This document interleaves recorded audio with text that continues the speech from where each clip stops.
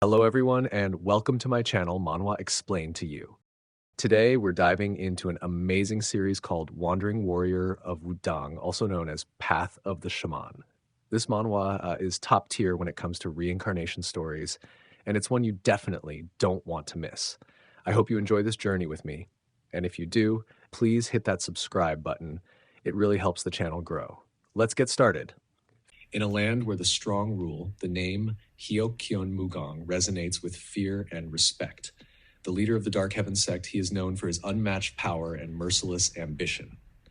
As Mugong contemplates his life, he questions the judgment of others. Have I truly been such a thorn in their side? He wonders, reflecting on his actions and the reputation he has garnered. 3 years ago, Mugong decimated the heads of the Martial Alliance and the 5 clans. His brutal efficiency ensured his supremacy and cemented his position as a feared leader. Mugong's rise to power was marked by relentless destruction. He set fire to the temples of his enemies, leaving behind a trail of ashes and proving his dominance. Despite his ruthless actions, Mugong defends his choices. I only fought because they drew their swords first, he claims. His life has been one of constant defense against those who sought to destroy him. Mugong's battles were fierce, and his reputation grew with each victory. Even when outnumbered, he stood his ground, ensuring that his name would be remembered for generations. Reflecting on his past, Mugong finds irony in his situation. Don't you think that's hilarious? He muses. His enemies, who labeled him a villain, were the ones who instigated the conflicts. As he grows older, Mugong begins to see the futility of his endless battles.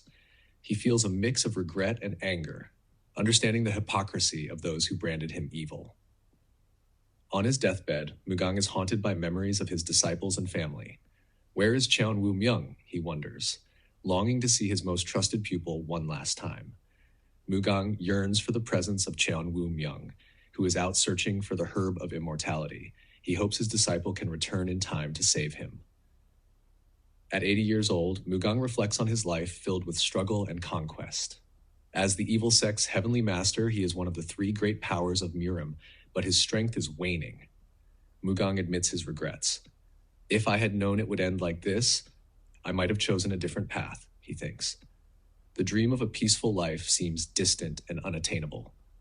Mugong feels the presence of the Grim Reaper looming over him.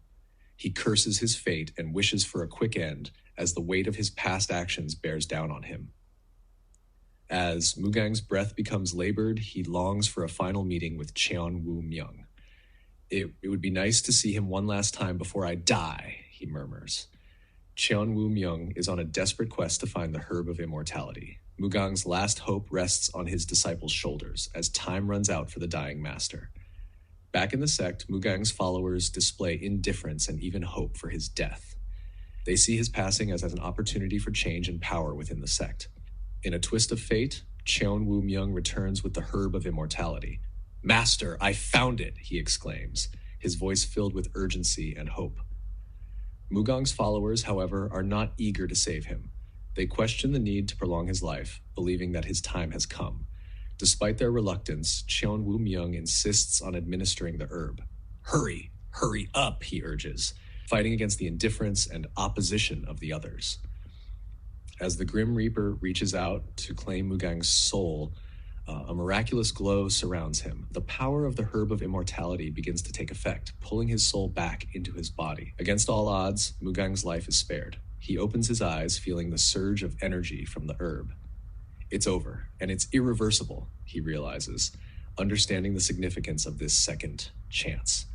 The Grim Reaper retreats, defeated by the powerful herb. Mugong stands, his strength restored and his mind clearer than ever. In the vast expanse of darkness, Mugong's consciousness floats, caught between the realms of life and death. He is in a state of limbo, where his soul wavers in the void, struggling to find its way back to the physical world. Mugong can feel the pull of the Grim Reaper weakening, a sensation that brings both relief and confusion. I can sense my soul returning, he realizes, understanding that the grip of death is loosening around him, giving him a chance to come back to life. Voices begin to penetrate the void, reaching his ears and pulling him back to reality. Oh, he's starting to wake up, someone exclaims with a mix of surprise and anticipation. Mugang feels a spark of life reigniting within him, signaling his return to consciousness. Confusion sets in as Mugang regains consciousness, his surroundings coming into focus.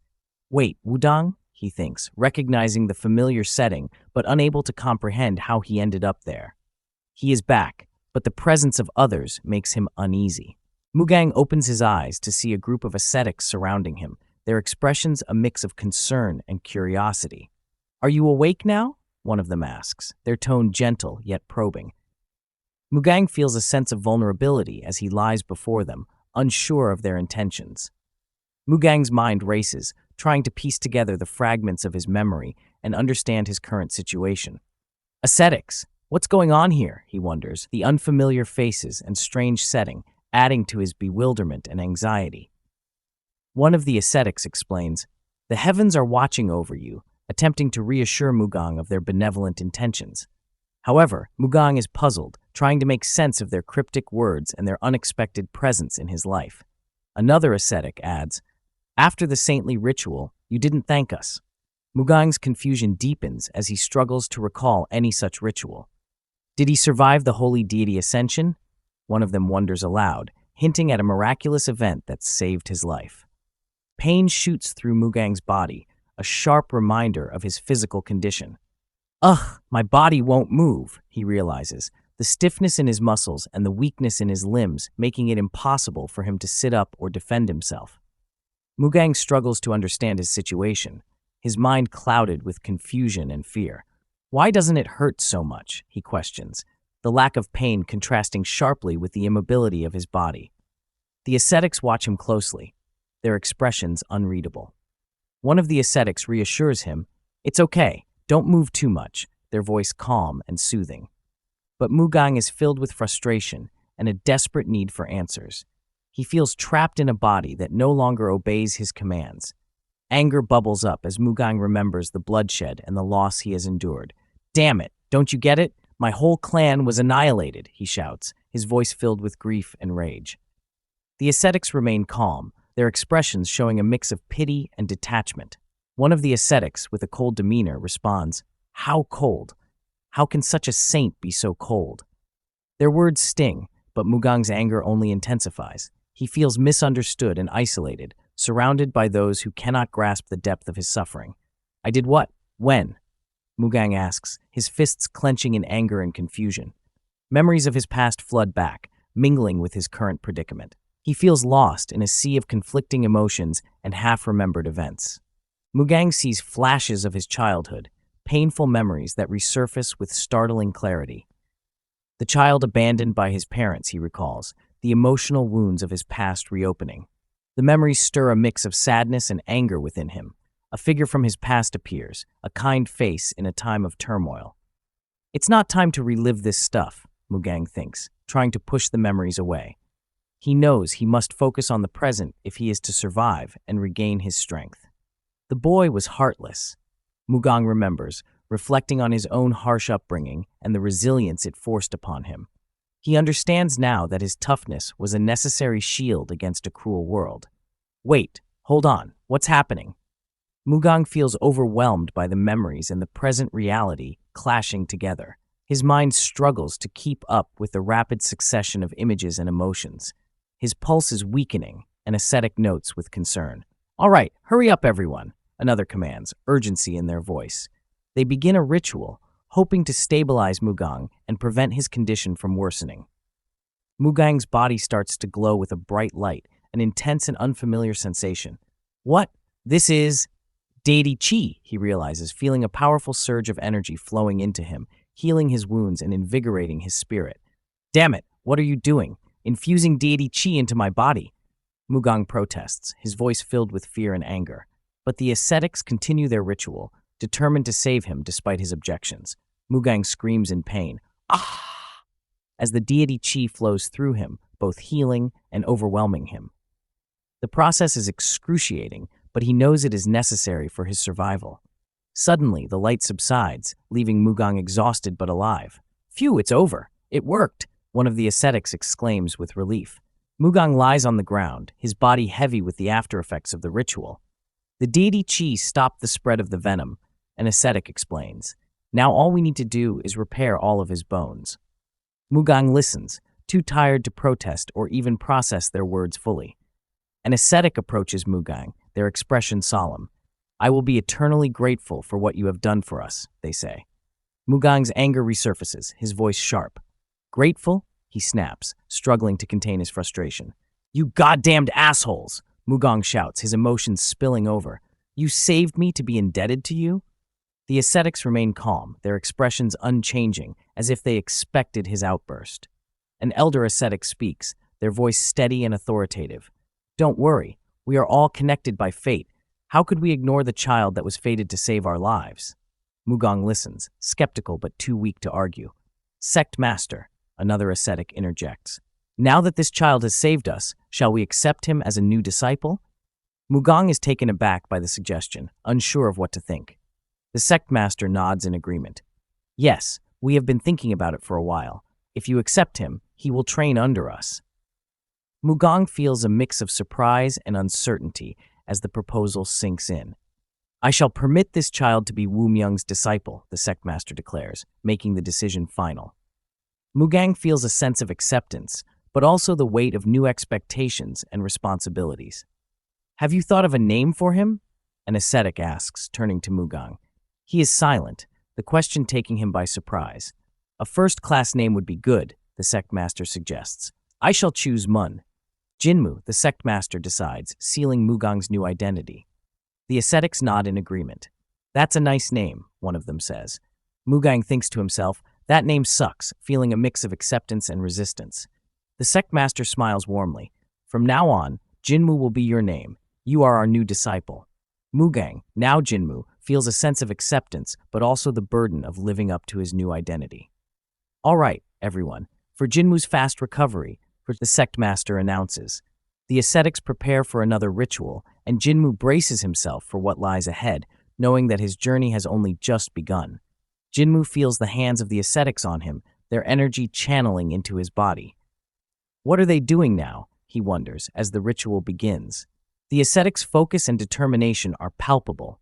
Jinmu feels a rush of power coursing through him, a sensation both exhilarating and terrifying. Stop it, he cries, but the ascetics continue their work. I'm begging you, please stop, he pleads, tears streaming down his face as the intensity of the ritual overwhelms him. Enough, an elder ascetic commands, bringing the ritual to a sudden halt. Jinmu is left panting, tears in his eyes, his body trembling from the experience. We have saved you, the elder says with finality. Now you must live up to your new name. Jinmu lies there, exhausted but alive, realizing that his journey has only just begun. The name Jinmu will carry the weight of his past and the hope of his future. He knows he must rise to the challenge and prove himself worthy of the second chance he has been given. Now, that's the look of a true hero. Jinmu stands tall in a black and red robe, his golden eyes gleaming with determination. He looks every bit the classic Rizzler. As he takes a deep breath, he says to himself, I've become Jinmu, a first-class disciple of Wudang, a once mighty but now dying group. What has that Orochimaru-looking Reaper done to me? I just closed my eyes, and when I opened them, I was in this kid's dying body with his memories flooding my mind. Adding to his turmoil, the 6 Yang divine arts deity energy, forcibly infused into his dantian, is eradicating all other forms of energy within him. This realization fills him with rage. I can't even use my old martial arts that I was so proud of, the Shadow Dragon core energy, he thinks furiously. His master calls out to him, and Jinmu responds instinctively, a reaction he despises. He curses his current situation, resenting how his body obeys without question. Jinmu's mind drifts to his past life. I remember it like it was yesterday, he muses. I turned the Pond of Peace upside down and burned 3 out of the 5 palaces, cutting through everything in Wudang. He was the ascetic bastard who protected the Violet Cloud Palace to the end, fighting against me, Hyok Ryon Mugang. He was spared because he refused to surrender, but that was a mistake. I should have burned all their Tao temples to the ground. Snapping back to the present, his master invites him to lunch. Reluctantly, Jinmu agrees, but frustration simmers beneath the surface. As he cuts vegetables and makes soup with a forced smile, his patience finally snaps. He throws the bowl across the room, shouting, When can I leave this goddamn place? We now start Chapter 3. The tranquil scenery of a serene temple is disturbed by the sound of birds chirping, creating a peaceful yet lively atmosphere. In this serene setting, Jinmu's master sips his tea while teaching Jinmu the basics of martial arts. Jinmu unsheathes his sword and concentrates to apply his chi to the sword while the master observes him. With a sudden burst of energy coming out of the sword, Jinmu successfully passes his chi through the sword, making a charged sword. The master is astonished by the rapid development of Jinmu, as it has only been 3 months since the training began. The master then says it usually takes years of practice, and on top of that, you learned by my verbal teachings alone. Jinmu replies that it's been 3 months and he was fully healed. Since the master lost his skills, he had to teach Jinmu the 6 Yang divine arts via verbal teaching. As one of Murim's former lords, having to learn all of this from scratch is annoying, but this damn body. All of its memories are controlling my instincts, so I can't go against the master's words. Master Myungjin thinks, is it because of the chi we sent into your body? Or when I'm teaching you one thing, are you able to learn 10, no, 100 things because you are a genius? The master then stops himself and says that's impossible. Jinmu gives a smirking expression towards the master after hearing it. He then thinks to himself, of course you wouldn't understand. Even though I'm in this body, I used to be one of the strongest beings in the world. I understand this power infinitely more than you do.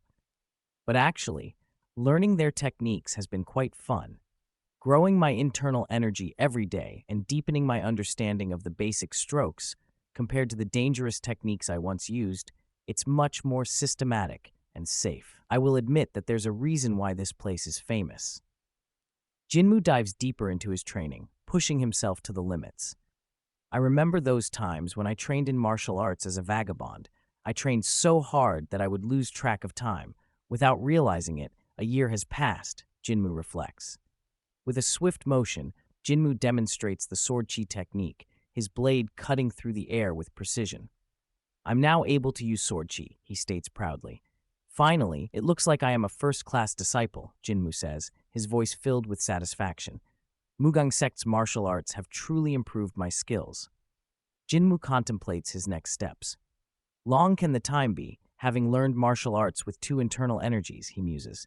But there's one problem. My internal energy is taking too long to recover. Jinmu's frustration is evident. Even though I give it my all, the energy is slow to recover, he says, his voice filled with determination, but it's still too slow. Jinmu clenches his fist, his resolve strengthening.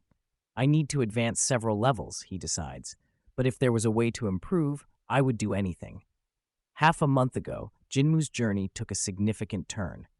That's impressive, someone comments, watching his progress.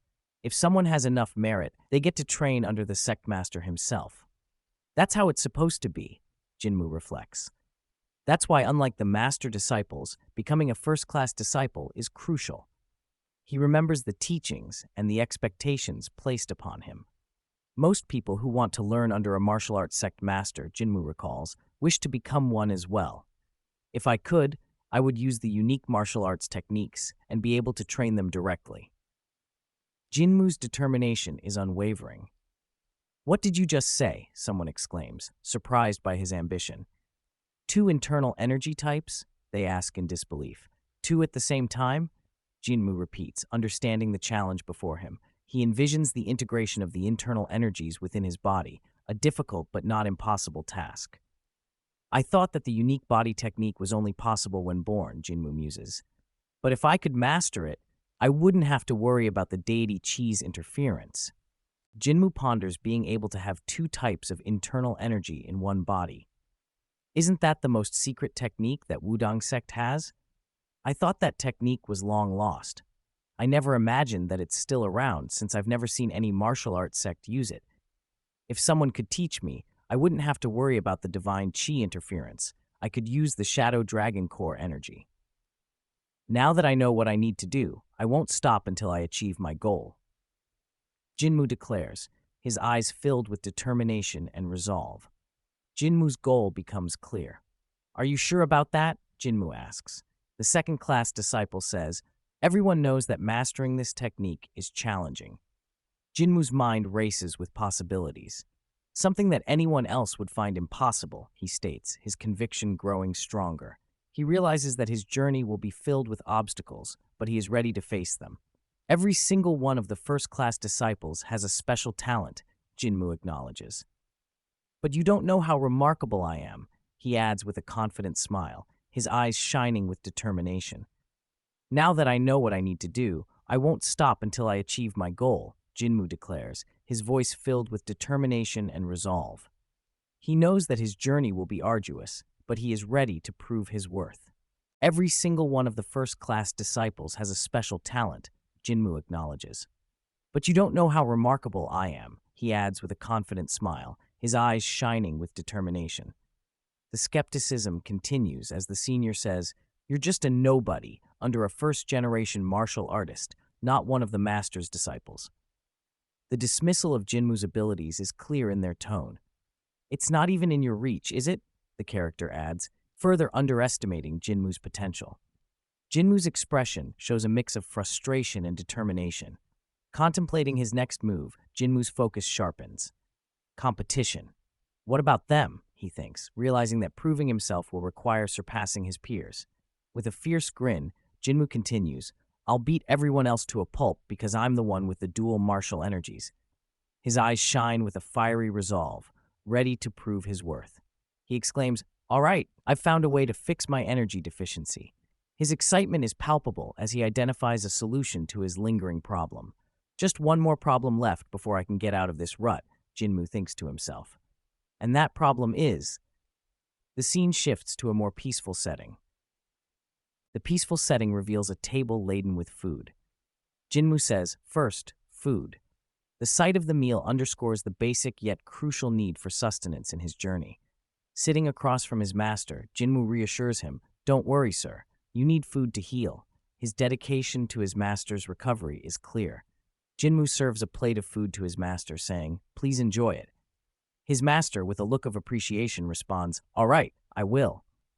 As the master takes a bite, Jinmu thinks to himself, "Damn Wudang sect bastards. I finally realize how ridiculous it was for them to spread such nonsense about internal energy deficiency." Jinmu continues to reflect, remembering times when he begged his master, "Please, just one bite," and pleaded for his attention, "Please."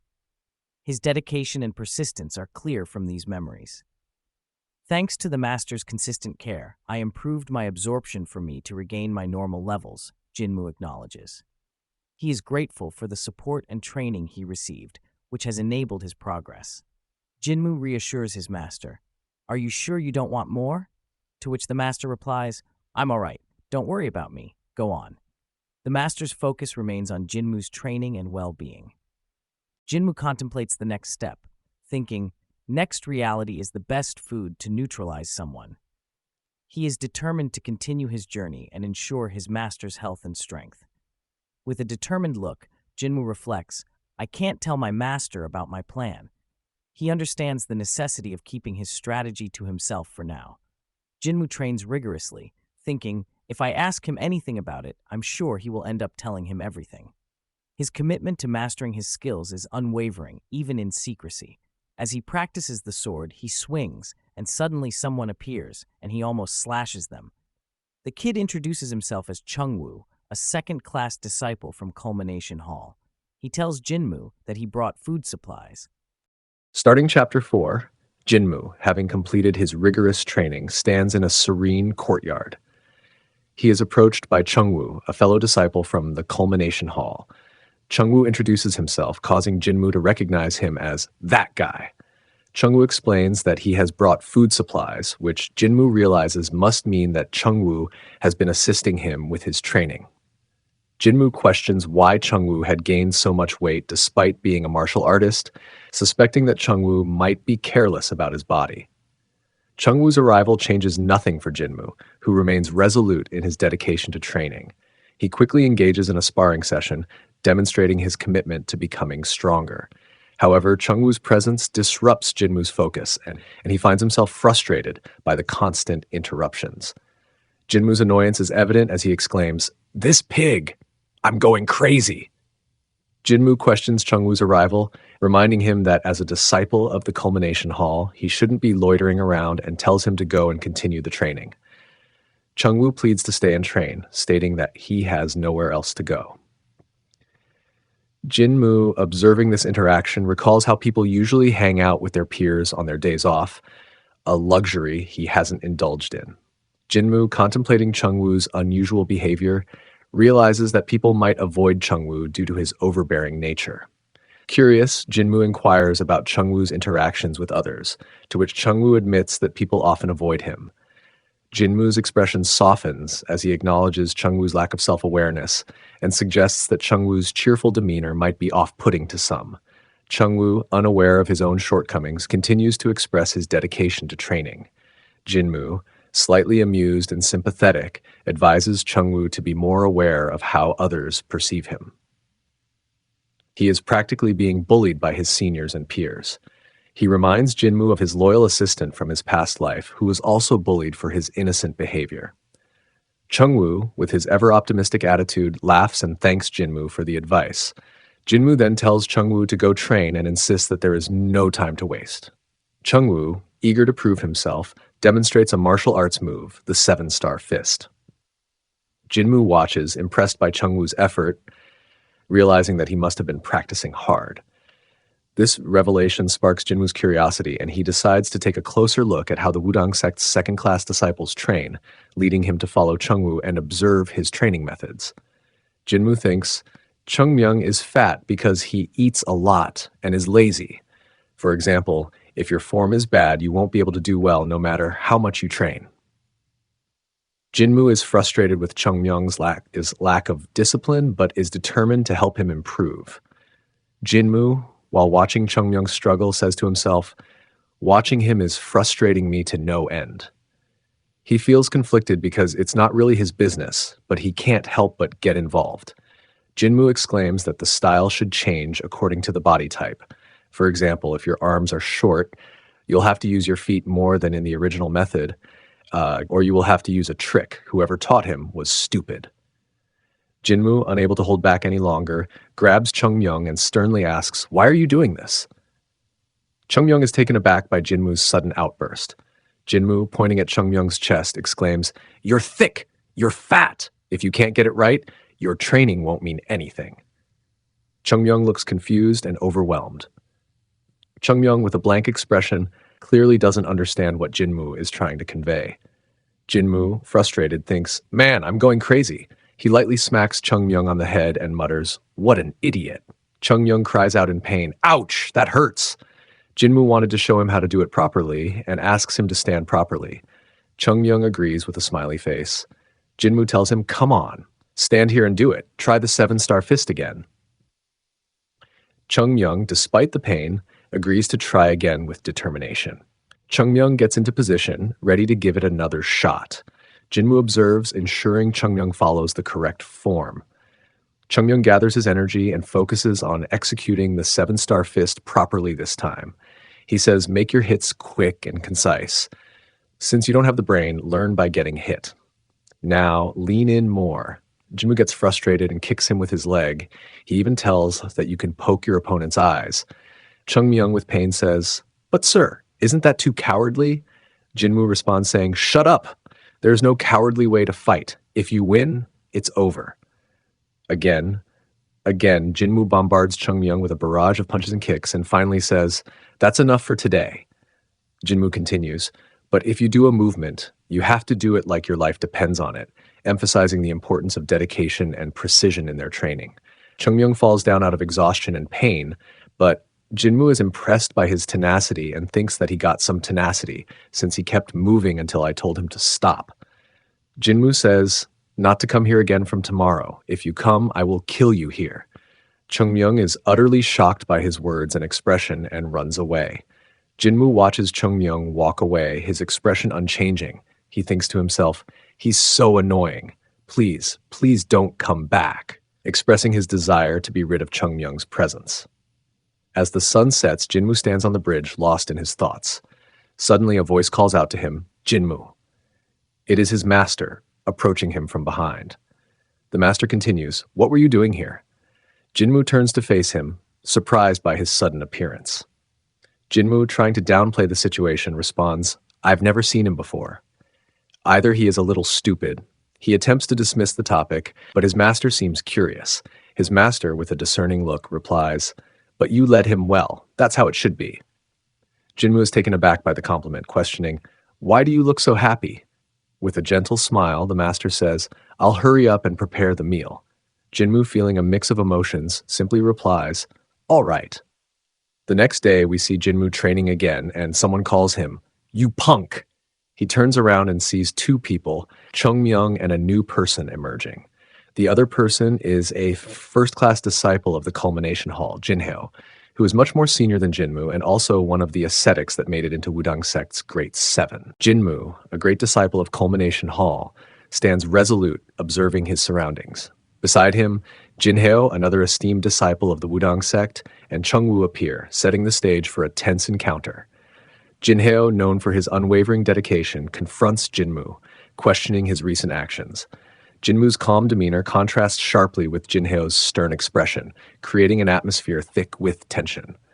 Jinhyo, with a stern expression, accuses Jinmu of teaching Chungwoo improper techniques that nearly rendered his opponent unable to produce energy. Jinmu, unfazed, responds calmly, denying any wrongdoing. Chungwoo, caught in the middle, looks on with a mixture of confusion and concern. Jinhyo's accusation rings out, "Did you teach him the seven-star fist?" pointing at Chungwoo's fatigued form. Jinmu, maintaining his composure, responds, "What if I did?" It's a legitimate technique. Jinhyo's anger flares as he points at Jinmu, demanding an explanation for the seven-star fist technique. Jinmu remains composed, deflecting the accusations with ease. Chungwoo, sensing the rising tension, tries to mediate, but to no avail.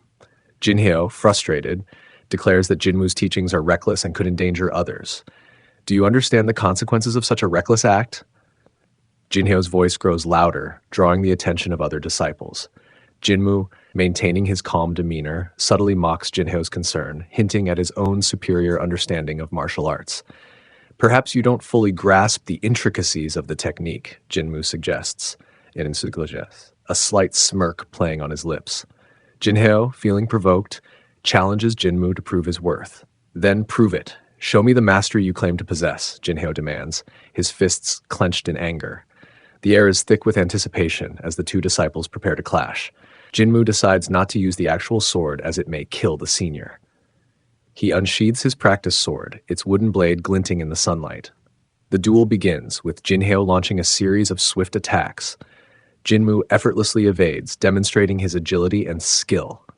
The crowd watches in awe as the two disciples exchange blows, their movements a blur of speed and precision.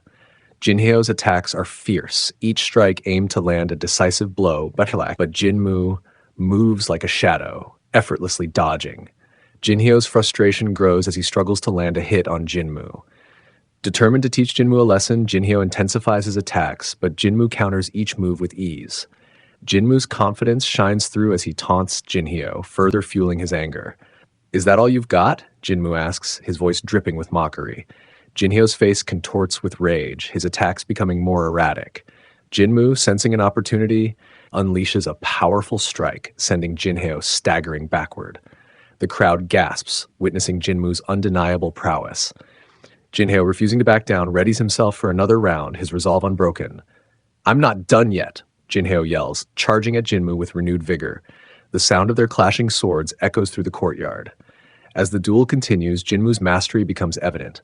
Each of his movements is precise, each strike calculated.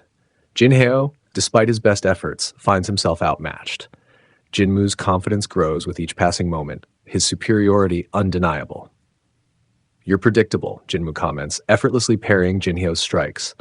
The audience murmurs in agreement, their admiration for Jinmu growing. Jinhyo, realizing the futility of his efforts, reluctantly concedes defeat. Jinmu, victorious, stands tall, his expression triumphant. Jinhyo acknowledges Jinmu's skill and dominance. As he was about to praise our hero, we can see that Jinmu still doesn't want to stop his anger and starts punching him until Jinhyo's face is swollen. Jinmu thinks that he finally got a chance to release his stress. "This is for all the times you looked down on me." Jinmu mutters between punches, his fists flying in a blur of motion.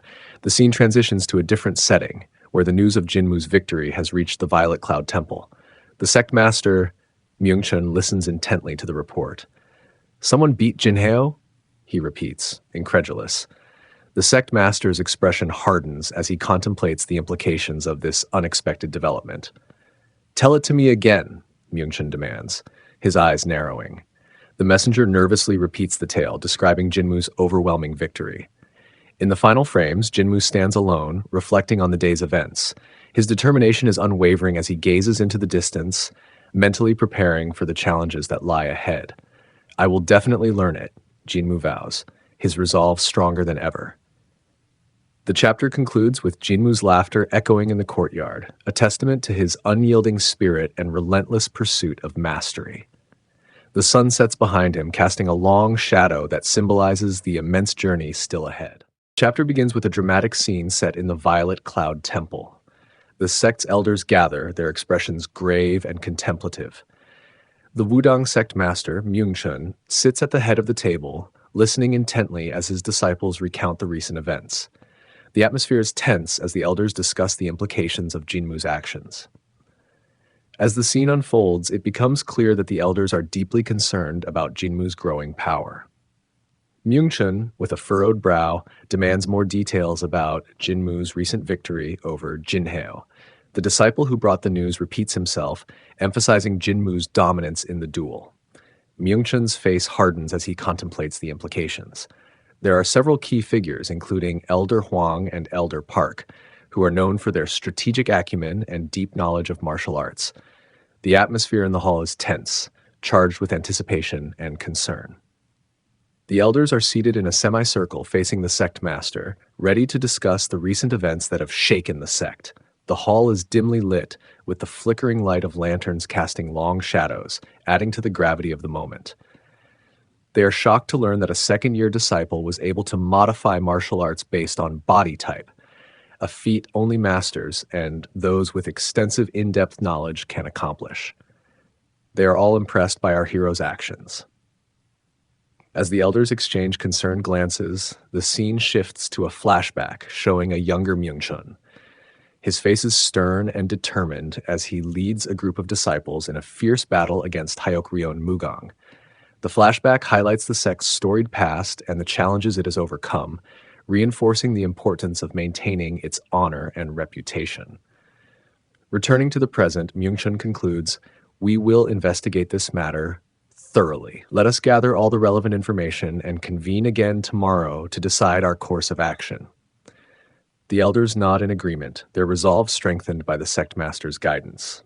The meeting adjourns, and the image captures the elders as they rise and begin to leave the hall. The scene shifts to an animated scene outside the Violet Cloud Temple. We see Chungwoo, who is always full of energy and enthusiasm, excitedly running towards Jinmu with a broad smile on his face. His arms are outstretched as if he's about to embrace Jinmu, reflecting his carefree nature. Meanwhile, Jinmu stands in the courtyard, calmly observing Chungwoo's exuberant approach.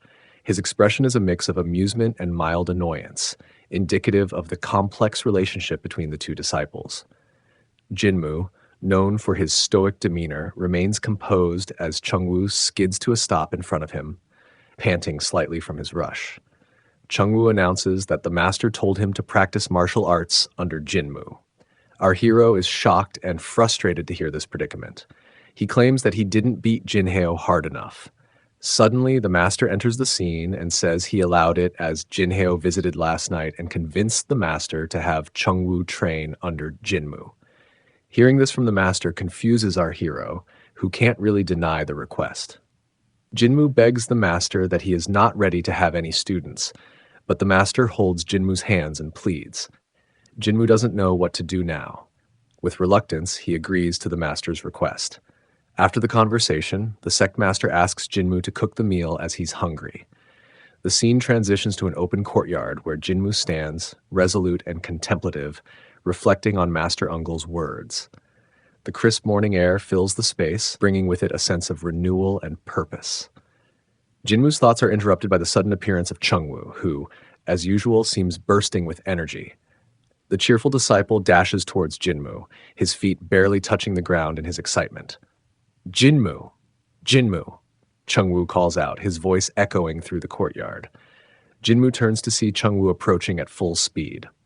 Despite the disruption, Jinmu can't help but feel slight amusement at his friend's boundless enthusiasm. Jinmu threatens Chengwu and gives him 3 rules to follow if he wants to be accepted. First, Jinmu is not his master.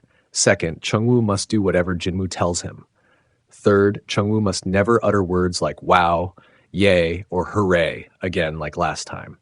Chengwu, with a painful look on his face, screams, "I will follow your orders."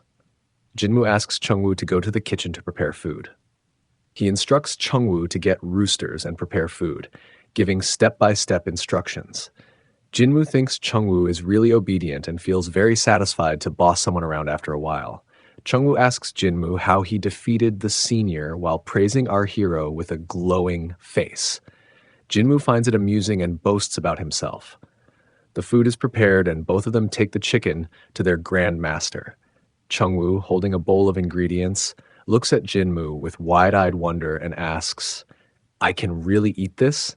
His face lights up with excitement at the prospect of enjoying the fruits of their labor. Chengwu asks if it's okay to eat meat, since eating meat is strictly forbidden based on the Wudang sect's commandments. Jinmu thinks they are nonsense, as he eats meat sometimes, and it's been a while since the master has had it too. Jinmu serves the food to his master and pleads with him to eat more chicken, saying he is getting stronger every day after changing his diet.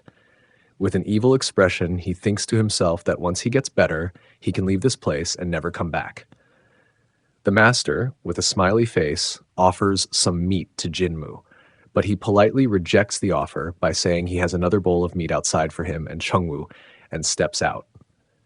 Jinmu says he is very hungry and is infuriated to see Chengwu finishing the entire bowl by himself. He chases after Chengwu with an angry look and shouts, "Why did you eat the soup too?" As this funny scene is going around, we now see the elders entering the sect to greet the Grand Master and listen to Jinmu's side of the events yesterday.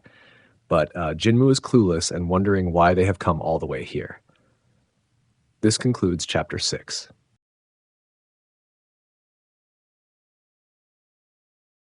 The continuation of the previous chapter unfolds with high tension and a sense of urgency.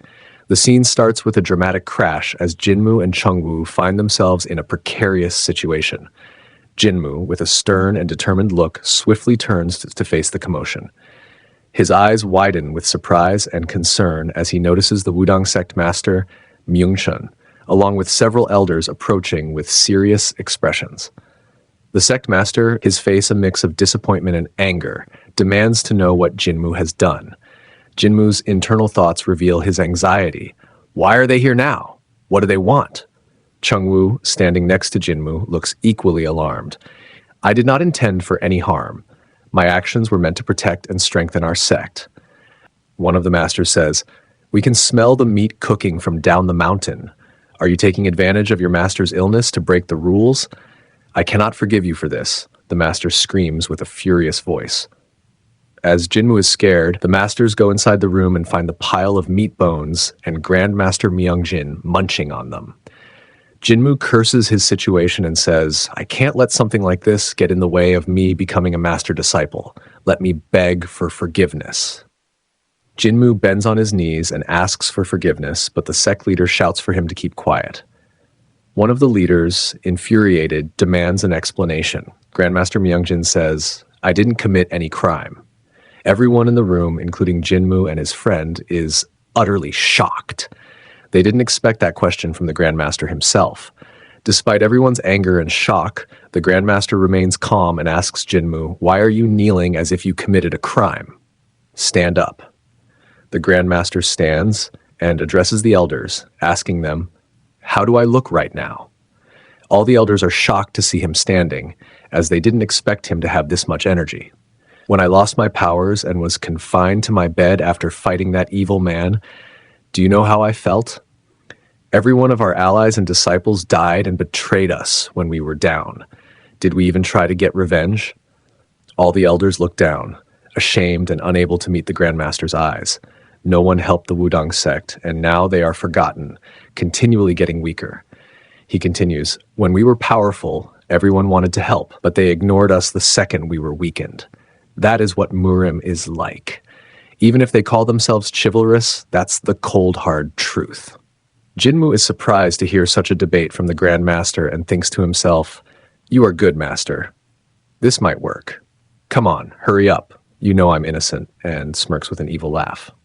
The Grand Master Myeongjin continues, when Jinmu first suggested I eat meat, I was surprised, but he insisted, eat this and get your energy back, because I cannot live without him. That's why I ate it, and it gave me strength. Recently, I was able to walk around in the mountains.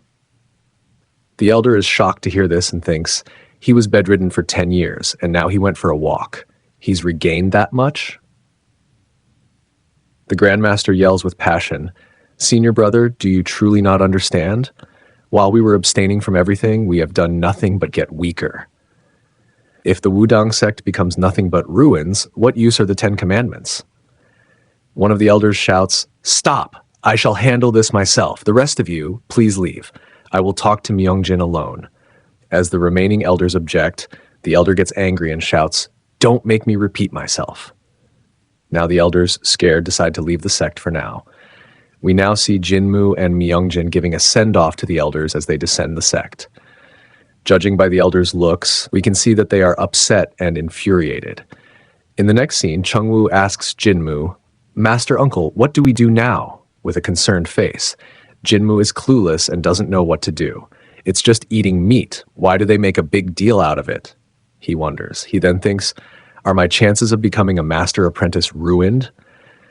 The next day, Jinmu is invited to the sect leaders' meeting and is standing among them. Jinmu convinces himself, it's fine, it's just eating meat. The punishment can't be that bad, right? Now the elder addresses Jinmu. You have committed 3 crimes. Jinmu is shocked and doesn't understand why it's 3 mistakes. With this, the chapter 7 comes to an end. Let's see what the 3 crimes our hero has committed according to the elders in the next chapter. Don't forget to hit the subscribe button and ring the bell for more updates and content. The chapter opens in the Grand Hall of the Violet Cloud Temple, a space filled with the high-ranking elders of the Wudang sect. The atmosphere is tense, laden with anticipation and the weight of impending judgment. The sect master, Myung-chun, sits at the head of the gathering, his presence commanding respect and attention. His gaze is fixed on Jinmu, who stands before him, ready to face the charges against him. The sect master begins the proceedings with a commanding voice. Jinmu, listen. His words reverberate through the hall, heightening the gravity of the situation. Jinmu, feeling the weight of the moment, stands tall, prepared to defend his actions. Myung-chun starts listing the accusations against Jinmu. First, even if it was for your mentor, you breached one of the 10 commandments of our sect, he states, his tone sharp and unforgiving. The elders, including Elder Wang and Elder Park, murmur among themselves, their expressions a mix of concern and disapproval. He continues, second, you are accused of modifying martial arts techniques without authorization. The sect master's voice grows harsher. Third, you have defied the sect's rules, shown disrespect to your superiors, and injured your own kind. The severity of the situation is clear to everyone present. The master asks, do you agree with these accusations? Jinmu responds with a silent yes, wondering what kind of punishment awaits him. Should he just turn the whole place upside down if he's not satisfied with their decision? He thinks with a frustrated expression. The master then announces, I shall now punish you for your 3 crimes. For the next month, you will restore the Pond of Peace. Jinmu is happy to hear this, considering it a light punishment. The elders are shocked by the leniency, believing he should be imprisoned instead. One elder voices his frustration. Sect master, what are you saying? He deserves to be imprisoned for what he did. This punishment is too easy on him. Other elders agree. That's right. To forgive him for breaking one of the 10 commandments, sect master, please reconsider. Seeing the dissent, Jinmu looks back at everyone with a mix of shock and anger. The sect master silences the room, saying, don't attempt to undermine my authority as the sect master. I don't want to hear any more. Jinmu may leave now. Jinmu bows to the elder and takes his leave. The other elders, unhappy with the decision, begin to shiver with anger and contempt. One elder, the Purification Palace Master, speaks up. Sect Master, may I speak? Is this decision because of the effect that meat has had on the Grandmaster's health? As a medical professional, I've known for a long time that in order for him to recover, he would need to eat meat. Hearing this, the sect master explains, that's not the only reason I allowed him to eat meat. The revelation shocks the other elders. The scene shifts to Jinmu and Chengwu standing by a tranquil pond, the serene setting contrasting with the earlier tension. Jinmu looks out over the water, his mind filled with thoughts of the challenges ahead. Chengwu, ever the enthusiastic one, exclaims, "Master Uncle, those elders are really strict, aren't they?" His face shows a mix of curiosity and concern. Jinmu thinks, it's been 10 years since the war, and they haven't fixed it. What have they been doing all these years? This place is very sacred to the sect. There isn't even a guard here. Chengwu interrupts Jinmu's thoughts, asking, "Master, this is weird. At the first-class disciples' morning meeting to discuss what to do for the day, I heard them saying they would send more people over, but why is no one here except us?" Jinmu responds, "I think they are jealous of us. Most of the other apprentices are from good families. Having nobody like me placed in the same classes as them hurts their pride. They are trying to ostracize me. Just wait until I become a master disciple. I'll kick their asses," he says with burning intent. Seeing Jinmu's determination scares Chengwu, who asks, "What's with your killing intent? Are you going to kill them?" The scene shifts to Seren's place, where Jinmu and Chengwu start eating several types of meat every day, enjoying themselves to the fullest. After 3 days, Chengwu worries about not making any progress in cleaning the pond. "Is this really okay?" he asks. Jinmu responds, "Of course it is. Don't you trust me? The fact that they gave us a month to fix this place means they want us to take it easy." The next morning, Jinmu relaxes by the pond, thinking, why is Chengwu late today? Is he sleeping? Just then, he sees Chengwu running towards him, chased by someone. Jinmu is shocked, wondering, who is this new guy? Chengwu introduces the newcomer. This is senior brother Chengsang. Jinmu thinks to himself, he's very handsome and tall, but he doesn't look like he wants to be friends with Chengwu. Chengwu explains, he asked me to explain something, but I couldn't do it well, so I brought him here. Jinmu asks, what exactly did he ask about? Chengwu responds, the things I've learned from you. I can do them, but I can't explain how. I can only show them with my moves. Jinmu and Chengsang glare at each other, and Jinmu thinks, what is this guy after? Is he really after me? Why does he want to learn from me? The scene shifts back to the discussion between the elders. The sect master declares, the Wudang sect needs to change. Another elder adds, I still can't believe Jinmu didn't learn techniques directly from his grandmaster. He just listened to his teachings, discovered their weaknesses, and modified them to his needs. For him to have come this far, he has a gift from the heavens. The grandmaster reflects. What if the rules we've been putting on students have crippled their wings before they truly learn to fly? He decides to change everything, starting with allowing meat in the diet, wondering if this change will bring good. The chapter ends with Jinmu staring at Chengsang by the pond, his mind filled with questions and a burning resolve. The new chapter opens with Jinmu standing by the tranquil pond, contemplating the recent events. He is joined by Chengwu and the newly introduced senior brother, Chengsang. Chengwu, ever the enthusiastic one, tries to break the ice by formally introducing Chengsang. Senior brother Chengsang is a legendary martial artist in the entire Cloud Sky sect, he exclaims, his eyes sparkling with admiration. He's one of the few chosen to master the sword technique. Chengsang, proud of himself, listens to the praises from the junior chubby cheeks. Jinmu's expression hardens, his competitive spirit ignited. So this guy thinks he's hot stuff, huh? He muses internally. Not really sure who you are, but let me put your smug face into the ground. He thinks with determination. Chengsang, however, doesn't appear interested in pleasantries. His demeanor is distant and aloof, further irritating Jinmu. Chengwu attempts to diffuse the tension by explaining, senior brother Chengsang doesn't really teach. It's probably because of where he came from. But his attempt falls flat. Chengsang's stern reply, I don't need help from anybody about where I'm from, leaves Chengwu apologizing profusely. Jinmu observes the exchange and thinks, for a guy with such raw talent, he's sure isolated from the others. This realization brings Jinmu to a sudden determination. Those damn Wudang sect relationships. If I don't like it, I'll just change it. Jinmu then commands Chengwu, get rid of that rock. We need to restore the pond of peace, right? Chengwu looks at the massive boulder in disbelief, exclaiming, Master Uncle, that's not a rock, it's a boulder. It's impossible to move. Jinmu, unperturbed, retorts, do it.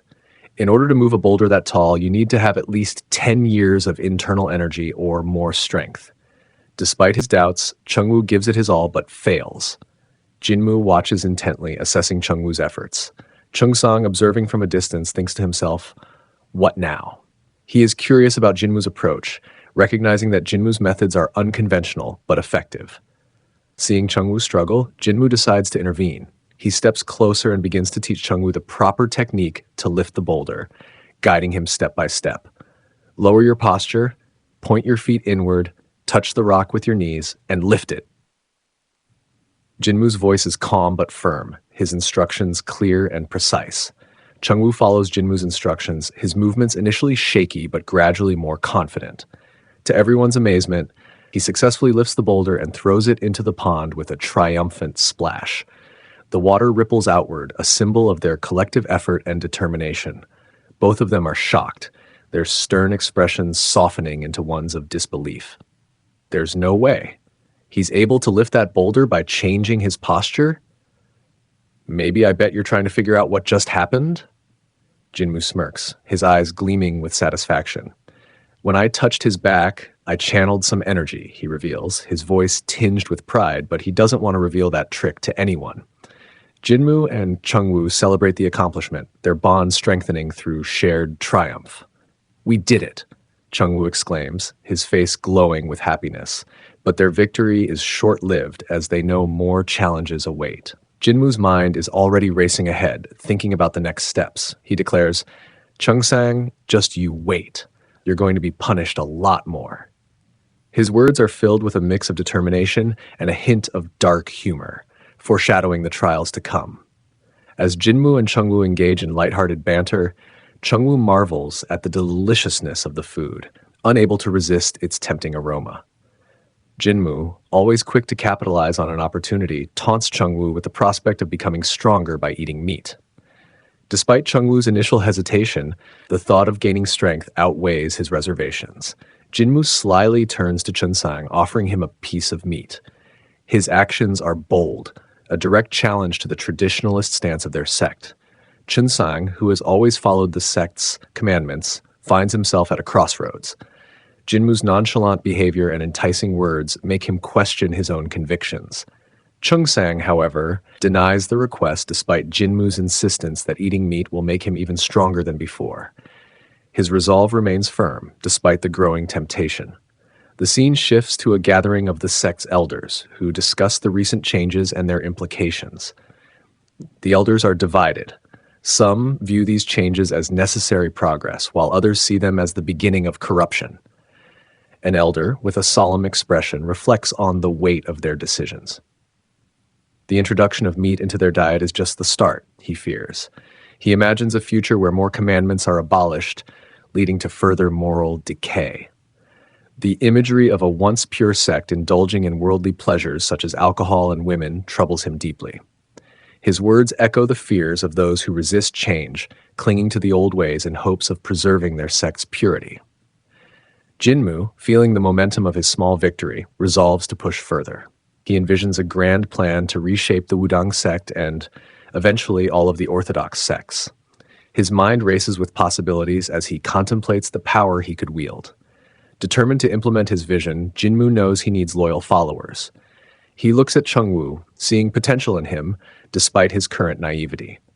Jinmu decides that by grooming Chengwu and others like him, he can build a foundation of loyalists who will help him realize his ambitious goals. Jinmu asks Cheungsang, why not duel with our chubby cheeks? Chengwu, visibly nervous and filled with doubt, exclaims, wait, there's no way, Brother Cheungsang is way too powerful for me. His voice quivers with fear as he faces the prospect of battling Cheungsang, a seasoned warrior known for his mastery of the evasive cloud sword art. Cheungsang stands tall, exuding confidence and skill. His calm demeanor contrasts sharply with Chengwu's panic. Jinmu, ever the strategist, steps in to reassure Chengwu. With a knowing smile and a confident tone, he declares, "Chengwu, you'll win." His words are firm and filled with conviction, aimed at boosting Chengwu's morale. Chunsang, with a stern expression, watches the exchange. His face reveals a hint of curiosity mixed with skepticism. He wonders what Jinmu's true intentions are and why he is so confident in Chengwu's abilities. Chunsang's smirk deepens, and he thinks to himself, the lowest of all the Chungs, Chengwu, who just started getting used to the techniques, will win against me, who has already mastered the charged sword. His confidence is palpable, but there's an underlying tension. Chunsang, noticing the confidence in Jinmu's demeanor, prepares himself. His focus sharpens, knowing that he must not underestimate his opponent. The scene is set for a confrontation that will test not only their martial skills, but also their mental fortitude. Chunsang says that he's capable of creating the Qi sword, and it's very difficult to fight him since Chengwu cannot wield a sword. It will practically be a sword versus fist fight. Do you still want me to fight him knowing all these? Do I look like a joke to you? He asks, his voice laced with contempt. To this, Jinmu thinks, Chunsang knows that he's a bit better than others, but he's stuck at the bottom of the rope and not growing any further. He responds aloud, "Yes, you look like a joke to me," his voice calm but with an edge that cuts through the air. The chapter ends with our chubby cheeks feeling sad and depressed about the duel that's going to take place, leaving the readers in suspense about the outcome of the impending clash. In the new chapter, we see that Chunsang picks up a small tree branch to use as a sword. He steps forward, the branch gleaming in the sunlight. "Before we start," he says, his voice cold and unwavering, he swings the branch through the air, a warning of its deadly potential. "My sword has no eyes," he declares, emphasizing the seriousness of the duel. Jinmu watches, his expression calm and calculating. Chengwu stands nervously, trying to muster his courage. Chunsang's words echo in Chengwu's mind. "No eyes," he whispers to himself, feeling the arrogance of Chunsang's statement. Jinmu, always quick to challenge, retorts, "Look at you, so smug. Just because your sword has no eyes, do you think that gives you the right to be arrogant?" His words are meant to provoke and push Chengwu to realize the gravity of the situation. The tension is palpable, and the spectators hold their breath in anticipation. Chunsang, unfazed by Jinmu's taunt, remains focused. Jinmu points at the branch and continues, his tone laced with sarcasm. "Is that just for show?" Chunsang tightens his grip on his makeshift sword, ready to prove his prowess. Chengwu, sensing the tension, starts to feel the pressure of the duel more intensely. He looks at Jinmu, who nods encouragingly, instilling a sliver of confidence in him. Our hero taunts Chunsang by saying, "You don't want to use your sword?" Chunsang's expression is stern as he watches Jinmu and Chengwu. Jinmu, seeing the opportunity to motivate his student, says, "Shouldn't you be using that, your sword?" Chunsang is taken aback, thinking, "He really wants me to use my sword? Is he crazy?" Chengwu looks at Jinmu, unsure but trusting his mentor's judgment. The atmosphere thickens with uncertainty and challenge. Chunsang's confusion turns to irritation. "Don't joke around," he snaps. Jinmu remains calm, instructing Chengwu, "Do this and that, okay?" Chengwu, still unsure but willing to trust Jinmu, begins to follow his instructions. He takes a deep breath, feeling the weight of Jinmu's unwavering belief in him. The scene is charged with the tension of an impending clash, each participant readying themselves for what's to come. Chengwu, despite his fears, decides to trust Jinmu completely. "What? I can't do something like that," he exclaims. Jinmu responds firmly, "Don't you trust me? If you don't do it, you won't ever eat meat again. This is the end." Chengwu, now excited with blazing eyes, takes a deep breath and nods, ready to give it his all. Jinmu's unwavering belief in him bolsters his courage, giving him the strength to face the daunting challenge ahead. Chunsang thinks to himself, "Jinmu is an expert, still a year younger than me. He made changes to the Wudang sect's sword techniques and beat up Master Uncle Jinho. On top of that, he was punished lightly, even when he violated the commandments. Not to mention, he just made Chengwu lift a huge boulder by adjusting his stance. As I train, I notice the weaknesses of the teachings, but couldn't ask anyone as they won't talk to people from my family background. Let me see what kind of person he is. He may be the answer to my questions." Because he made Chengwu beat up the seniors, I am surprised by the improvement. Chengsang's mind races with these thoughts, and his determination solidifies. The duel begins in earnest. Chengwu charges at Chengsang with his huge body, moving with incredible speed and precision. Chengsang manages to dodge, but the fear in his eyes is evident. Jinmu watches closely, ready to intervene if necessary. The intensity of their movements stirs up the dust around them, creating an almost surreal battlefield. Chengwu moves swiftly with incredible footwork, almost like a phantom. He calls the move Big Dipper Stride. Jinmu watches closely from the sidelines, his gaze sharp and analytical. Chengsang's attacks are relentless, each strike more forceful than the last. Chengwu, despite his fear, tries to recall Jinmu's teachings. If you don't try, you'll never know. Jinmu's words echo in his mind, providing a lifeline of courage. Gradually, Chengwu begins to find his rhythm, his movements becoming more fluid and confident. Jinmu's eyes light up with pride as he sees his student starting to hold his own against the formidable Chengsang. The intense struggle continues, each moment bringing new challenges and insights. With each passing moment, Chengwu's confidence grows. He begins to counter Chengsang's attacks with increasing effectiveness, his movements guided by Jinmu's teachings.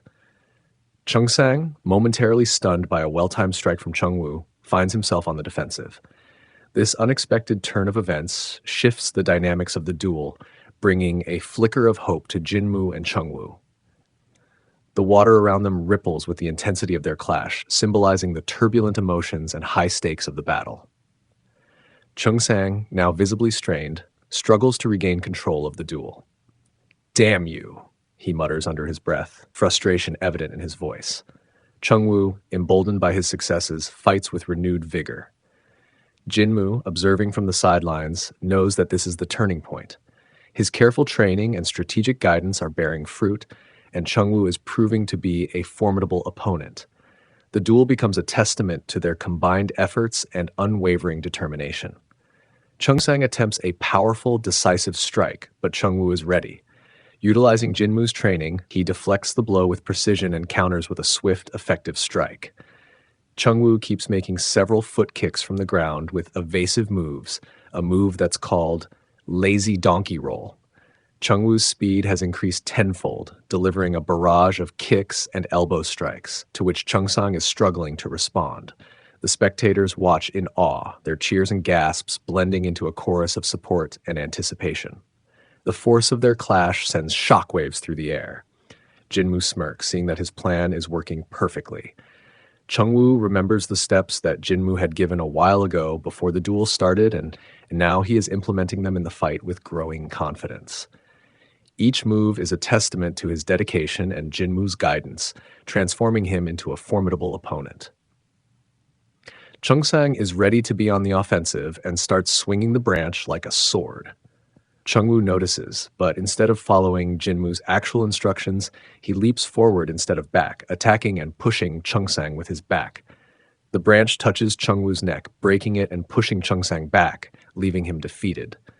The intensity of the clash reaches its peak, and the outcome becomes clear.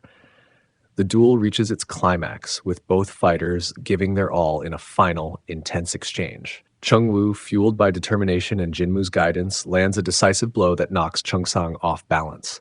Chengsang, unable to recover, falls to the ground, admitting his defeat. I lost, he says, disbelief coloring his voice.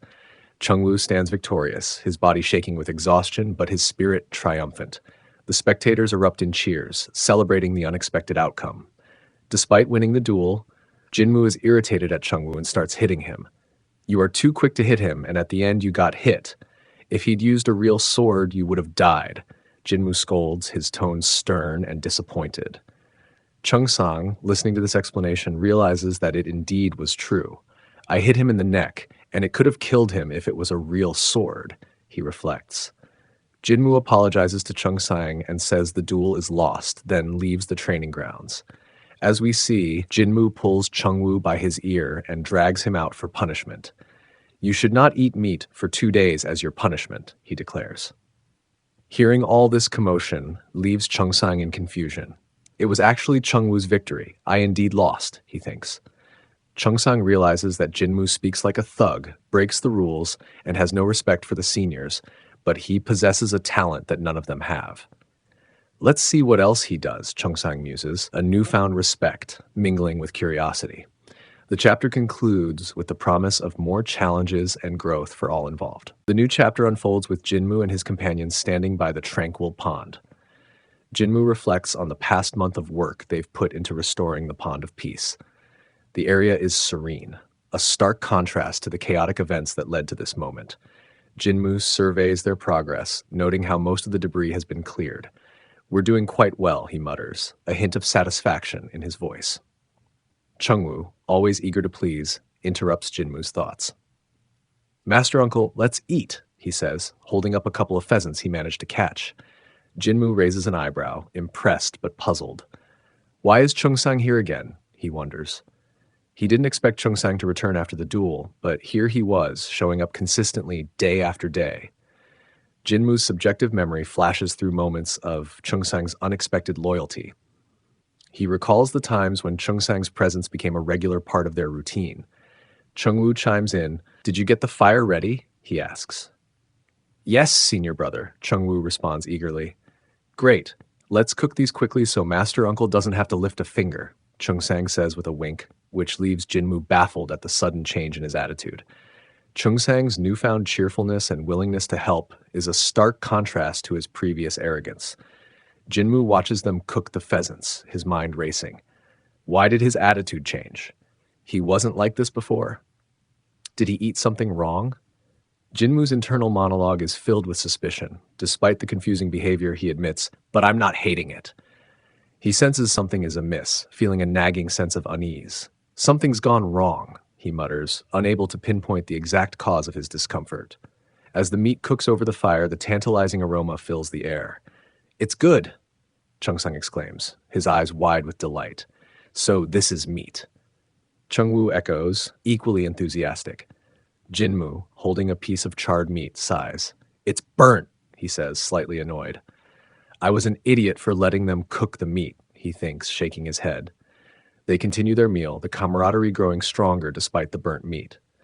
"Thank you for letting me have a chance to taste something like this," Chung-sang says earnestly. Jinmu is taken aback by the sincerity in his voice. "Now I see why Chungwoo was on the grow so strong," Chung-sang adds. Jinmu, ever the skeptic, questions, "There's no way eating a bit of meat could make someone so strong." Chung-sang approaches Jinmu with a serious expression.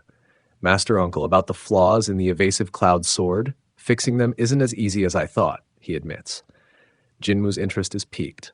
"Aha!" he exclaims, seeing an opportunity to delve into the deeper intricacies of the sword technique. He begins explaining the modifications needed, each word carefully chosen to impart the maximum knowledge. As they converse, Jinmu realizes the depth of Chung-sang's dedication. "So that's it. That's why he keeps coming here," Jinmu thinks, a smirk forming on his lips. Chung-sang, feeling a bit parched, asks, "Why is he being such a suck-up?" Jinmu decides to give him a break. "I'll give it to him. He's got guts. Just enough to be annoying, but not enough to hate." Jinmu says his throat is dry and feels like drinking water.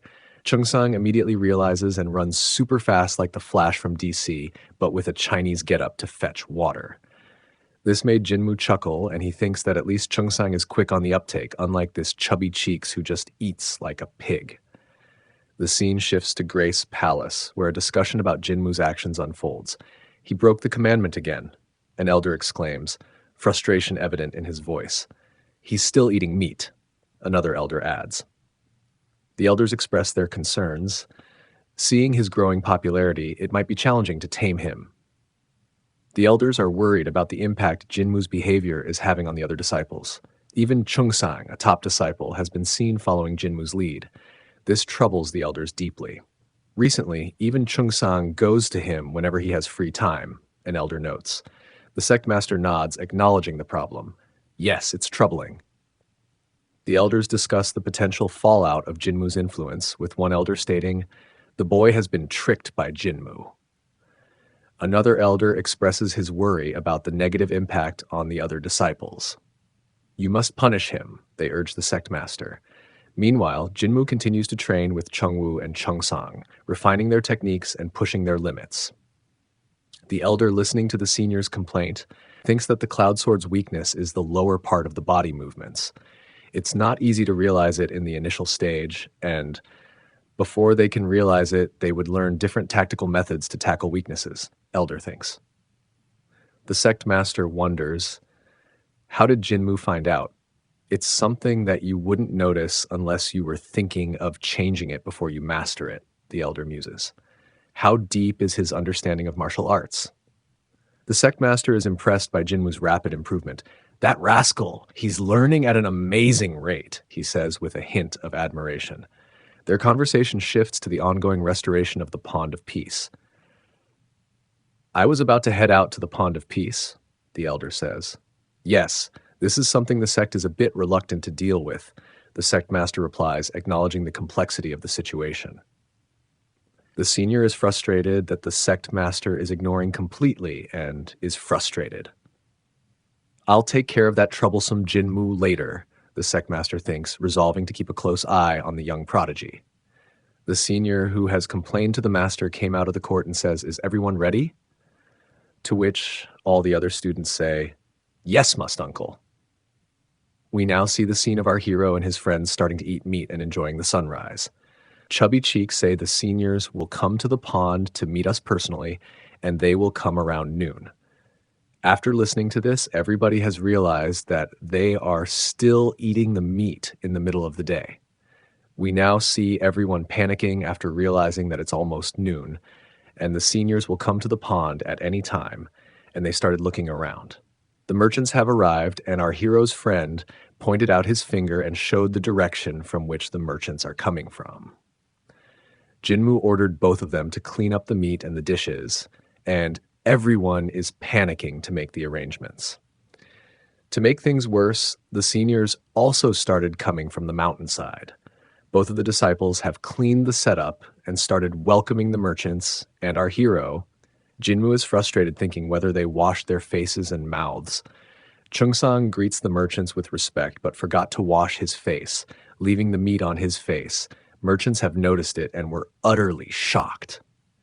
The seniors have also arrived at the same time and welcomed the merchants from the back. The senior notices both of them still with the meat on their faces and shouts, "Why are you still eating meat, even after the punishment?" After harshly reprimanding the juniors, Jinye strode confidently, leading the merchants through the winding paths of the sect grounds. His posture was upright, his face betraying no emotion, but inside he brimmed with pride. Behind him, the merchants followed in their opulent silks, their expressions a mix of curiosity and greed. They had come here for more than just simple trade. They had come with an agenda. Jinye, basking in the thought of being hailed as the strongest student, had no inkling of what lay behind their polished smiles. Meanwhile, a figure in the shadows watched the scene unfold with sharp, calculating eyes. Jinmu, the ever-watchful observer. His instincts had been honed not just in this life, but in the life he had lived before. He had seen all kinds of merchants, all kinds of deals, and all kinds of men hungry for power. But these merchants, they were different. Jinmu's mind raced as he carefully observed their faces. He knew every reputable merchant from his previous life, yet none of these men were familiar. Something about them didn't sit right. His gaze sharpened, suspicion growing deeper by the minute. These merchants were worth keeping an eye on. The merchants immediately launched into their performance, showering the elders with compliments and veiled promises, each word dripping with honeyed flattery. They bowed low, their heads almost touching the ground, but their eyes were alive with hidden schemes. Jinye stood proudly by their side, completely oblivious to the deceit unfolding around him. As the merchants began presenting their gifts to the elders, the mood shifted dramatically. Gleaming swords of exquisite craftsmanship, chests overflowing with gold and silver, and promises of even more riches in the future, all meant to ensure the protection of the sect. The elders, who should have been wise and discerning, were instead swayed by the glitter of wealth. Their eyes gleamed with greed, and they nodded eagerly, pleased with the arrangement. To the merchants, it was clear. Money could buy anything, even the loyalty of supposedly venerable men. Jinhye, still riding high on his perceived success, stepped forward to offer his own contribution. Elders, esteemed merchants, I have prepared a showcase of my underlings' talents and special skills. Their performances will surely impress you, and I hope to earn your approval, he announced proudly, puffing out his chest. He saw this as an opportunity to shine, to further cement his place as the sect's strongest student, and to win favor not only from the elders, but also from the merchants who he believed could elevate his status further. However, as he left the hall, the scene outside was much less grand. The head of the merchants, a burly man with a sharp gleam in his eye, turned to his subordinate, a shrewd, calculating man who seemed less enamored with the pomp of their visit. Why are we wasting so much money on this dying sect? The subordinate asked, his voice a low whisper that barely reached beyond their circle. This place is nothing but a crumbling relic. We could have invested in the Juge sect instead. The merchant head chuckled, a cruel, knowing smile playing on his lips. The Juge sect? He scoffed. They're good, yes, but too sharp for our liking. They know their books, but they're even better with their ledgers. We wouldn't last a day trying to deal with them. They'd sniff out our smuggling operations before we even set foot on their grounds. But little did they know, their words had not gone unheard. From the shadows, Jinmu listened, his eyes narrowing dangerously as the merchant's conversation unfolded. His heart burned with anger, but his mind remained cold and calculating. That goat-mustached idiot, he muttered under his breath, his jaw clenched in frustration. So, you're smugglers. I won't let you get away with this. Jinmu's mind raced with possibilities. He had already decided to take control of the Wudang sect, but this new revelation only solidified his resolve. The merchants thought they could waltz in and take over, but they had no idea who they were dealing with. Jinmu smirked, his gaze hardening with determination. I've already decided to take over this sect, he thought to himself, and I won't let some smugglers ruin my plans. The Wudang sect is mine now. Inside the Yungyun Palace, a spectacle of skill and strategy. The grand hall of the Yungyun Palace was alive with energy. 18 disciples moved in unison, their swords spinning with lightning speed, creating a mesmerizing display of skill and discipline. Each blade cut through the air with precision, forming intricate patterns as the disciples execute their moves in perfect synchronization. The spectacle was nothing short of breathtaking, a testament to their rigorous training and dedication. The head merchant, seated in a place of honor, couldn't help but applaud. His eyes sparkled with genuine admiration as he watched the performance unfold. Truly remarkable, he exclaimed, turning to the elder beside him. You mentioned that these are second-class disciples, yet their skill is nothing short of extraordinary. I am amazed. The elder, a man of great wisdom and experience, nodded humbly, though a satisfied smile tugged at the corners of his lips. We are grateful for your kind words and praise, he responded, the pride in his voice barely concealed. As the disciples continued their performance, Jinye stood by, observing the scene with a mixture of pride and anticipation. To him, this was a moment of validation, a moment where he could finally prove his worth in front of the association leader and the sect's master. But his moment of triumph was marred by the presence of one man, standing quietly in the shadows, Jinmu. Jinhee's gaze narrowed as it locked onto Jinmu, who was watching the performance with a calm, almost indifferent expression. Why is he here? Jinhee thought, a sliver of doubt creeping into his mind. He had orchestrated this event to showcase his talents, to solidify his standing within the sect. But Jinmu's presence unsettled him, and when their eyes met, Jinmu responded with a subtle, taunting smirk. A silent challenge that sent a shiver down Jinhee's spine. The elder, unaware of the silent exchange between the two, addressed Jinye. Please, Jinye, proceed with the demonstration of the nine-headed strike. We are eager to witness your mastery. Jinye snapped back to attention, bowing respectfully. Yes, master, he replied, masking his irritation at Jinmu's presence.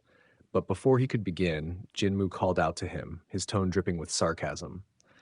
I'm looking forward to seeing your performance, Jinye, he said, his eyes glinting with amusement. It was clear that Jinmu was enjoying this, relishing in the discomfort he was causing. Jinye's fists clenched at his sides, his teeth grinding together in frustration. Is he underestimating me? he thought, his anger simmering beneath the surface. In my own territory, the Grace Palace, no less, but he could not afford to lose his composure now, not with so much at stake. Swallowing his pride, Jinhye turned to his disciples, his voice commanding. Form the 9 Palasaurus sword formation, he ordered, his tone sharp and authoritative. The disciples, eager to impress, responded with enthusiasm, their voices ringing out in unison as they moved into position. The air buzzed with anticipation as the disciples began their intricate formation. Moving in a circular pattern, they performed their sword art with precision, their blades flashing as they clashed in perfect harmony. At first glance, it seemed chaotic, as if each disciple was acting independently. But upon closer inspection, it became clear that this was a well-rehearsed strategy, a tactic designed to confuse and overwhelm an enemy from all sides. Each movement was calculated, each step taken with the intent of keeping the opponent off balance, unable to predict the next strike. The true brilliance of the formation lay in its complexity. With 9 people moving in tandem, the formation was a test of both individual skill and group coordination. It was designed to showcase the abilities of the person in command, highlighting their tactical acumen and leadership. And Jinye, standing at the center of it all, reveled in the attention, confident that this performance would secure his place as the sect's rising star. As the demonstration reached its peak, Jinmu watched intently, his expression betraying a hint of admiration. What an interesting formation, he remarked, his tone thoughtful. The elder, noticing Jinmu's interest, turned to him. Are you impressed? He asked, curiosity piqued. Jinmu nodded slightly, but added, Yes, it is impressive. However, they need to focus more. The elder raised an eyebrow, intrigued. What do you mean by that? Jinmu, placing a hand on his chin, began to speak, his words carefully chosen. I'm not entirely sure, he admitted. I haven't studied sword formations in depth, so I could be mistaken. But from what I've observed, after the initial spread, their next attack should decisively strike down the enemy, yet it feels like the formation is slightly off. The elder leaned forward, clearly interested. You think so? He asked, his tone both curious and respectful. Jinmu continued, his eyes focused on the disciples as they moved. It seems to me that they are too concentrated on one side, he explained, pointing with his finger to the left flank. If I were the enemy, I would exploit that weakness. As soon as the left flank attacked, I would retreat, forcing them to overextend. It would be more effective if the swords on that side slowed their pace, drawing the enemy in and then suddenly increased their speed for a surprise attack.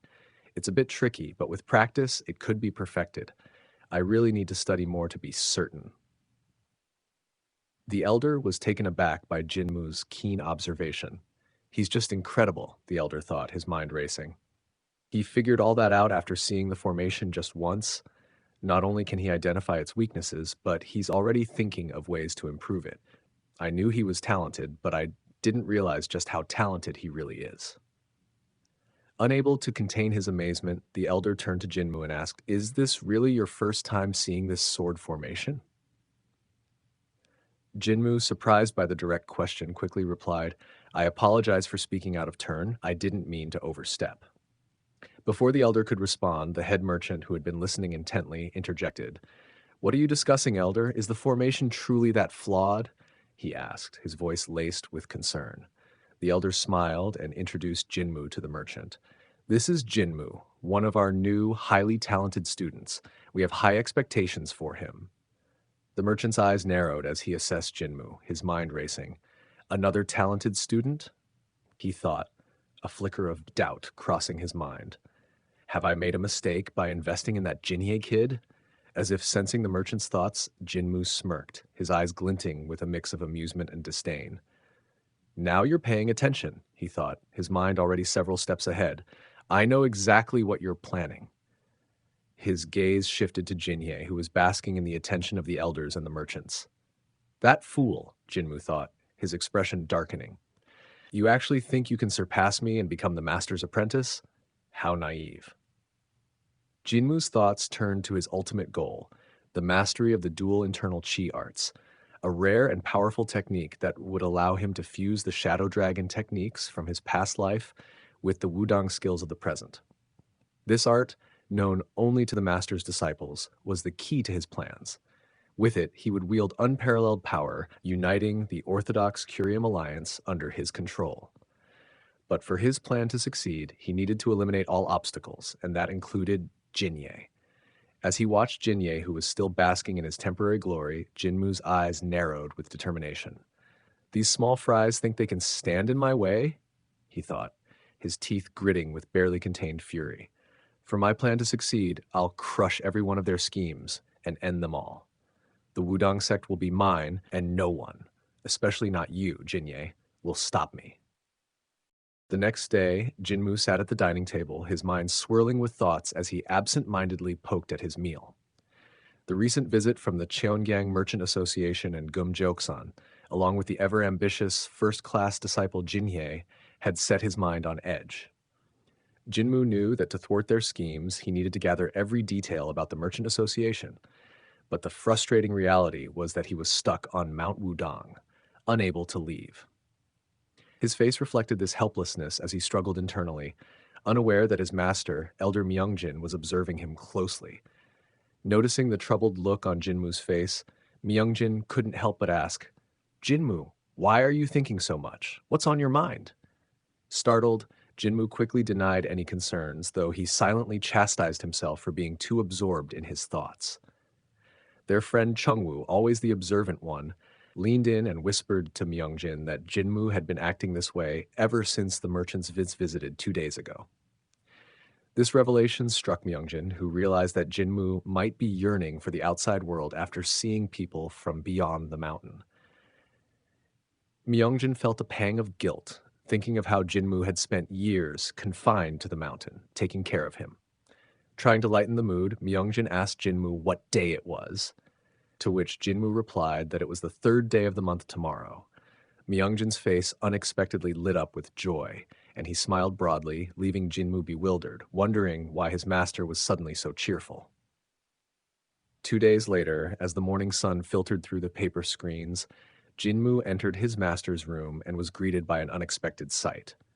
Elder Myungjin was dressed in a dopo, a traditional Korean garment usually worn by the upper class. The sight of the old man, who rarely donned such formal attire, was surprising, to say the least. "Master, why are you wearing the dopo?" Jinmu asked, his surprise evident in his voice. Myungjin turned to his disciple with a serene smile.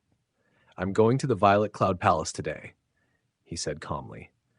Jinmu's eyes widened in shock. "Master, the wind is very cold," he exclaimed, his concern genuine.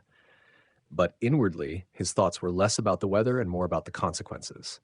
"If you get sick again, I'll be stuck here even longer." Myungjin chuckled softly, brushing off Jinmu's worries. "Don't fret, my boy, I've worn warm clothes underneath.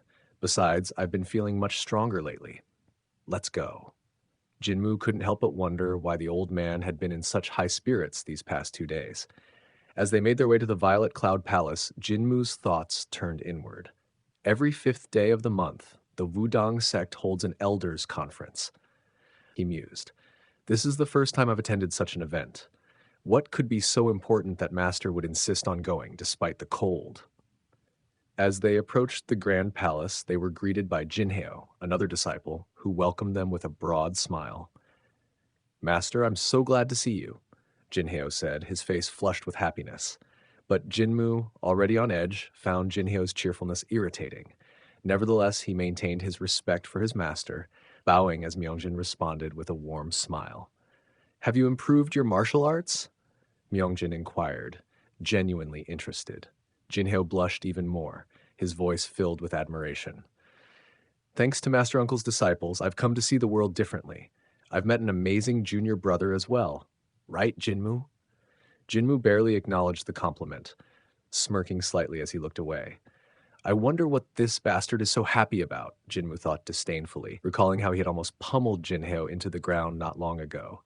He should be grateful I didn't hit him harder. As they walked together, the disciples of the sect humbly bowed to Elder Myungjin, expressing their respect and concern for his health. Jinmu was taken aback by the outpouring of admiration. Why are they all so polite and respectful? He wondered, his surprise giving way to a new understanding of his master's standing within the sect. Their journey took them deeper into the palace, where even the sect master himself came forward to greet Myungjin. His face showed genuine concern as he asked, "Are you sure it's okay to be outside in this weather?" Myungjin nodded reassuringly. "I've recovered well thanks to the care and support of my disciples. I can move freely now," he said, his voice steady and strong. The sect master's expression shifted slightly as he mused aloud. "Did eating meat really help that much? Perhaps I should have lifted the ban on meat much earlier." His tone carried a hint of regret as he considered the dietary restrictions he had imposed. Then, turning to Jinmu, the sect master placed a hand on his shoulder and said, "You did well, Jinmu." The praise took Jinmu by surprise, and he struggled to hide his shock. Jin Heo, ever the cheerful optimist, chimed in with a proud smile. "Aren't you proud of your master, Jinmu? You might not know, but Elder Myungjin is the most respected elder in the Wudang sect. Before his illness, he was one of the candidates for clan master.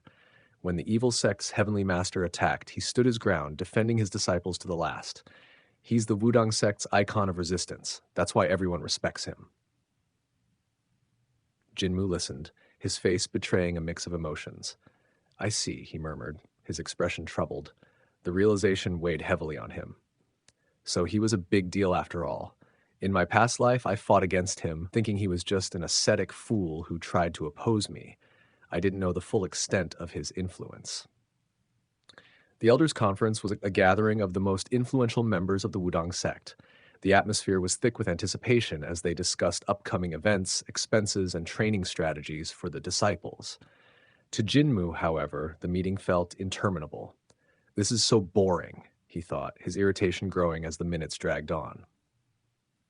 Just when he thought it couldn't get any worse, Elder Myungjin raised his hand. Jinmu's irritation spiked. Why is he raising his hand? Is he trying to prolong this meeting even more? Myungjin's voice cut through the room with calm authority. "We must carefully consider our ties with the new merchant association. While the potential benefits are clear, we cannot overlook the risks. We know nothing about the true source of their money." The room fell silent as the elders absorbed his words. Jin Yi, the first-class disciple, looked stunned, his face betraying his surprise. Myungjin continued, "I propose that we attach some of our disciples to the merchants as a protective measure. This will allow us to observe their operations and uncover the truth behind their wealth. This is a well-known practice." One of the sect elders nodded thoughtfully. "Not a bad idea, but who should we send?" With a knowing smile, Myungjin turned to the assembly. "I recommend Jinmu." Jinmu's eyes widened in shock. He hadn't expected this at all. Is this why he's been acting so strangely these past 2 days? He wondered. Perhaps keeping him alive has finally paid off. I'm starting to take back all those times I thought he was useless. Jinhyo, ever supportive, quickly added, "Since the first-class disciples are busy, sending Jinmu is the best idea." And then, with a playful wink at Jinmu, he continued, "Besides, Jinmu's more than capable." Jinmu, now trying to contain a mix of surprise and amusement, thought to himself, "You too. If I'd known this was coming, I wouldn't have hit you so hard before." The sect leader, observing the exchange, nodded in agreement. "I concur. Jinmu seems to have a keen interest in this matter as well," he said, his tone carrying a weight of finality. Jinhye, who had been quietly seething, felt a cold dread settle in his stomach. "This is a disaster," he thought, the realization hitting him hard. His carefully laid plans were beginning to unravel, and Jinmu's unexpected involvement was the last thing he needed. As the elders nodded in agreement, Jinmu felt a warm glow of satisfaction spread through him. He bowed deeply, expressing his gratitude. "Thank you for this opportunity," he said, his voice steady with respect. But inside, his thoughts were racing. They say a well-raised master is worth more than 10 clans combined. Today, I'm starting to see the truth in that, Jinmu thought, a grin tugging at the corners of his mouth. This was more than just a mission. It was a chance to gather the information he needed to destroy the Chonggyang Merchant Association's schemes from the inside. But as Jinmu's thoughts turned to the future, Jinye, standing nearby, was struggling to maintain his composure. His fists clenched in frustration, his mind a whirl of anger and fear. "Such a pain in the ass," he muttered under his breath, glaring at Jinmu, who seemed to be basking in his new role. In the next scene, within the Enlightenment Hall, tension rises as Jinhye stands in the center, his voice raised in desperation, trying to convince the others to prevent Jinmu from going outside. The hall, usually a place of contemplation and discussion, now feels like a battleground of words and emotions.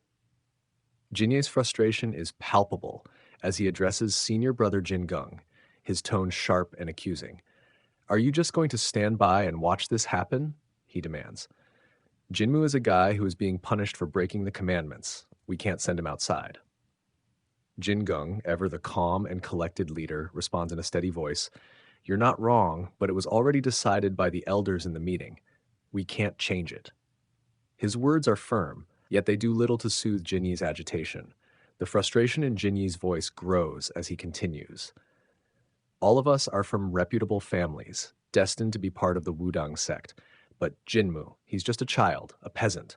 He's riding on Master Uncle's support, clouding the judgment of the sect elders. His words, dripping with disdain, hang in the air like a challenge. Seeing Jinyi's disrespectful demeanor, senior brother Jin Gung's patience finally snaps. His voice, usually measured, rises with uncharacteristic sternness as he shouts, Enough, Jinye! Stop talking! The command is sharp, cutting through Jinye's tirade, but Jinye is undeterred. I'm not wrong, he insists, lowering his voice but not his fervor. We all followed our destinies to be part of Wudang, but Jinmu is breaking all the sect's traditions. We must punish him for his actions. As the tension mounts, the door swings open and Jinhyo strides into the room, his presence immediately commanding attention. Are you getting too excited over something so useless? Jinhyo remarks, his voice carrying a mix of mockery and authority. What are traditions if they don't help us become stronger? Jinhye, taken aback by Jinhyo's sudden appearance, feels a mix of fear and anger. He retorts, though more cautiously now. Senior brother Jinhyo, it looks like you have a lot to say after losing to Jinmu and landing yourself in the Purification Palace for treatment. Jinhyo steps closer, a smirk playing on his lips. It seems you're jealous, he says, his tone dripping with sarcasm. Haven't you seen Master Myungjin? After eating meat, he got stronger and now walks around normally. And the ban on meat has already been lifted. Not to mention, Master Uncle was also in agreement for Jinmu to represent us. Jinye, now speechless, thinks to himself, this bastard is always poking his nose in. Jinhyo presses on. You've accomplished a great feat by connecting us with the Merchant Association, but how do you think senior brother Jingung sees you now? Connecting and communicating with outside influences is his job. You should have consulted with him before approaching Master Uncle Myungchung. Why did you go straight to the sect master about this matter? As he places a hand on Jinye's shoulder, Jinhyo adds, don't take things so seriously. You shouldn't use your position to boost your family's standing. Infuriated, Jinye tries to unsheath his sword, shouting, How dare you! As they prepare to clash, senior brother Jingung steps in, reminding them both of the respect and positions they hold within the sect. No one shall speak of the decision made in the elder meeting. Do you understand? He commands, before leaving the room with the other seniors, ignoring Jinye's objections. Outside, as evening falls and rain begins to pour, Jinmu walks with his master, carrying an umbrella. He smiles warmly at the old man, who notices and asks, Why are you smiling at me like that? Jinmu replies, Because you're awesome, thinking of how proud he is of his master for coming out despite his sickness. Master Myungjin, sensing Jinmu's excitement, says, Boy, you're eager to explore the world, aren't you? Don't worry about me. Have a good time outside. Jinmu, puzzled, asks, Good time? His master reassures him, Sure, who said you can't have a good time? Jinmu, with a playful grin, adds, If I go down, I might eat meat and drink alcohol. To which Myungjin casually responds, That's okay, when I was younger, I used to drink alcohol too. Jinmu, pushing the joke further, says, I might even visit prostitutes, which shocks his master, making him pale. Jinmu quickly laughs it off, saying, I'm just joking, though Myungjin, now uneasy, thinks, Something tells me he wasn't joking. As they reach the top, Jinmu's followers, Chungwoo and his friend, greet them, carrying luggage and hats to shield themselves from the rain. Jinmu, surprised, asks, What are you doing with all that? Chungwoo replies, I heard you're going out, so we're joining you. We already got the sect master's permission. We're your disciples, and wherever you go, we follow. Jinmu, taken aback, retorts, Who is my disciple? I'm not crazy. Why would I bring you guys? I'll pick the right people myself for this mission. Now piss off. Ignoring their pleas, Jinmu continues walking with his master, leaving Chengwu clinging to his feet, begging to be taken along. Watching this unfold, Jinyi's anger boils over. Remembering his father's words from childhood, to become a great person and secure the family's fate, he takes a messenger pigeon, writes a message, and attaches it to the bird. As he releases it, he thinks there's one rule that must not be broken no matter what: murder of someone within the same sect. You're not the only one who can break the commandments, foolish younger brother. In the next chapter, we are introduced to the strict and time-honored rules of the Wudang sect, a place where tradition holds the utmost importance. It is customary that whenever a sect disciple embarks on a journey, they must first go around to each palace within the sect and personally seek permission from all the elders. This protocol, steeped in the reverence of tradition, is not just a formality but a test of the disciples' respect and patience. So Jinmu, accompanied by Chengwu and Chengsang, begins this arduous journey, traveling from one palace to another across the sprawling mountain range. As they set out, Jinmu's frustration grows. The realization dawns on him that each palace is not conveniently located next to the other. Instead, they are separated by vast distances, thousands of meters apart, perched on the jagged ridges of the mountain. The sheer physical demand of this task is daunting, and the idea of traversing the entire ridge fills Jinmu with a sense of irritation and exhaustion. "They're expecting me to reach all of them?" he mutters under his breath, barely containing his frustration. Meanwhile, his two disciples, Chengwu and Chengsang, are bursting with excitement, their youthful energy untainted by the tediousness of the task ahead. "Let's go, master!" they exclaim, their enthusiasm a stark contrast to Jinmu's growing displeasure. As they move from palace to palace, Jinmu can't help but curse the traditions and the elders who enforce them. "Damn you all!" he growls, his voice laced with bitterness. At the culmination hall, they are given new clothes as a gift, clothes that appear pristine and untouched, though Jinmu can tell they've been meticulously sewn to maintain that appearance. Yet as he receives the clothes, Jinheo, a senior disciple who holds Jinmu in high regard, approaches with a broad smile. "Haha, our junior brother is all grown up and going out for the first time. I couldn't be happier," Jinheo says, tapping Jinmu on the shoulder in a gesture of camaraderie. Jinmu, however, remains wary, thinking to himself, "Why is he acting so friendly all of a sudden?" The suspicious shift in Jinhyeo's demeanor only adds to Jinmu's irritation, making him question the sincerity behind these smiles. The next stop is at the Grace Palace, where Jinmu is bombarded with a lengthy list of rules that he is expected to follow during his journey. The elder's voice drones on, listing one regulation after another, but Jinmu barely listens, his mind wandering elsewhere. He nods occasionally, giving the impression that he's paying attention, but in reality, he's mentally preparing himself for the journey ahead, ignoring the majority of the instructions. From the Jade Palace, he receives a new sword with a distinct yin-yang pattern on the hilt, a list of affiliations, golden recovery medicine, and bandages, all items intended to ensure his success and survival. Finally, after what feels like an eternity, Jinmu, along with Chengwu and Chengsang, reaches the Violet Cloud Palace to seek the sect master's permission, the last and most important stop on their journey. Exhausted both physically and mentally, Jinmu can barely muster the energy to bow as they pay their respects. The sect master, a figure of authority and wisdom, observes them with a discerning eye.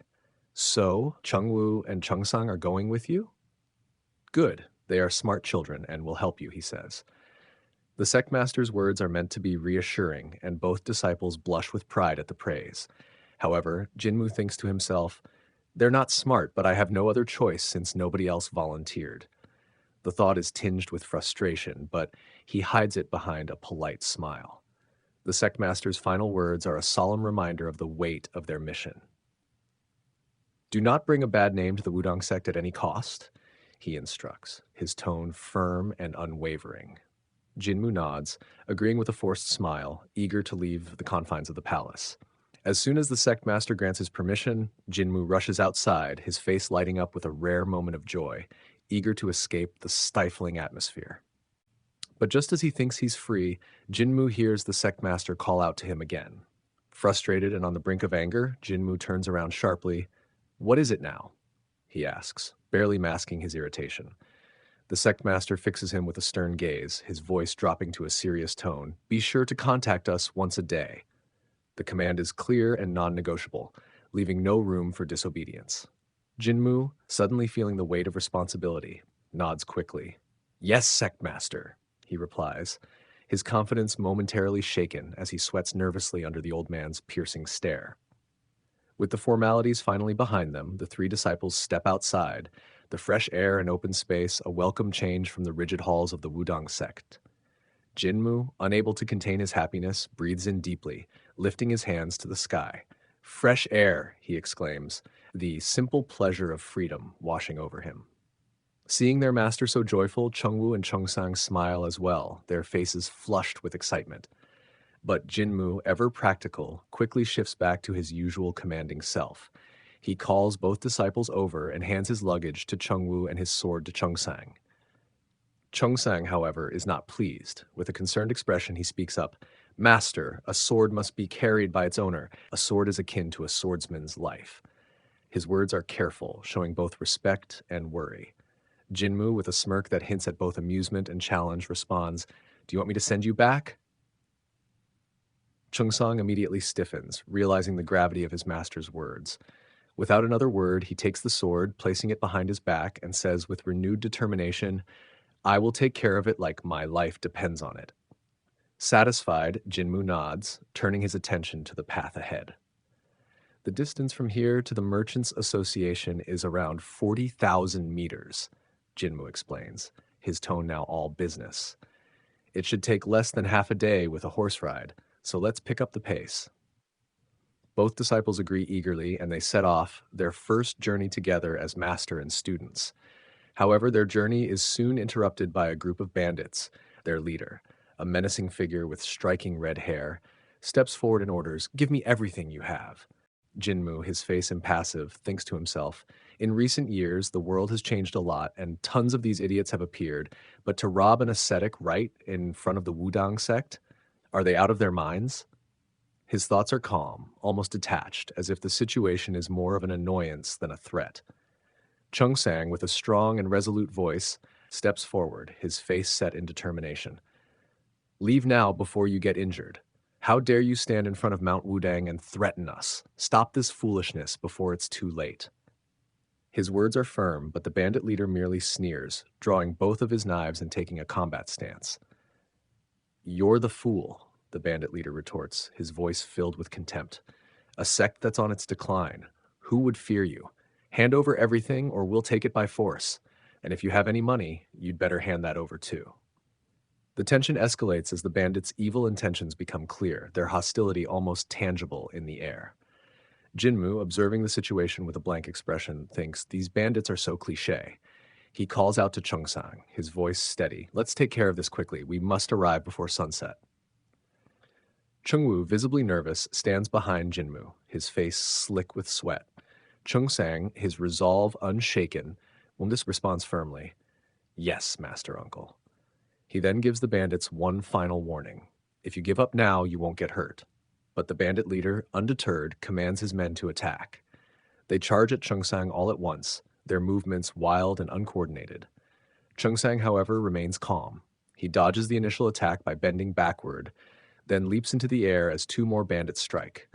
With swift, precise movements, he smacks both of them on their shoulders and backs, Wundus not even bothering to draw his sword from its sheath. He lands gracefully, his feet barely making a sound, while the bandits stumble, clutching at their wounds.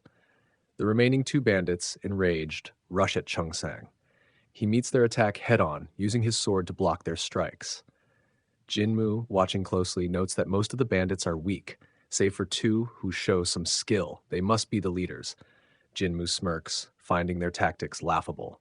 How absurd, he thinks, making their subordinates charge ahead while they hide behind, looking for an opening.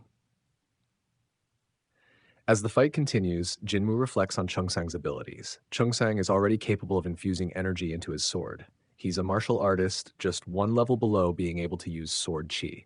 On top of that, he recently received lessons from me and has become much stronger. Even if two of them attack him together, Chongsang will still be better than them. However, as one of the bandit leaders rushes in to attack, Cheongsang's grip slips and he lets go of his sword. Shocked and sweating, Cheongsang finds himself defenseless, and the bandits seize the opportunity to attack him relentlessly.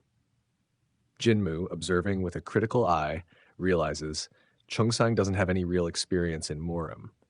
Unlike training, where everything is expected, an actual fight has unpredictable attacks and movements.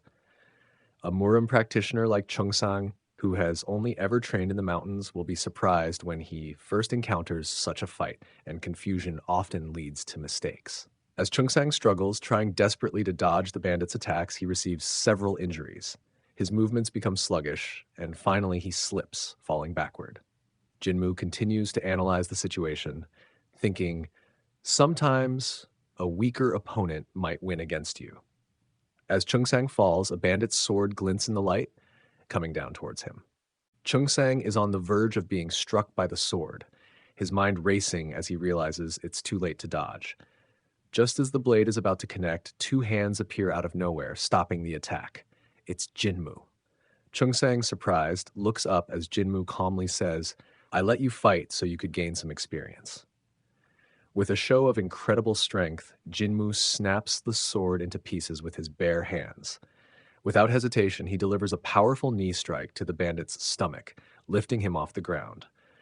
Jinmu then leaps into the air, bringing both fists down on the bandit's back with immense force, causing the bandit to collapse, unconscious.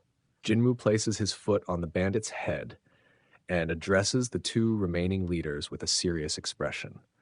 "You both seem to have more experience than the others. Why is that? Did someone hire you?" he asks, his tone both cunning and commanding. One of the bandit leaders, in a desperate attempt to escape, throws several kunai at Jinmu, but Jinmu swiftly deflects them all. The leader, realizing he's outmatched, turns and tries to flee. However, Jinmu catches up instantly, slamming him to the ground. "Who gave you permission to run away?" Jinmu demands, his voice calm yet authoritative. Holding the bandit down, Jinmu grabs him by the arm and asks, "Who sent you?" The bandit, trying to maintain his bravado, smirks and replies, "You think I'll tell you that?" Jinmu, unfazed, smiles coldly and says, "Is that so?" He then applies pressure to the bandit's arm, causing him to cry out in pain. "Did you really think I'd just ask a few questions and let you go?" Jinmu's voice remains calm, but his actions are decisive. The bandit, unable to bear the pain, starts to crack. Jinmu continues to apply pressure, ensuring the bandit understands he's not to be taken lightly. Desperate, the bandit accuses Jinmu of being cruel, but Jinmu simply replies, "You attacked first. You're the one who made this necessary." The bandit, now frightened, hesitates but eventually begins to reveal what he knows. Seeing this, the other bandits begin to tremble, realizing they are dealing with someone far more formidable than they had anticipated. As Jinmu finishes, he looks down at his now dirty uniform and thinks, "This was a new uniform, and now it's ruined." The bandits, thoroughly terrified, begin shouting that they'll tell him everything, desperate to avoid further punishment. As they confess, Jinmu and his disciples learn that these bandits are part of a gang operating in the back streets of Danjiangkou under the notorious Eight Dragons gang. Their main job is to collect protection fees, but today they were ordered by their boss, Li Palryong, to capture Jinmu and his companions. The two bandits who had been beaten earlier are known as the Twin Savages, infamous in the underworld of Danjiangkou.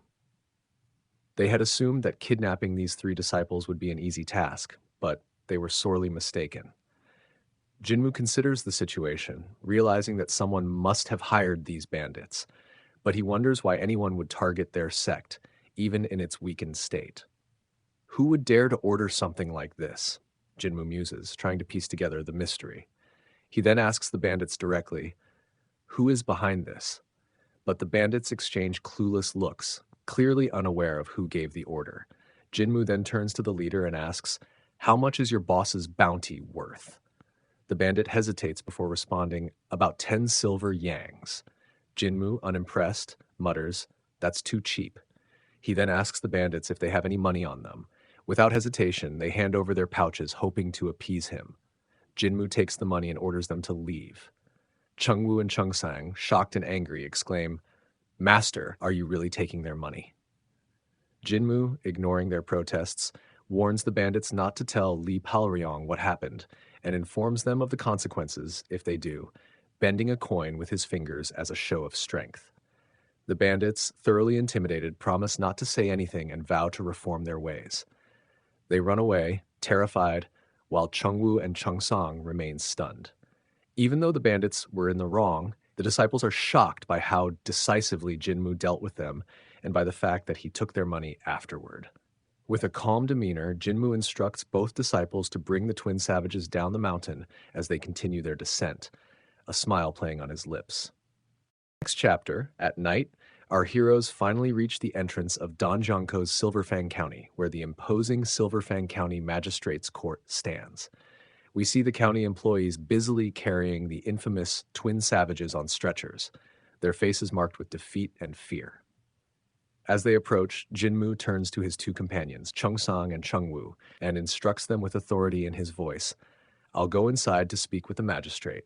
You two, wait here." Both disciples, still reeling from the long journey, nod in agreement, though weariness is evident on their faces. As soon as Jinmu steps away, the toll of the journey hits them hard. Both disciples collapse onto the ground, completely exhausted, having not rested once during their travels.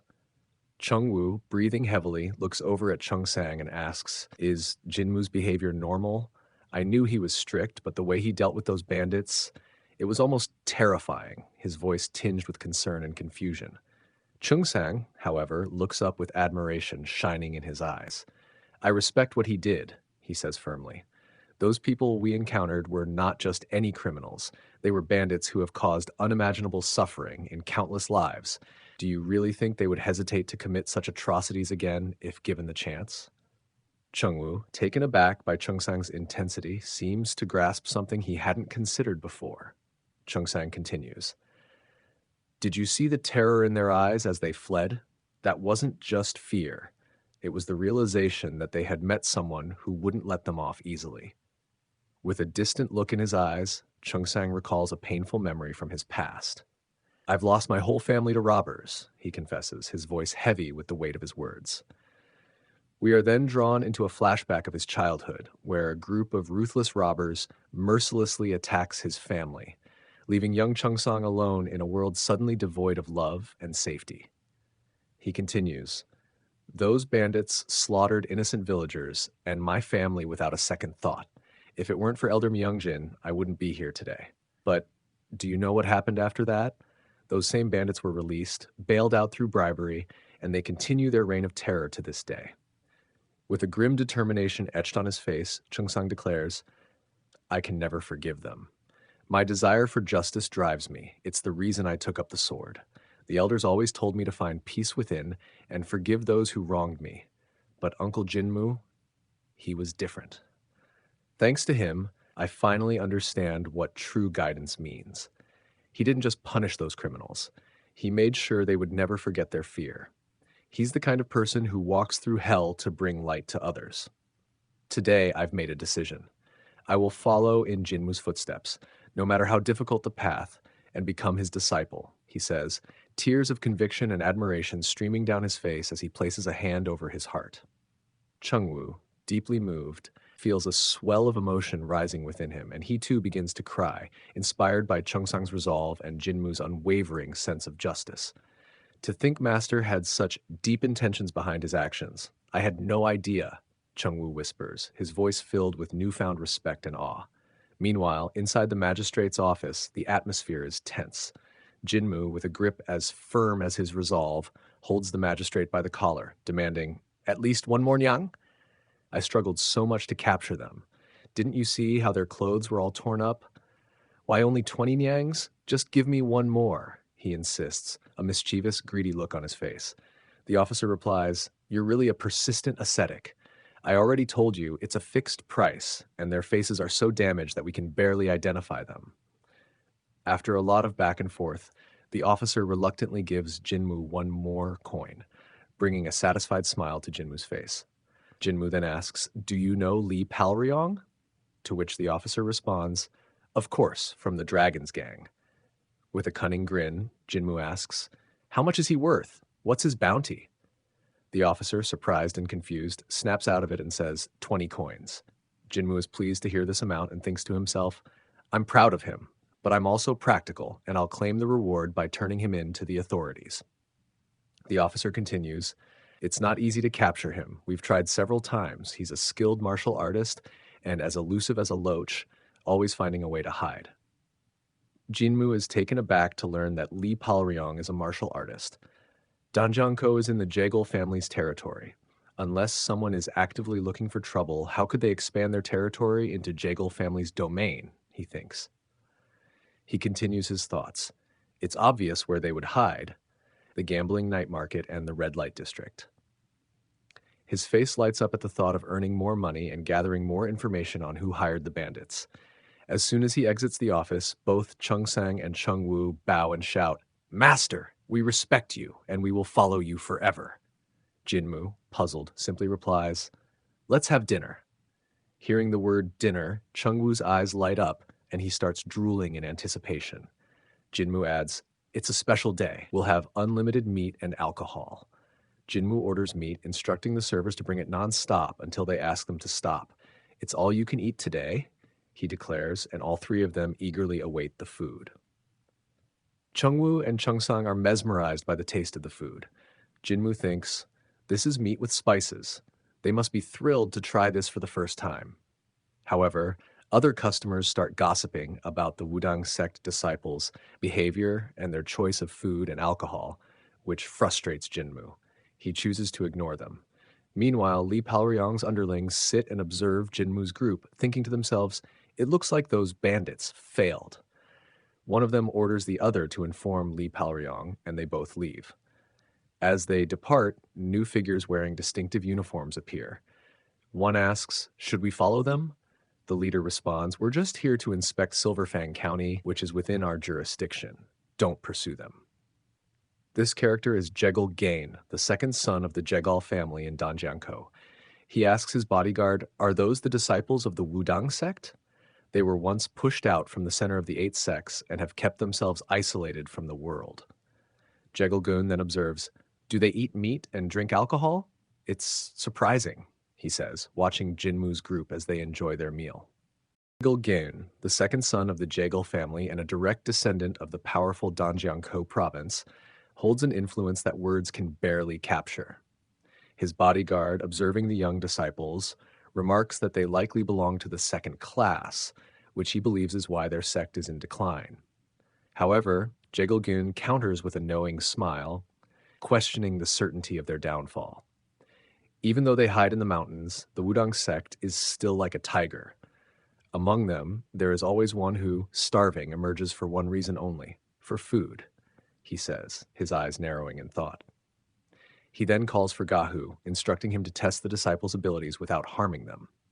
Find out if they are dogs or tigers, he orders.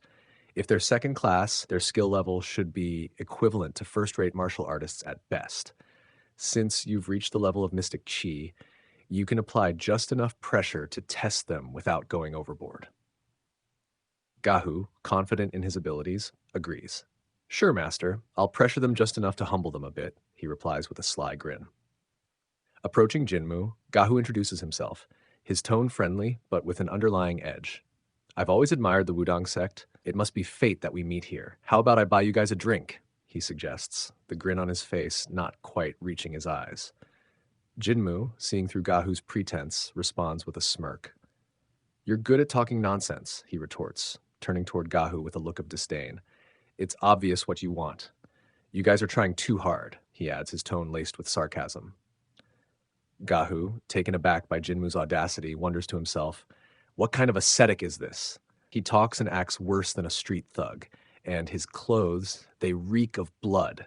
It's like he's a thug in stolen ascetic robes. Jinmu continues, his voice rising as he addresses the room. There are too many people in this inn who are getting on my nerves today, insulting me and my sect just because of what we eat and drink, he declares, his words sending a chill through those who had been gossiping earlier. Fear grips them, and they begin to quietly leave the room, unable to meet Jinmu's gaze. Turning back to Gahu, Jinmu challenges him directly. If you want to test our strength, come and see for yourself. But how dare you send one of your dogs to do it? The insult cuts deep, and Gahu, now visibly frustrated, snaps, how dare you call me a dog? Jinmu, however, dismisses him with a wave. Ah, forget it, he says nonchalantly before calling out to Chungsang. This person is curious about your skills. Don't disappoint me, and if you fight like a fool again, you'll regret it, he warns. Chungsang, with a determined nod, steps forward to face Gahu. As the two square off, Gahu glances back at his master, his thoughts racing. Damn it, this isn't how I wanted things to go, he thinks, realizing he's lost control of the situation. Gen, observing the unfolding events with a mix of irritation and interest, thinks, You fool, you've lost the upper hand, but at least now I can gauge his skills directly. On top of eating meat and drinking alcohol, he acts like a thug. What a unique ascetic. A grin spreads across his face as he muses. It looks like he's at least a wolf cub. Gahu, readying himself for the fight, assumes a stance without drawing his blade. I hope your skills are as sharp as your tongue, he says. Jinmu, noticing this, calls out, Hey, what are you doing? Our Chungsang will be using a sword. Go's irritation grows as he realizes the fight won't be on equal terms. Taking on someone wielding a sword while he fights barehanded seems unfair, but his pride won't let him back down. Grinding his teeth, Gahu reflects on the situation. He said, Chungsang, so it's confirmed. He's a second-class disciple, but I'm one of the top martial masters in the Jegal family. There's no way I'm unsheathing my sword for a mere second-class disciple, he thinks, before shouting, Bare fist arts will do. Jinmu, with a confident smile, says, You'll regret that. And with a commanding voice, he orders Chungsang to go all out. Chungsang begins his attack with a swift strike aimed directly at Gahu's face, his sword slicing through the air with precision. Gahu is taken by surprise and barely manages to dodge the blow. Jinmu watches with a smirk, mentally narrating, The flowing cloud's sword, striking with such precision, is more like lightning than a flowing cloud. As the battle intensifies, Chungsang unleashes a series of powerful swings, each one pushing Gahu to his limits. Gahu, realizing the seriousness of the fight, switches to offense, landing a kick on Chungsang's back and following it up with a punch to the stomach. He's an amateur with so many weak points, Gahu thinks, delivering an elbow to Chungsang's face and targeting his lower body. It seems like Chungsang is on the losing side, but Jinmu remains unfazed. He thinks to himself, the flowing cloud sword's weakness is in its defense, particularly in the first hand and lower body. But I've already taught Chungsang about these weaknesses, and he overcame them long ago. With an approving, almost sinister expression, Jinmu concludes, he's deliberately showing his weaknesses. Chungsang, you clever rascal, when did you become so cunning? Who, sensing Chungsang's apparent weaknesses, decides to exploit them fully. With a determined leap from the table, he launches a wide-range attack. Chungsang blocks the blow with his sword, but Gahu quickly follows up with a powerful kick to Chungsang's stomach. Encouraged by the success of his attacks, Gahu throws another punch, confidently declaring that this will be the end. However, Chungsang unexpectedly dodges by swooping down, leaving Gahu momentarily stunned. Realizing too late that he has exposed his own vulnerability, Gahu understands that he has fallen into a trap. Seizing the opportunity, Chungsang counters by driving his weapon toward Gahu's throat, the blade unsheathed. Gahu crashes into a table, fear and shock written across his face as Chungsang raises his weapon to strike again. The sound of Chungsang's relentless blows echoes through the room, bringing a satisfied smile to Jinmu's face. Well done, Jinmu thinks to himself, pleased with Chungsang's performance. If you're going to fight, do it properly. It was worth teaching this guy. Watching his subordinate struggle, Jegal Gan's anger flares. How can you lose to a second-year disciple like that? It's disgraceful. You should be ashamed, he shouts, his frustration evident. Gahu, stung by his master's harsh words, feels a surge of determination. Without hesitation, he draws his blade, a dark purple aura emanating from it as he swings with newfound intensity. The force of the blow is so strong that it knocks the sheath from Chungsang's sword. The atmosphere around Gahu shifts. He's no longer holding back as he takes up a battle stance, shouting, You're going to regret this. Jinmu, watching intently, recognizes the advanced technique Gahu is using. That's a special move of a first-rate martial artist, sword chi, he mutters, frustration creeping into his voice. He was about to win, but he should have taken the opportunity when he had the upper hand. Jinmu thinks, regretting that Cheongsang didn't capitalize on his earlier advantage. Just as Jinmu decides to step in, he halts, surprised to see Cheongsang channeling his chi into the sword, creating a charged blade with lightning crackling around it. Intrigued, Jinmu decides to observe the situation a bit longer. Chungwoo, filled with worry, exclaims, "Master Uncle, it's Sword Chi. We need to help him." But Jinmu sharply retorts, "Quiet. Just watch." Gahu, seeing the charged sword, is genuinely impressed. For a 20-year-old to manage a charged sword, that's pretty impressive, he thinks. But he knows the difference between sword chi and a charged sword is vast, both in the concentration of chi and the power they wield. More importantly, sword chi allows an attack from a distance, greatly expanding the range of potential strikes. "Prepare yourself," Gahu shouts as he swings his sword chi around the room. The purple aura lashes out like a whip, but Cheongsang deftly dodges, jumping onto a table to avoid the attack. Gahu strikes again, but Cheongsang leaps away just in time, causing Gahu's blow to shatter the table instead. Cheongsang, refusing to back down, runs and leaps off a pillar, launching himself back towards Gahu. The sudden close-in shocks Gahu, who swings his sword again in frustration. Cheongsang barely manages to block the attack with his own sword, but the force of it knocks him to the ground. Undeterred, he quickly regains his footing, taking a knee to steady himself. Jinmu watches with growing admiration, thinking, "Well done, Cheongsang. You're giving it your all to close the gap and find an opening. You already understand the difference in skill between you and Gahu, but your spirit hasn't wavered." A proud grin spreads across Jinmu's face. "Even though you're not my direct disciple, I should train you to avoid situations like this," he muses before suddenly disappearing from his spot, moving with incredible speed. Jinmu interrupts the fight, casually addressing Gahu with a taunt. "Hey, Mustachio, you're really going all out by drawing your sword and everything? Since you're pretty good, I'll join in. Don't be rough on my kind boy over there." Gahu, irritated by Jinmu's intrusion, snaps, "You don't interrupt our match." Cheongsang, determined, shouts, "Master Uncle, I can still fight." The room falls silent as those watching realize the significance of Cheongsang's words. They whisper among themselves, "He's calling him Master Uncle? Does that mean he's a Jin?" The realization dawns on them. Jins are the first-class disciples of the Wudang sect, martial artists who train directly under the sect elders. Typically in their mid-30s, they are crucial members of the sect. Jegel-geun, shocked, murmurs, "That young child is a Jin? I can't believe it."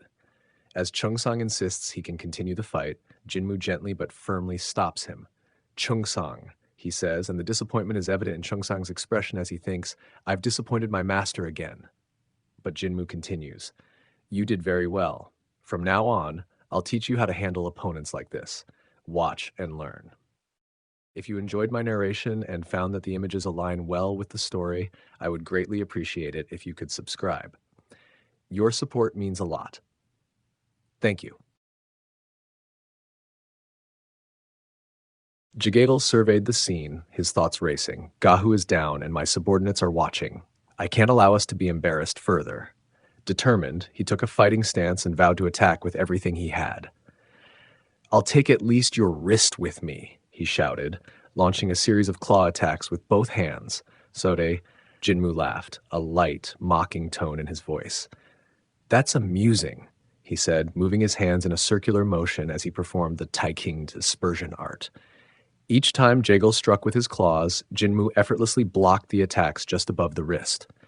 Jagel intensified his assault using both hands, but Jinmu matched him move for move, a calm smile on his face as he deflected every strike. Jagel tried to seize Jinmu's hand, but Jinmu pushed him back with a single hand, his grip unyielding.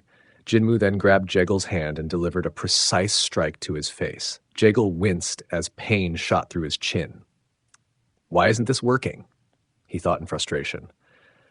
The blood-stopping divine claws are a secret technique, passed down to only 5 people in the Jagel family.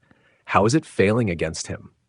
Jinmu followed up with a powerful kick to Jagel's shoulder, forcing him back.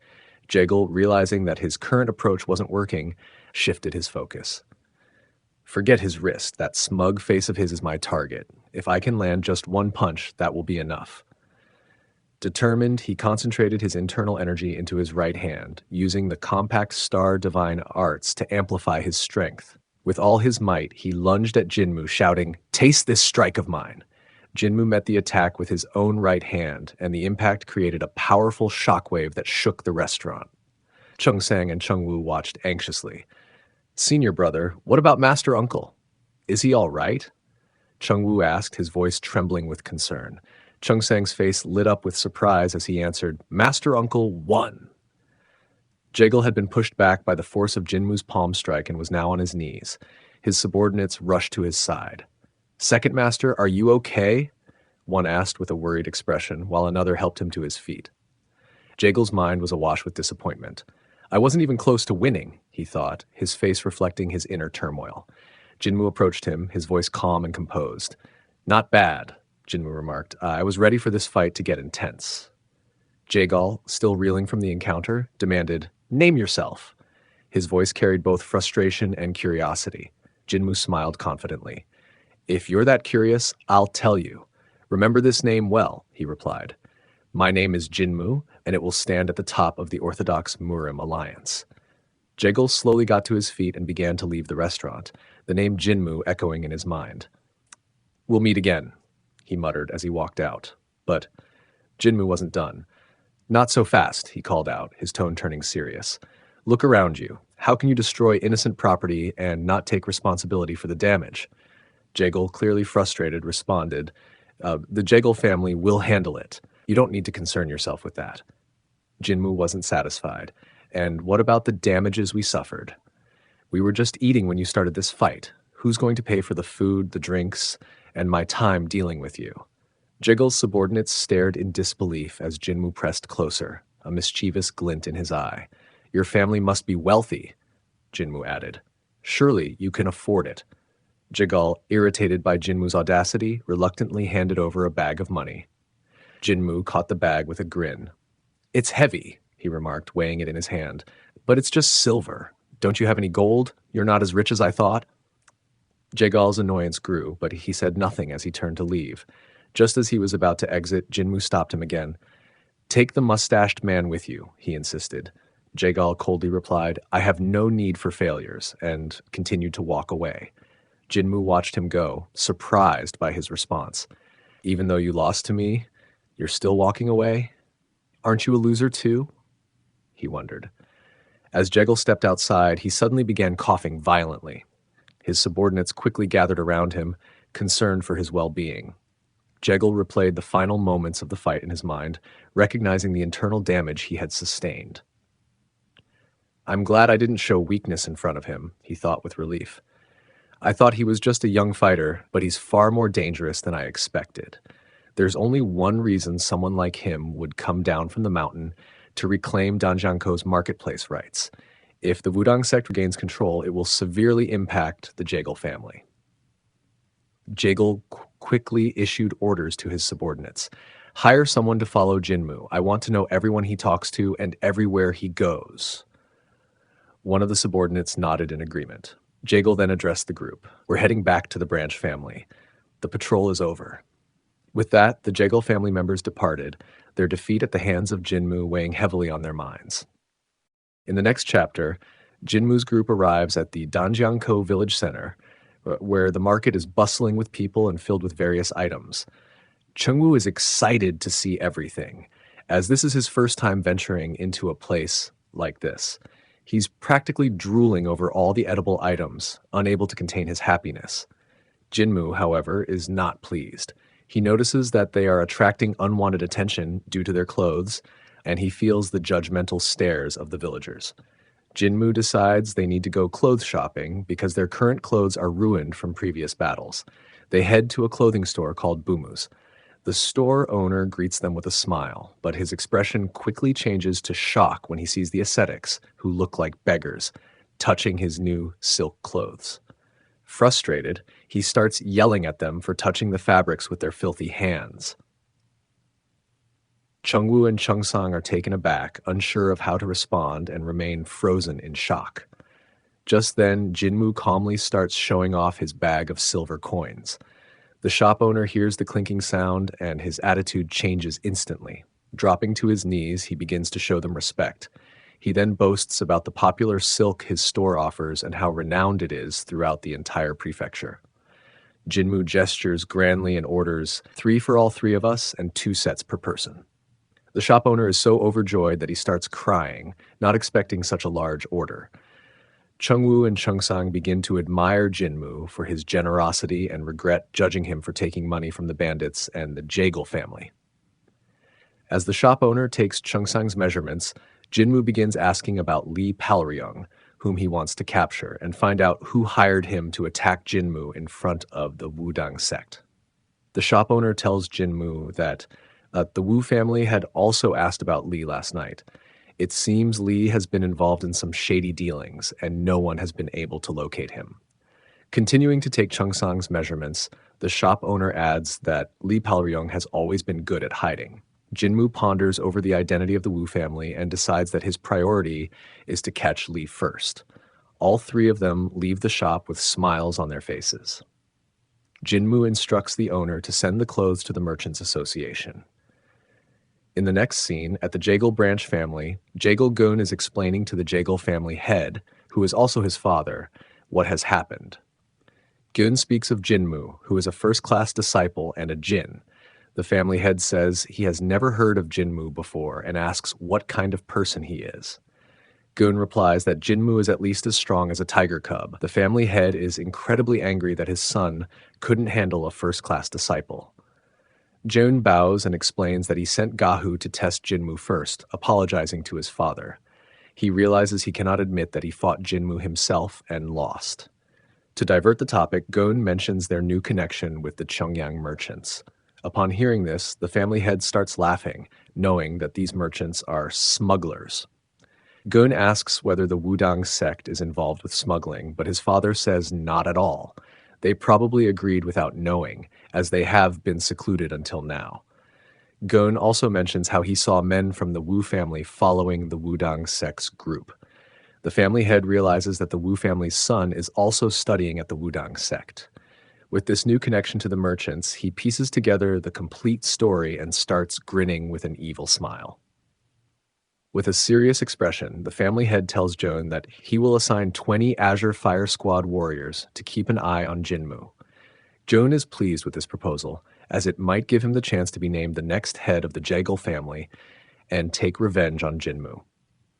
He agrees happily and bows to his father before taking his leave. During the next scene, Chungwoo and Chungsang were practicing martial techniques under the watchful eyes of Jinmu. As he observed them, Jinmu pointed out Chungwoo's flaws in form, his tone slightly critical. "You're doing it wrong," he said firmly. "If you don't improve, you won't be eating tonight." The sharp comment was meant to push Chungwoo to work harder, as Jinmu expected nothing less than excellence from his students. As the practice session continued, Jinmu's mind wandered. Reflecting on their recent arrival, he thought about how they had been given an entire palace to stay in, lavish and far too large for just the 3 of them. The sprawling halls, expansive rooms, and beautiful garden had left him surprised. He hadn't expected such luxury, and it felt odd living in such a grand place with nothing significant to do at the moment. The quietness of their new environment contrasted sharply with the urgency of their earlier struggles. Just as he was lost in his thoughts, a group of merchants approached, their faces full of smiles as they came to greet Jinmu and his companions. A smirk tugged at the corner of Jinmu's lips. Finally, he thought, they've shown up. He had been expecting this visit. Jinmu knew well the kind of deceit the merchants were capable of, but he didn't bother to conceal his awareness of their plans. Instead, he greeted them with a pleasant smile, his demeanor friendly. Behind the facade, however, Jinmu was already scheming. He knew his best move was to play along, gain their trust, and gather whatever information he could. The merchants, none the wiser, exchanged pleasantries with Jinmu, their smiles widening as the conversation flowed. One of the merchants noticed Jinmu's newly acquired clothes and asked, "What happened to your previous attire?" Jinmu replied casually, "We were attacked." The merchant's expression immediately shifted to one of outrage. Attacked? Who dares to lay hands on the disciples of the great Shaman sect?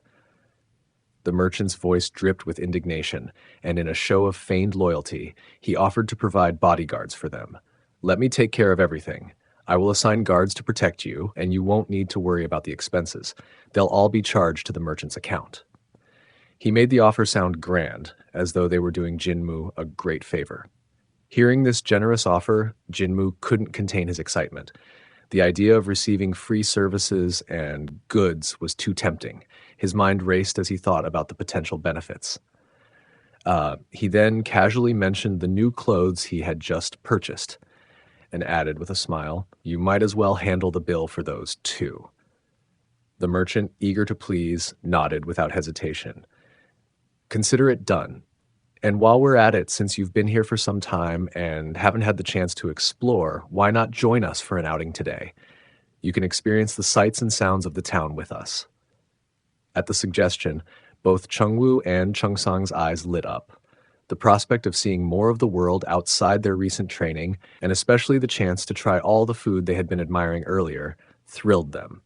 They readily agreed, unable to hide their excitement.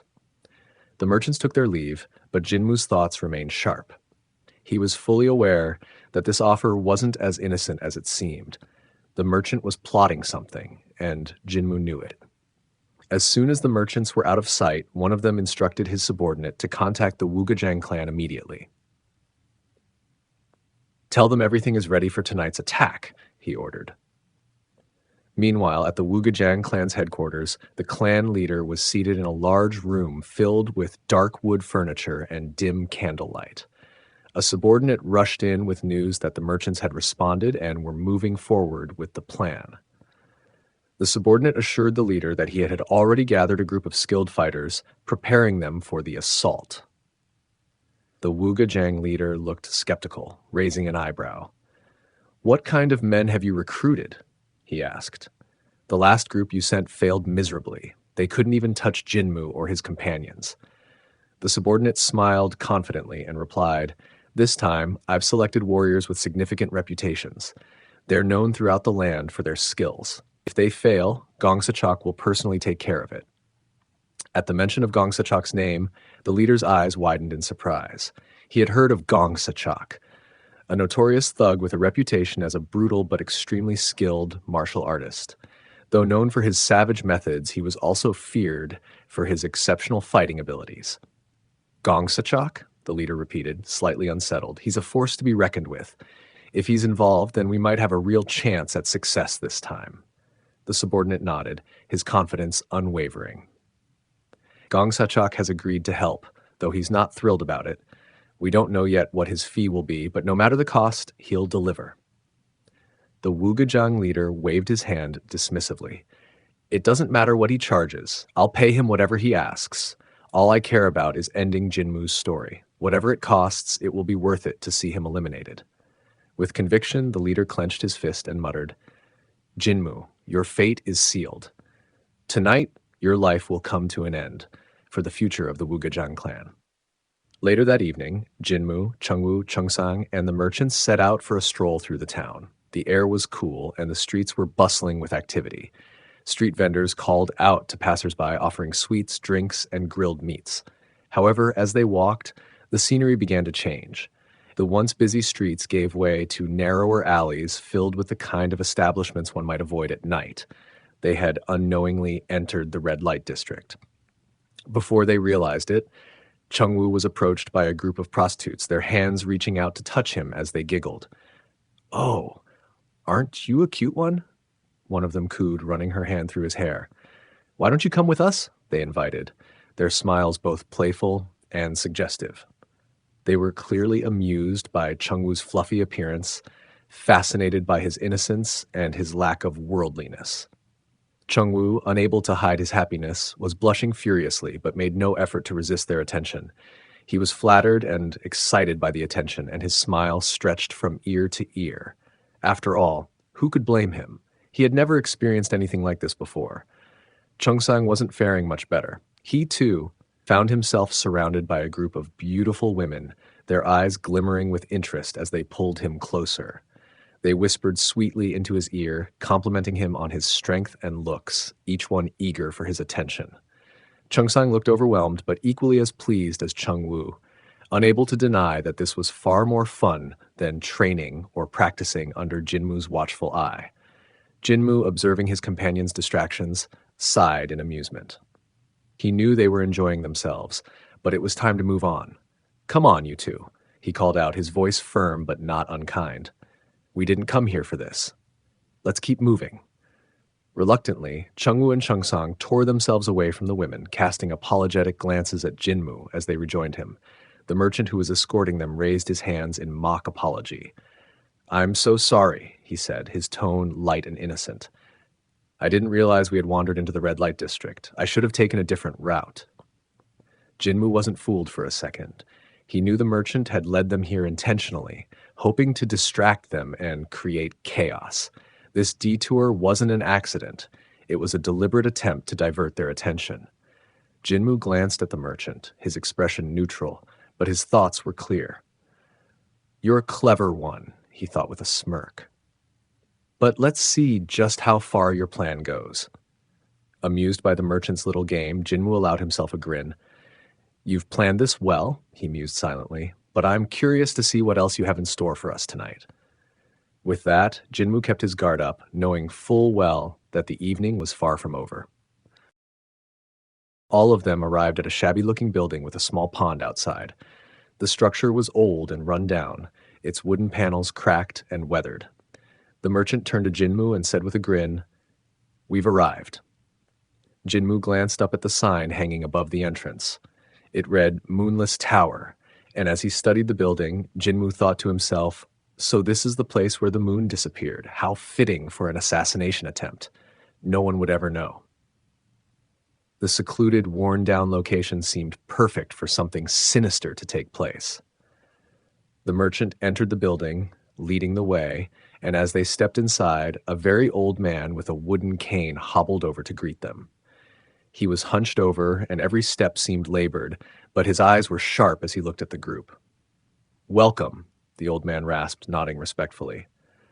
The merchant spoke to him briefly, mentioning that they had already reserved a room, and the old man raised his hand, signaling them to follow. Jinmu looked around the place, unimpressed. "He's too old to be running a place like this," Jinmu thought, noticing how poorly maintained everything was. The dust on the railings and the abandoned atmosphere made it clear the place hadn't seen many visitors. "It's so quiet here. Not even a single fly, except for us." Chungwoo and Chung-sang, however, were oblivious to these details and marveled at the building. "Wow, look at this place," Chungwoo said in awe, while Chung-sang nodded in agreement, equally impressed. The old man introduced a younger man who stepped forward. "This is Gowol. He'll be taking care of all of you," the old man said before retreating into the shadows. Jinmu immediately noticed Gowol's hands, calloused and rough. He's not just a waiter, Jinmu thought. Those hands belong to someone who knows how to fight. They were soon led to a private room that had been reserved for them. The room was filled with platters of food, musicians sitting in the corner, and women ready to serve. The table was set with a variety of dishes, and the smell of the food immediately caught Chungwoo and Chung-sang's attention. Both of them could barely hold back their excitement. The sight of beautiful women and musicians ready to entertain only heightened their joy. Chungwoo exclaimed, practically drooling as he and Chung-sang rushed over to the table. The merchant, watching their reactions with satisfaction, ordered the women to start serving food and pouring drinks. "Make sure our guests are well taken care of," he said, his tone dripping with hospitality. As one of the women began pouring drinks for Jinmu, he kept his expression neutral, though his mind was sharp. "I'm not foolish enough to drink this," he thought, watching closely. "There's a slight difference between my drink and the others, too subtle for most, but I can see it." It was clear to Jinmu that his drink had been tampered with. Just then, the door opened, and one of the merchant's subordinates stepped inside. He bowed quickly and spoke in a hushed tone. "Sir, some officials have arrived and are requesting your presence." The merchant apologized profusely to Jinmu, his tone filled with regret. "I must excuse myself for a moment, but please enjoy yourselves while I take care of this." Jinmu waved his hand, signaling that it was fine. "Don't worry about it," he said, watching the merchant leave the room. As the merchant's footsteps faded, Jinmu noted how hurried they sounded. He's running away, Jinmu thought, and his acting is terrible. His suspicions grew even stronger. The square-shaped room had only one exit, and Jinmu was now certain that the drink was poisoned. Not to mention the women serving them. Their toned muscles revealed that they were no ordinary waitresses. Looking around the room, Jinmu also observed the musicians. Their fingers, hardened with calluses, betrayed their true profession: assassins. Those bruises under their nails must be from handling cheap poisons. No doubt about it. They're here to kill us. One of the women approached Jinmu again, this time offering him another drink with a sweet smile. "Please, sir, enjoy another drink," she said, her voice soft but filled with hidden malice. Jinmu remained calm and declined. "Shamans don't drink alcohol. Why don't you drink it yourself?" he suggested, his eyes never leaving hers. The woman hesitated, clearly not expecting such a response. "But, my lord, it's not proper for me to drink in front of you," she stammered, trying to maintain her composure. Jinmu didn't budge. His voice grew sharper. "Drink it. Or should I force you to drink it? Let's see what you've mixed into it." His words were cold, and the threat in his tone was unmistakable. The woman froze, her facade crumbling. The rest of the assassins in the room tensed up, realizing that they had been exposed. Chungwoo remained completely clueless, still enjoying his meal, while Chongsang had finally caught on to the tension in the room, glancing at Jinmu in confusion.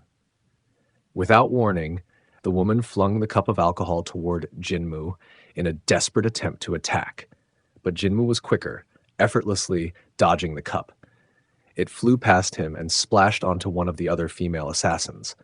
The liquid burned through her clothes and scorched her skin, causing her to scream in pain as she clutched her hand, trying to wipe the poison off. Jinmu's eyes darkened as he took command of the situation.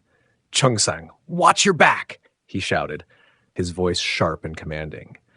At that exact moment, another assassin, a woman wielding a sharp hairpin, lunged at Chongsang from behind, aiming directly for his neck.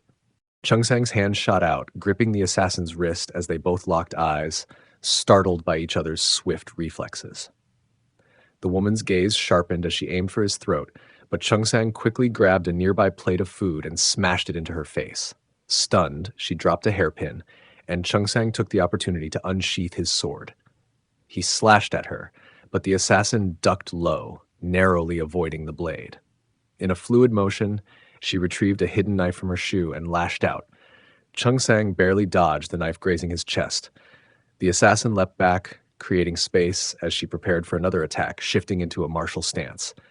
Meanwhile, Chungwoo, still confused by the chaos, yelled frantically, "What's happening here?" His panic only worsened as another assassin lunged at him. Screaming for help, he froze. Jinmu, battling two attackers at once, glanced over in frustration. "Chungwoo, get it together." Jinmu quickly seized control, gripping each woman's wrists and immobilizing them. With a powerful motion, he slammed one assassin to the ground. "Chongsang!" he called, kicking a vase filled with poison toward him. Chongsang caught it mid-air with his sword and flung it at the musicians, who scrambled to avoid it. One, however, stood his ground, launching a barrage of poisoned needles at them. Jinmu didn't flinch. He kicked a table in half and used the pieces as shields. Chongsang mirrored his action, both men blocking the needles with ease. But the projectiles found unintended targets. Some of the female assassins were hit, and Chungwoo, hiding behind one of them, was also struck. He screamed in pain and collapsed. "Chungwoo!" Chongsang rushed to his side, panic in his voice. Chungwoo groaned, "I can't feel my body." Jinmu quickly inspected the needles, sniffing one before giving a reassuring nod. "It's just a paralysis agent. Pull them out and he'll be fine." With the immediate threat under control, Jinmu turned to the attackers, his smirk returning. "You lot should really work on your skills," he mocked. One of the musicians, now exposed as an assassin, asked in disbelief, "When did you figure it out?" "From the start," Jinmu said confidently. "There were too many signs to miss." He casually asked, "Who hired you? The merchants?" The assassin's expression hardened. "I don't reveal my clients," he replied, pulling small vials from his robe. Jinmu's eyes narrowed. "Is that so?" With lightning speed, he delivered a punch to the assassin's face, knocking him down. "Then stay quiet." The dazed assassin could barely process what had happened. "He's too fast. I didn't even see him move." His partner, in desperation, hurled another wave of needles, but Chung Sang deflected them effortlessly, placing his sword at the attacker's throat. "Don't move," he commanded coldly. "Jinmu, what do we do with them?" Chung Sang asked, his voice steady but tense. Jinmu's lips curled into a grin. "They won't talk. Maybe it's time to finish this." The assassin's eyes widened in fear. Who are these people? As Chung Sang raised his sword, the door crashed open and a young man burst in. In a flash, the newcomer's kick knocked Chung Sang's sword aside. Chung Sang looked up startled and recognized the man as Gowal, who had been waiting outside. Gowal's eyes burned with anger as he grabbed the fallen assassin by the collar. The assassin, still alive, sighed in relief. Jinmu studied Gowal carefully, intrigued by his presence. Surveying the scene, Gowal's expression darkened when he saw the injured women. "You hurt the women?" he growled through gritted teeth. Jinmu stepped forward, trying to explain. "We didn't." "Shut up!" Gowal snapped, cutting him off. His fury was palpable as he dropped into a fighting stance, fists clenched and ready. Jinmu's patience was wearing thin, frustration flickering in his eyes. Gowal stood firm, his expression steely as he prepared for a fight. He directed a challenge at Jinmu, demanding he step up. Jinmu assessed Gowal and concluded that engaging him directly would be futile. It would only waste time. Instead, he decided to let Chungwoo have the opportunity. "Chungwoo, it's your turn," Jinmu declared, noting that Gowal was unarmed. Chungwoo's eyes widened in shock and fear at the prospect. As Gowal released a formidable aura from his hands, Chungwoo's terror grew and he screamed in panic. Jinmu, showing no sympathy, gave Chungwoo a firm kick, pushing him forward to face Gowal while Chungwoo cried out.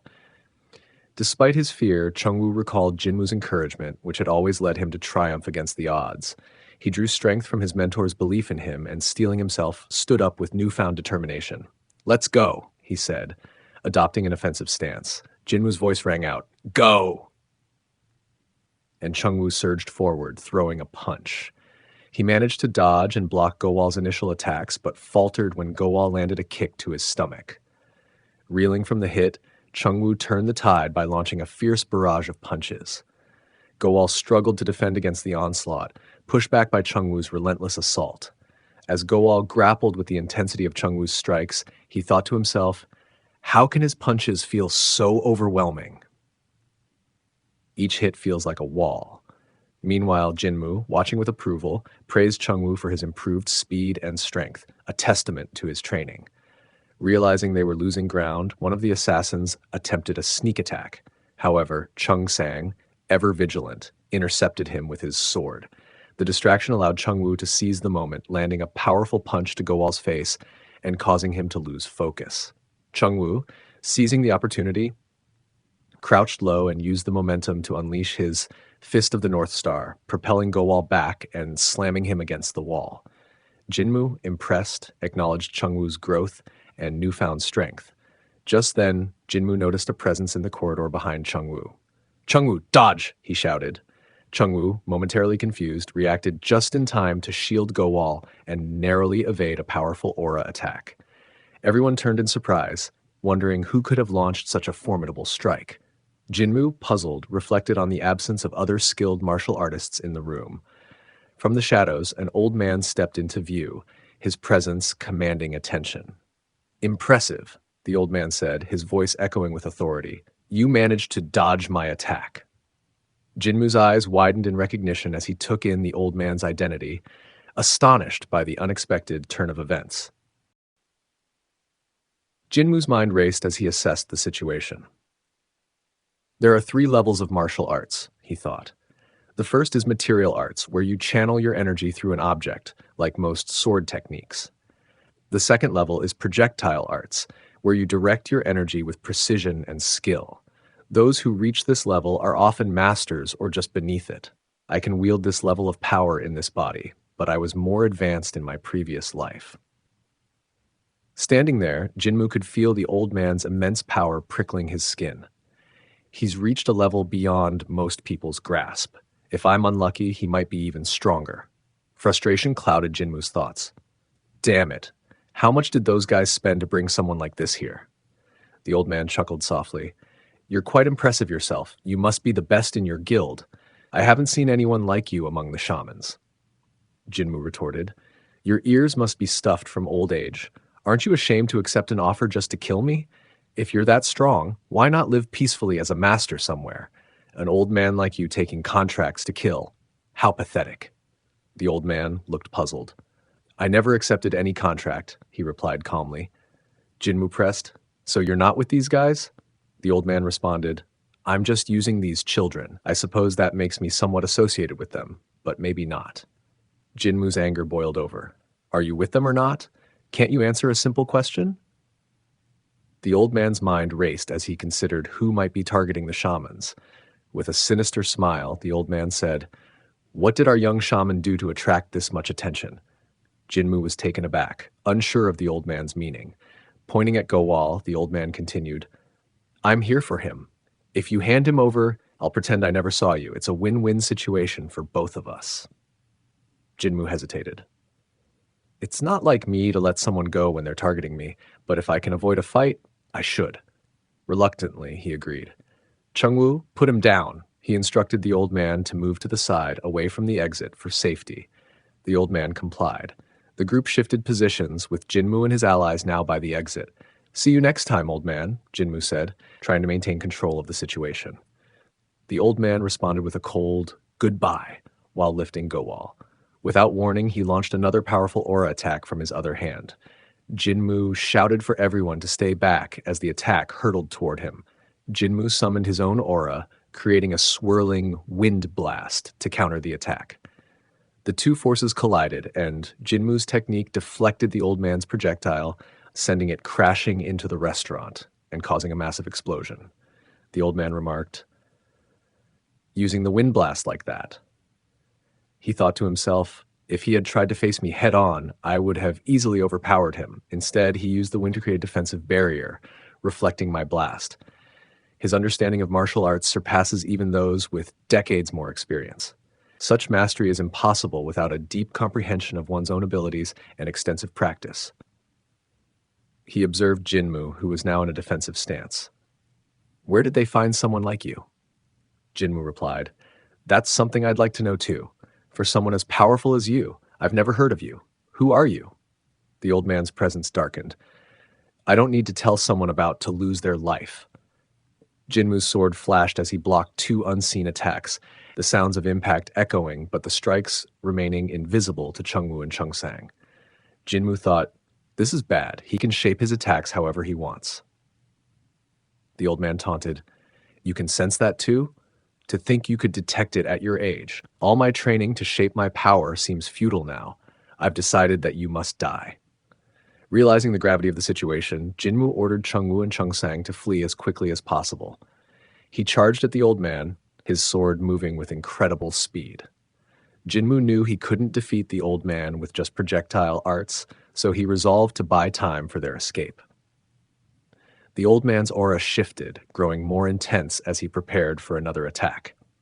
Jinmu's movements were swift and precise, aiming to keep the old man occupied and prevent him from targeting Chungwoo and Chungsang. The clash of their energies filled the room with a palpable tension, each side testing the limits of their abilities. As the old man's attacks continued to rain down, as Jinmu launched a series of attacks, the old man moved his aura blades with effortless grace. They sliced through Jinmu's strikes, leaving minor scratches on his body. Jinmu's previous attacks came back around, but he managed to counter them just in time. He swung his sword in a desperate attempt to overwhelm the old man, but the old man dodged with ease, even while carrying the unconscious Gowal. The old man responded with a rapid barrage of punches. Jinmu struggled to keep up, each punch landing with startling force. Despite his best efforts, Jinmu found himself barely able to defend against the relentless onslaught. As Jinmu swung his sword again, the old man casually stood on it and remarked, "Son, I admire your will and effort to ensure your brother's escape. But I'm growing bored. You might as well unleash your full power," his tone dripping with condescension. Jinmu gritted his teeth. "Damn this geezer," he muttered under his breath. The old man leaped from the sword and landed gracefully on the ground. Jinmu, now determined and focused, prepared for a final assault. With Chungwoo and Chungsang safely escaped, Jinmu channeled his aura into his sword. This old man is incredibly strong. To him, I'm probably an insignificant ant, but even ants can be brave, he thought. With a shout of, Take this. Jinmu slashed the air multiple times, unleashing a barrage of aura slashes. The attack seemed endless, but the old man remained unflinchingly calm. I know it's just a show, the old man thought. I can see right through you. He created a red net-like barrier to block the slashes, but Jinmu pressed forward, aiming to break through. The barrier was resilient, warping the space around Jinmu's sword. Frustrated, Jinmu took a round swing and landed back. The old man chuckled. All those flashy moves were just a distraction. The real attack was coming from behind. You did your best, though.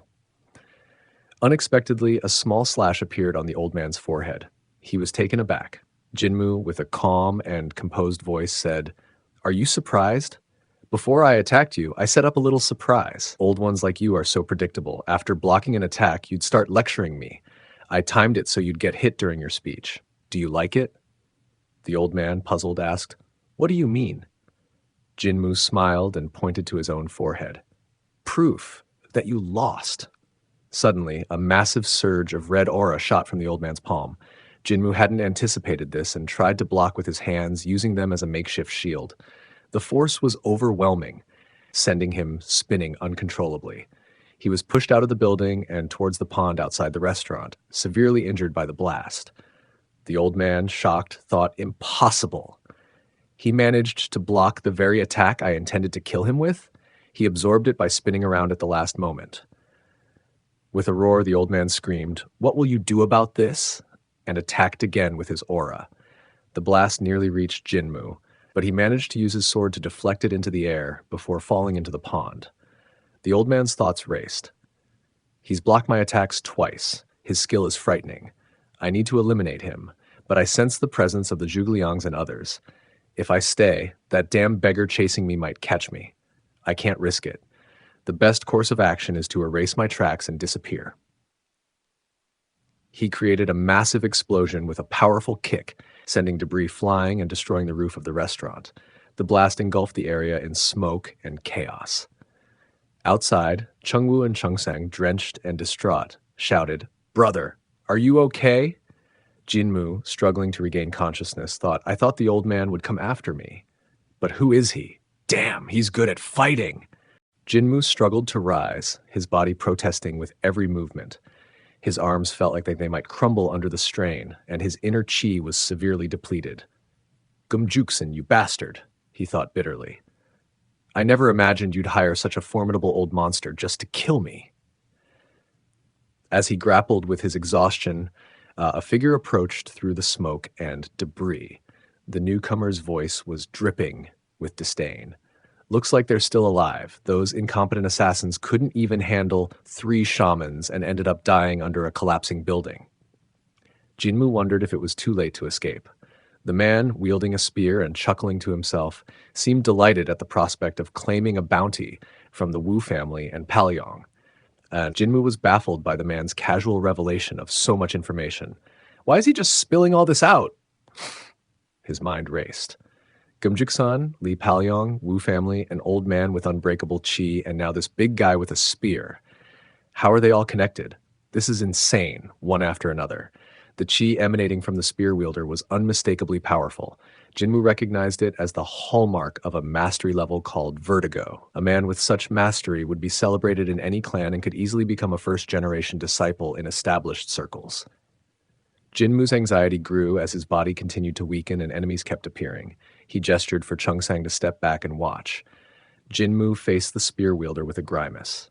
"Hey, you, I'm in a terrible state right now. Stop showing off and get lost," he thought.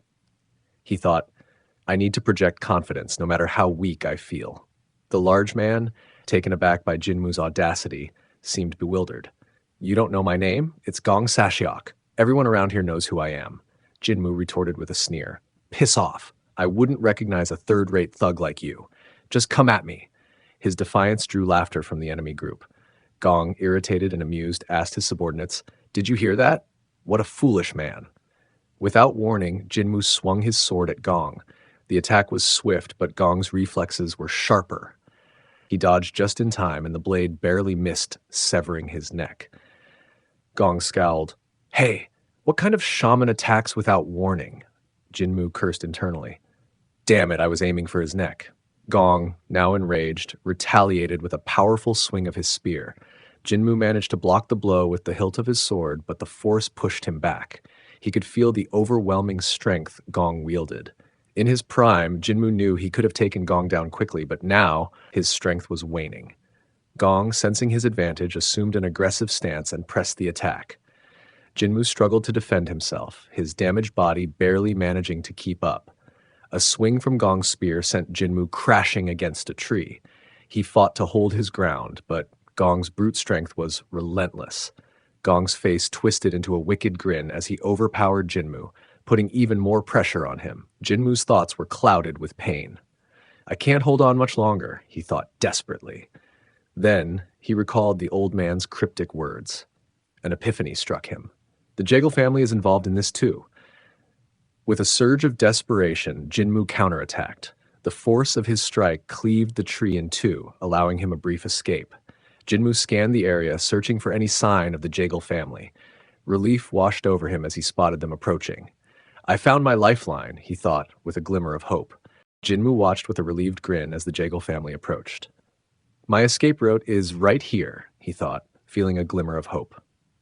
Gong, still unaware of the changing tides, swung his spear with full force.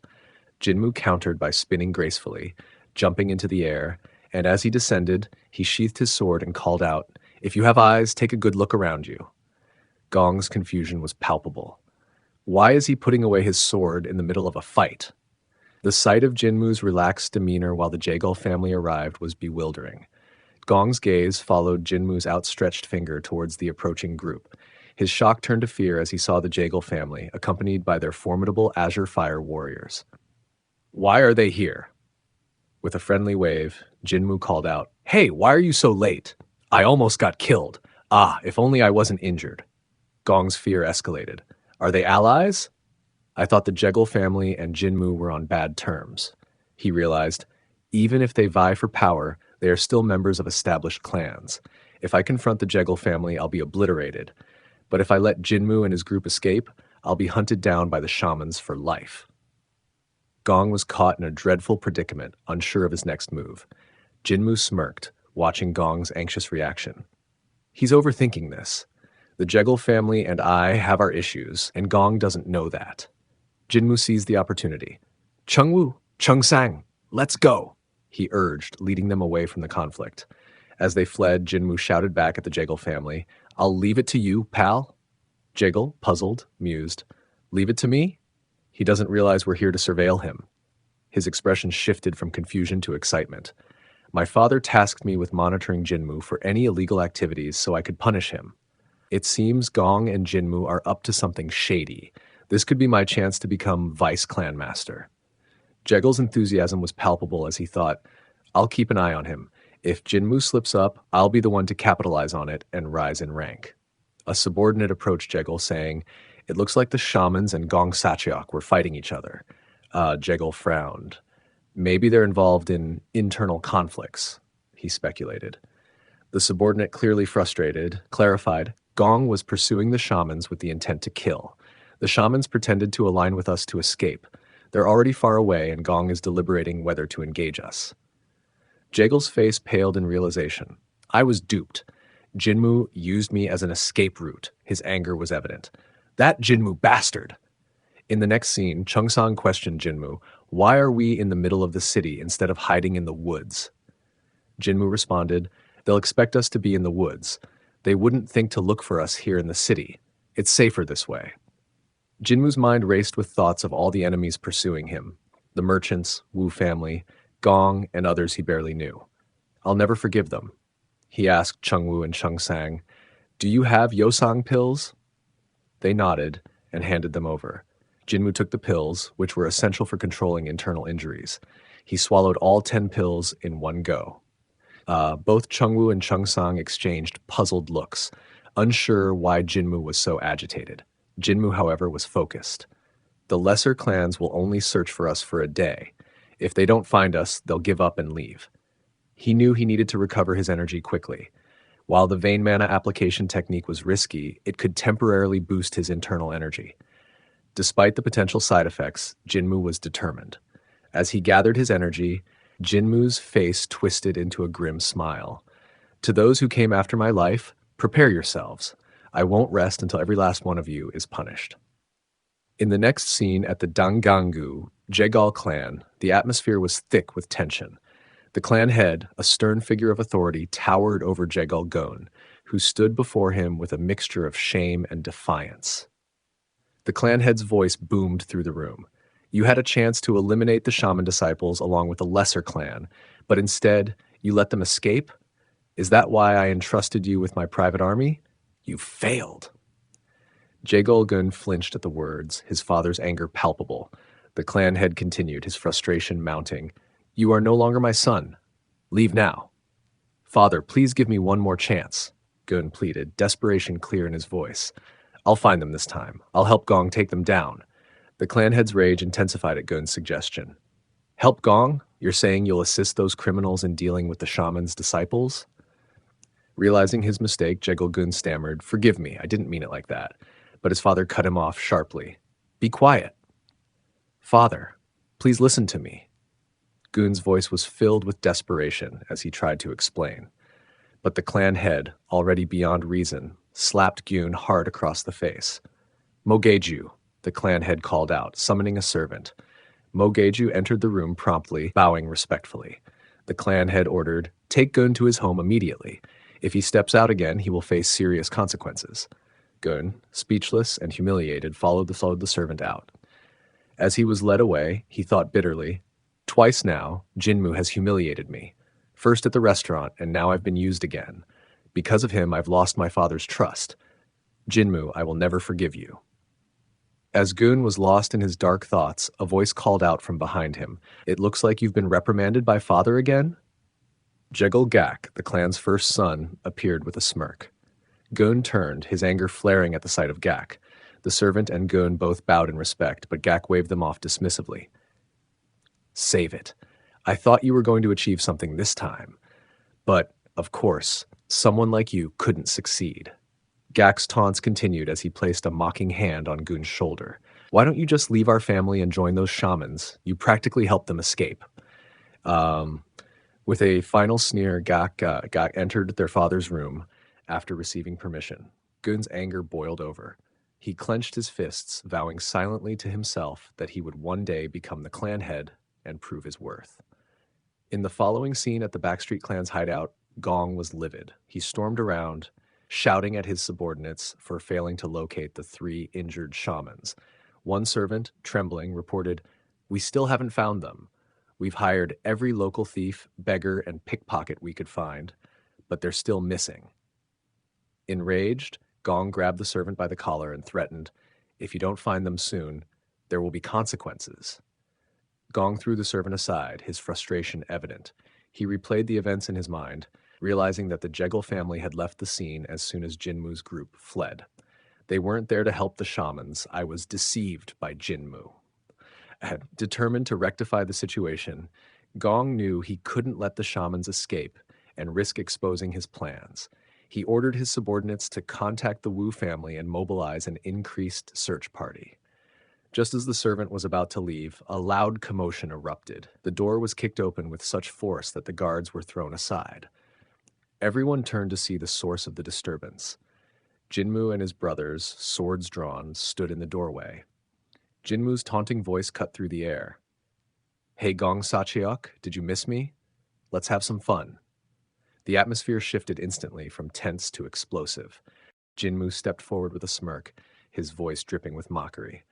Well, why do you all look like you've seen a ghost? You look even worse now. Surprised? His eyes gleamed with confidence as he continued.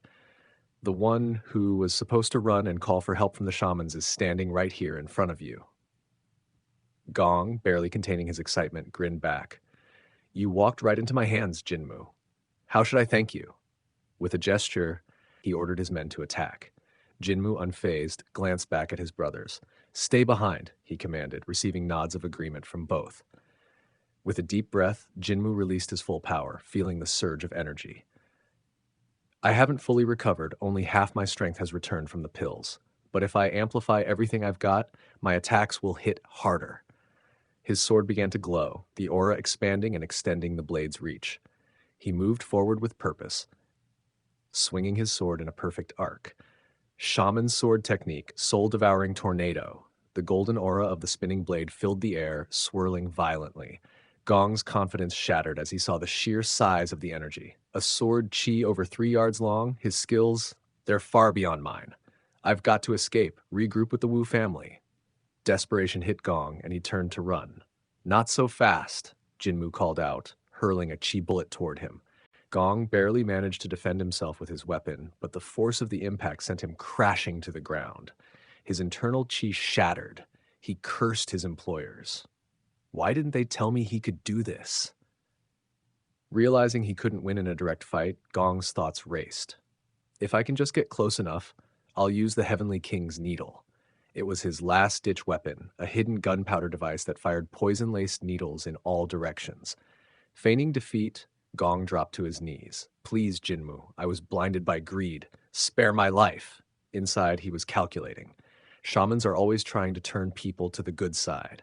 If I look pitiful enough, he'll lower his guard. But Jinmu wasn't so easily fooled. As Gong prepared to strike with the hidden needle, Jinmu moved in a blur. The next moment, he was behind Gong, disarming him with ease. Grabbing him by the hair, Jinmu hissed, "Did you really think I wouldn't see through your tricks?" Gong was paralyzed with shock, his plan completely undone.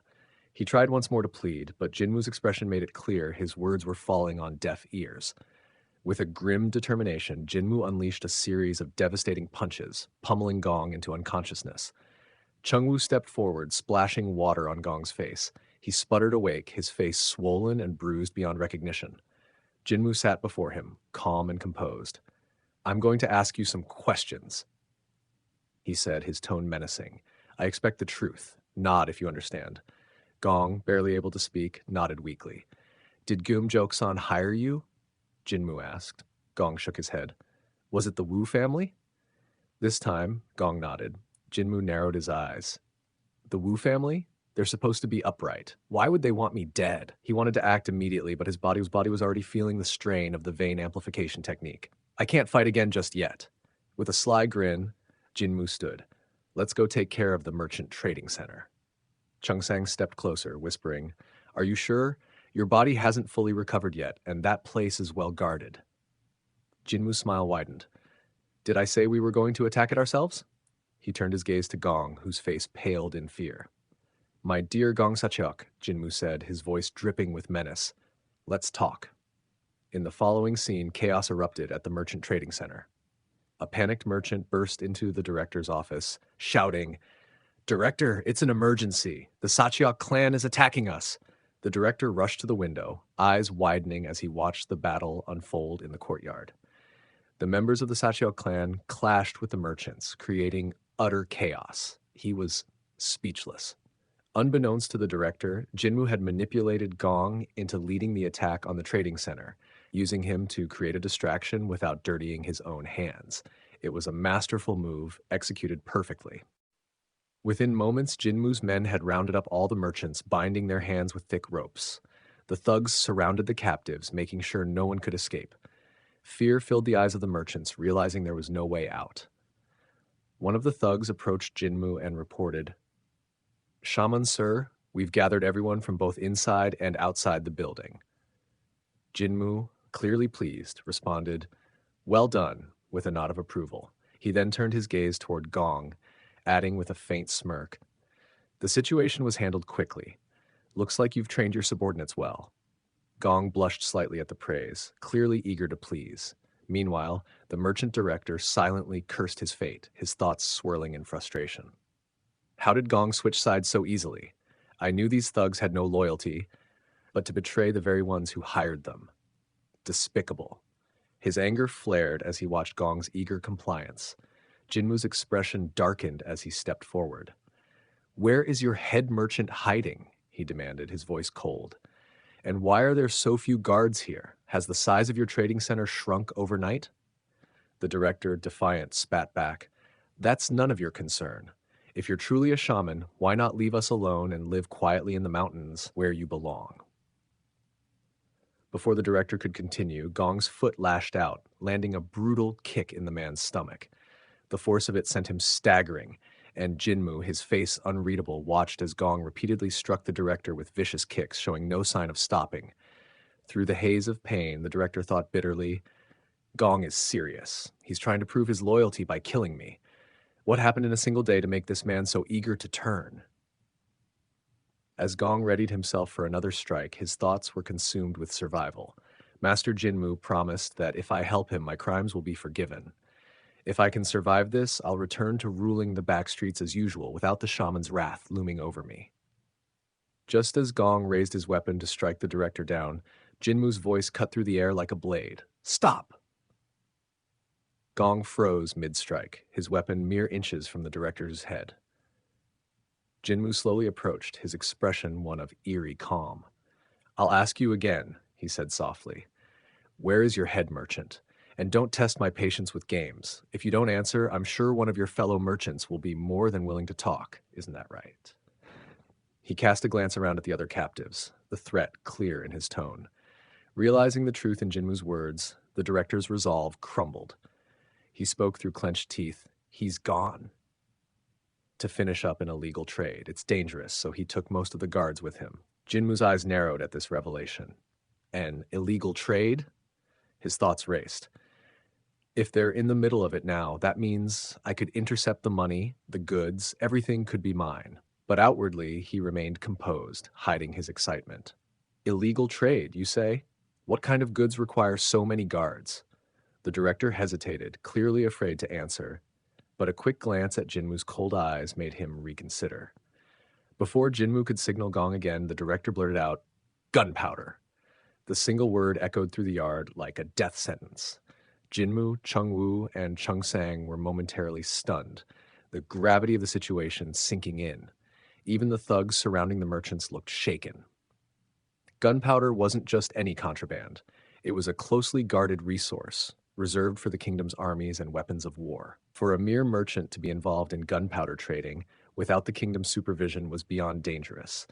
Such dealings could be seen as treason, and anyone connected could be crushed by the military in a heartbeat. Chengsang stepped forward, his voice low but urgent. Sasuk, if this is gunpowder, we have no choice. We have to report this to the discipline committee. Jinmu's mind raced. My plan was to take the goods and money and exact my revenge. But gunpowder, that changes everything. I may have to give up on this one. After a moment, Jinmu asked, where is this trade happening? The director, realizing there was no point in withholding the information any longer, answered, the North Pond, in the reed field.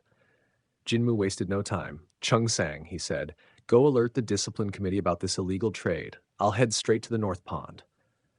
Chengsang hesitated, concern etched across his face. By yourself? Isn't it better to wait for the committee? There's no time, Jinmu replied, already starting to move. If the trade is finished before we arrive, we'll lose any evidence. Just then, a hand grasped Jinmu's shoulder. It was Chengsang. Sasuk, I can't let you go alone. You're still injured. It's too dangerous. Jinmu turned, surprised by his concern. With a reassuring smile, he said, believe in me. I'll get there first and hold them off. You just bring the committee. Chengsang, deeply moved by Jinmu's determination, nodded. As he leaped towards the discipline committee's headquarters, he thought, Sasuk is truly walking the path of the shaman, risking his life for justice. I must hurry. I won't let him face this alone. Meanwhile, Jinmu dashed through the streets, his thoughts sharp. I have to reach the trade site before the committee. Even if I can't seize the gunpowder, I need to intercept the money. In the next scene at Reed Field, north of Downjourning, the merchant orders his underlings to stay alert for any suspicious activity.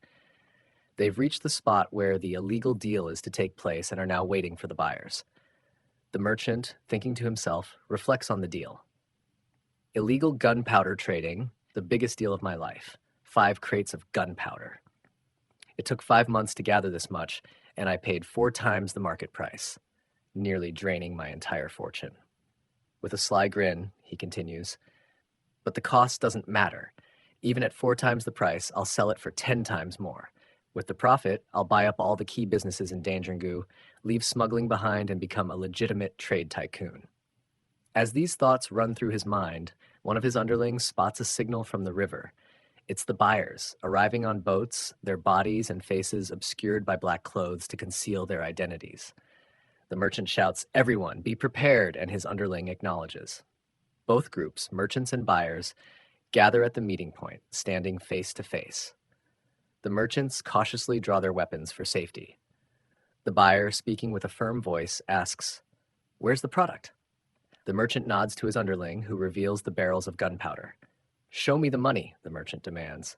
In response, the buyers reveal a large chest brimming with gold, glowing in the dim light. Seeing the gold, the merchant's excitement spikes. "It's settled," he declares, just as a voice calls out from behind, "Stop right there!" Turning around, the merchant's face goes pale as he spots Jinmu and his group. "After nearly pushing me to death's door, how has life treated you?" Jinmu taunts. Panic strikes the merchant as he thinks, Jinmu shouldn't be alive. And why is Gong with him? Did they join forces? The merchant, shaken but determined, orders his soldiers to attack Jinmu and the others, confident that his numbers will overwhelm them. As his men charge, Jinmu shouts, "Gong!" And Gong yells, "Everyone, charge!" From the shadows, dozens of fighters emerge, surprising the merchant. He watches in shock as the tide quickly turns against him. Gong, fueled by fury, rushes into battle, defeating several soldiers in one swift move. It becomes clear that Jinmu's side is winning. At one point, Gong kicks an attacking soldier so hard that he flies into the merchant, knocking him off his horse and sending him crashing to the ground. Dazed, the merchant thinks, "How did it come to this? My elite guards are being crushed." My man, Chengwu, is not going easy on them either. While everyone is using weapons, Chengwu is going all out without any weapons. Gotta love him at any cost. Realizing his plan has fallen apart, the merchant tries to grab the gold and flee, but the buyers stop him. "The deal is off," they say. "We're taking our gold back." Desperate, the merchant pleads with them to join forces and attack Jinmu's group so they can still complete the deal. But the buyer's leader, now suspicious of the attack, refuses, sensing a setup. It's almost as if they were waiting for us. Cursing his ill fate, the merchant's panic is cut short when Jinmu suddenly kicks one of the buyers in the face, shouting, "Get your hands off that!" For a brief moment, the merchant is overjoyed, thinking Jinmu is helping him. "He looks like an angel saving me," the merchant thinks, but in the next second, Jinmu punches him as well. Never saw it coming. Jinmu places his foot on the chest of gold and sneers, "I've fought too hard for this. Don't even think about getting close." Jinmu orders the buyers, "Leave now while you still have the chance. If you want to fight, I won't stop you." The buyer, poised to attack, is suddenly interrupted as flies toward them, and within seconds, a rain of arrows follows, leaving Jinmu and everyone else in shock. Chungsang arrives with the discipline committee, and their leader orders the archers to stop firing. Chungsang commands his forces to start fighting, but Jinmu curses him under his breath. "That idiot showed up at the worst time. If the discipline committee sees the gold, they'll confiscate it for sure." Seeing the committee, the buyers panic and run toward their boats, terrified. Jinmu, realizing he can't hide the gold any longer, urgently calls out for Chengwu. He thrusts the gold chest into Chengwu's hands and orders him to run away as fast as possible. Chengwu stands clueless, unsure of what to do, so Jinmu slaps him hard, sending him running with tears in his eyes from the pain. While Chengwu flees with the gold, Jinmu turns his attention to the merchant leader, still on the ground and visibly trembling with fear. Jinmu is ready to exact personal revenge on him for trying to assassinate him and his group. The merchant leader shakes in terror as Jinmu approaches. After brutalizing him, Jinmu leaves the merchant swollen and beaten, resembling a balloon. As this happens, Chung Sang and the head of the discipline committee approach Jinmu and suddenly bow to him. Chung Sang, feeling awkward, forces out a congratulatory, "Well done" for Jinmu's brutal handiwork, though it feels strange to praise him for such a violent display. The head of the discipline committee shares the same sentiment, bowing automatically without knowing why. This guy is a brutal shaman, he thinks. The discipline committee apprehends everyone present, including Gong's gang. With a smile, Gong calls out to Jinmu for help. He blushes, assuming Jinmu will assist him, as they're on the same side. But Jinmu coldly ignores him and instead turns to the head of the discipline committee. "How much?" he asks. Confused, the committee head replies, What do you mean? Jinmu repeats, how much is the bounty on him? The committee head realizes what Jinmu is referring to and responds, oh, it's 100 silver. He hands Jinmu an IOU for the bounty and instructs him to cash it out at the discipline committee office. Gong is left dumbfounded, shocked to see Jinmu betraying him for a mere bounty.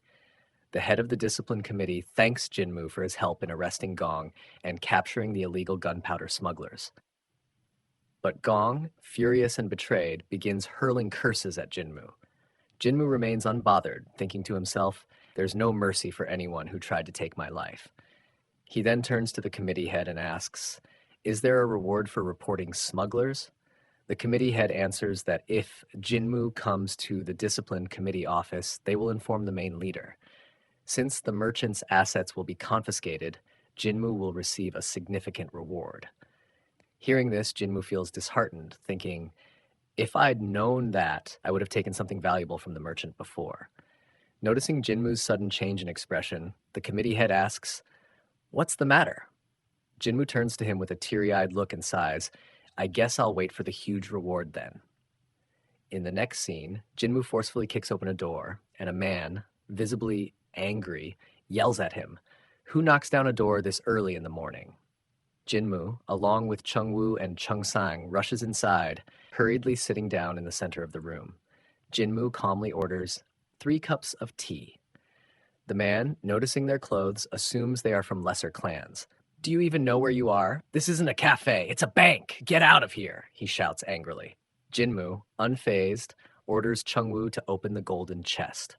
As the chest opens, a blinding light emanates from it, leaving the bank employee speechless. The sheer amount of gold inside is overwhelming, equivalent to the bank's entire annual trade volume. The man drops to his knees, exclaiming, Your Highness! He quickly introduces himself as Hang John, the head of the bank, and to his astonishment, Jinmu and his companions become the first shamans ever to open accounts at the bank. Jinmu smirks, thinking to himself, I opened accounts for Chungwoo and Chungsang just so they'd finally stop complaining. As he looks out the window, Jinmu reflects contentedly, today's turning out well, it feels refreshing. The head of the Wu family learns about the recent events, the Merchant Guild's confiscation, Gong's arrest, and Jinmu's unexpected survival despite the odds. He curses his situation, realizing the danger it poses. If his involvement in the events becomes known, his son, Jinhye, will be expelled from the Wudang sect, and his tendons might be severed, crippling him for life. Determined to protect his family, he orders his subordinate to contact the shamans and eliminate any evidence linking them to the merchants. The subordinate agrees without hesitation. The Wu family head plans to eliminate both Gong and the merchants to erase any trace of his involvement. Meanwhile, at the discipline committee, Jinmu receives reward points for his help. He is told that Sir Jihyun will personally hand him the reward for reporting the smugglers. On the way to meet the head of the discipline committee, Jinmu, now in new clothes and brand new shoes, is in an uncharacteristically cheerful mood. Just as he's reflecting on his good fortune, the head of the Wu family arrives. Jinmu immediately notices him and recalls that this is the man who ordered Gong to kill him. The Wu family head, pretending not to know Jinmu, approaches the judge and inquires about him and his companions. With a proud smile, the judge introduces Jinmu, praising his recent accomplishments. The Wu family head, smiling, acknowledges the events, though he chastises the merchants for letting the situation escalate. Jinmu, however, wonders about the man's motives. He has never interacted with the Wu family before, so why would they have hired an assassin to kill him? The judge, unaware of the tension, casually mentions the Wu family head's son, who is also a shaman disciple. Jinmu, shocked by this revelation, watches as the family head visibly becomes more nervous. As the family head prepares to leave, the judge recalls the son's name, Jinye, further unsettling the family head. Jinmu quickly pieces everything together, realizing the connection between the family head and the attack on him. With a cunning smile, he bows to the Wu family head, playing the respectful junior, and invites him to join them as they head to meet the main head of the discipline committee. The head of the discipline committee warmly congratulates Jinmu and his companions, praising their efforts. The Wu family head grows increasingly anxious. wondering if Gong or the merchant had already revealed his family's involvement in the conspiracy. His worst fears are confirmed when the committee head says that Gong confessed everything, claiming the Wu family had hired them to kill Jinmu. Terrified, the family head is about to admit his guilt when Jinmu unexpectedly steps in, declaring it a lie. Those thugs are just trying to blame others to save themselves, Jinmu says with a reassuring smile. The Wu family head is stunned by Jinmu's defense. The elder, confused by the mixed accounts, explains that Gong and the others also claim Jinmu had taken money and used them for his own purposes. Embarrassed, the elder apologizes for even considering the criminal's claims. The head of the discipline committee then informs Jinmu that the landowner is impressed with his work and invites him and his crew to stay as long as they want.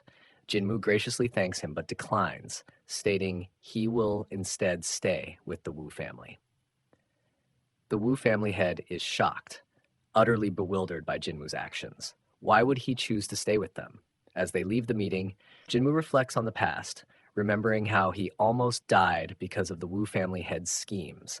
But now, Jinmu intends to use this newfound leverage to his advantage. He plans to exploit their weakness and rise within the Wudang sect, aiming to learn the rare technique that allows mastery of two martial arts within one body. With an evil smile, Jinmu silently warns the Wu family head, "Prepare for the worst." The head of the Wu family sits in his home, contemplating the recent events. He is troubled by the fact that the thugs have already revealed his involvement to the discipline committee, and eliminating them at this point would serve no purpose. Recalling Jinmu's sinister expression, he realizes that Jinmu must have already figured everything out.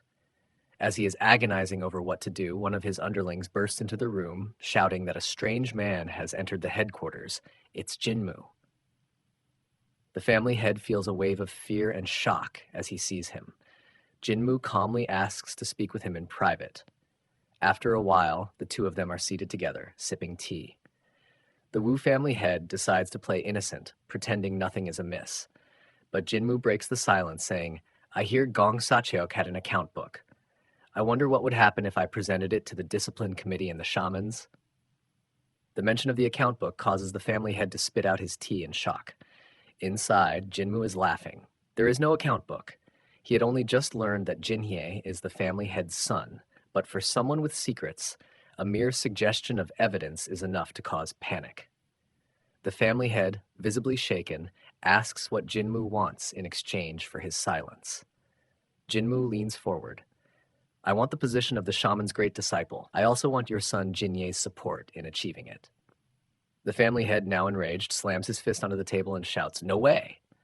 Jinmu remains calm, smirking as he responds, "Don't do it for free. Once I become the great disciple, I'll make sure your son becomes the shaman's clan master. All I want is the position of great disciple, nothing more." Deep down, though, Jinmu's thoughts are much darker. After mastering the legendary technique, he plans to use Jinye as a puppet while he controls everything from behind the scenes, eventually conquering the world himself. The family head still hesitates, his mind filled with doubts. Sensing this, Jinmu's expression darkens as he speaks with a menacing smile. "I didn't create this situation. You did. It's not like I'm asking for your help. You have no choice in this matter. Don't forget that." Jinmu's tone takes an even darker turn. "If you refuse, I'll simply bring the Wu family to its knees." The family head, now furious, opens his mouth to shout, but suddenly he feels an overwhelming surge of power that leaves him frozen in place. A dark aura, resembling a massive snake, wraps itself around him, suffocating him with its sheer intensity. The family head realizes with growing dread that Jinmu's power might surpass even the level of projectile arts. Jinmu's voice echoes through the room, menacing and cold. "Do you know why Gong switched sides in the end? It wasn't that he didn't want to kill me. He simply couldn't." Jinmu steps closer. "But I don't think you'll understand unless you experience it firsthand." Jinmu places his hand on the family head's shoulder, releasing his full aura. The family head, overwhelmed, struggles to comprehend the vast power Jinmu possesses. His thoughts race. How can a young shaman like him have such a gaze? It's like he's fought in countless wars. Tears begin to stream down the family head's face, unable to withstand the immense pressure. Satisfied, Jinmu finally withdraws, saying, "I'll be expecting Jinhye's help," before calmly walking out of the room. The family head collapses to the floor, shaken to his core. He realizes that Jinmu is not someone to be underestimated. The underlings rush to help him, but all he can think about is what to do next. He orders them to bring him paper so he can send an urgent letter to his son at the Shaman Palace.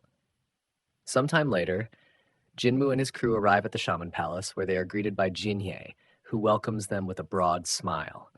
Despite the warm reception, Jinmu feels irritated at the thought of returning to the palace to resume a dull, tedious life. Jinhye rushes over, hugging Jinmu tightly and praising him for his accomplishments outside the palace. Jinmu, feeling disgusted, thinks to himself, "Get off me, you're disgusting." But Jinhye remains oblivious, exclaiming, "You've honored the spirit of the shamans." Jinhye also praises Chungwoo and Chungsang for their growth and leads them to the clan leader's room, where they've been eagerly awaited. The three bow respectfully, and the clan leader acknowledges their achievements. He expresses his gratitude for their efforts, saying that they may have unknowingly been entangled with smugglers, but now that they've returned, the money they took from the merchants should be returned to the discipline committee. Jinmu's heart skips a beat upon hearing this. His favorite teacher, Myung-Jin, confirms that Jinmu received a reward for apprehending the smugglers. Jinmu's anxiety builds as he realizes what is about to happen. Myung-Jin turns to Jinmu with a smile, calling his name. Jinmu, beads of sweat forming on his forehead, thinks, No, this can't be happening. You wouldn't take my money, would you? If you ask me, I won't be able to refuse. The teacher smiles warmly. Jinmu, hand over the money you received to Master Myung-sun. Jinmu, unable to disobey, reluctantly agrees. Yes, master, he mutters, inwardly seething. I have no choice but to obey. The next day, Jinmu heads to the abandoned shrine in the Rock Mountain, a secluded spot he has claimed as his personal training grounds. Sitting in meditation, he focuses on gathering his core energy. As he does, the image of the old man from his memories resurfaces. Jinmu realizes that even in his past life, he never figured out who that man was. What stood out, however, was the unique technique the old man used, concentrating his chi and releasing it with an explosive force through a simple pulling and stretching of his hand. A skill that ignored conventional methods, leaving Jinmu in awe of its strangeness. Determined to imitate it, Jinmu starts practicing the old man's moves. With every attempt, he generates aura punches and pushes the waves in a spiral motion. But just as he feels he's getting the hang of it, the aura dissipates. Frustrated, he shouts, "Damn it!" His voice echoes through the shrine, carried out into the surrounding mountains. Falling to the ground, Jinmu mutters to himself, "The old man's technique, I can mimic it, but something's off." He realizes that his problem lies not with his form, but with his lack of internal energy. Once someone reaches enlightenment, their internal reserves of energy expand significantly. But since Jinmu had already reached that level in his past life, there is no way for him to break through the enlightenment wall again in this life.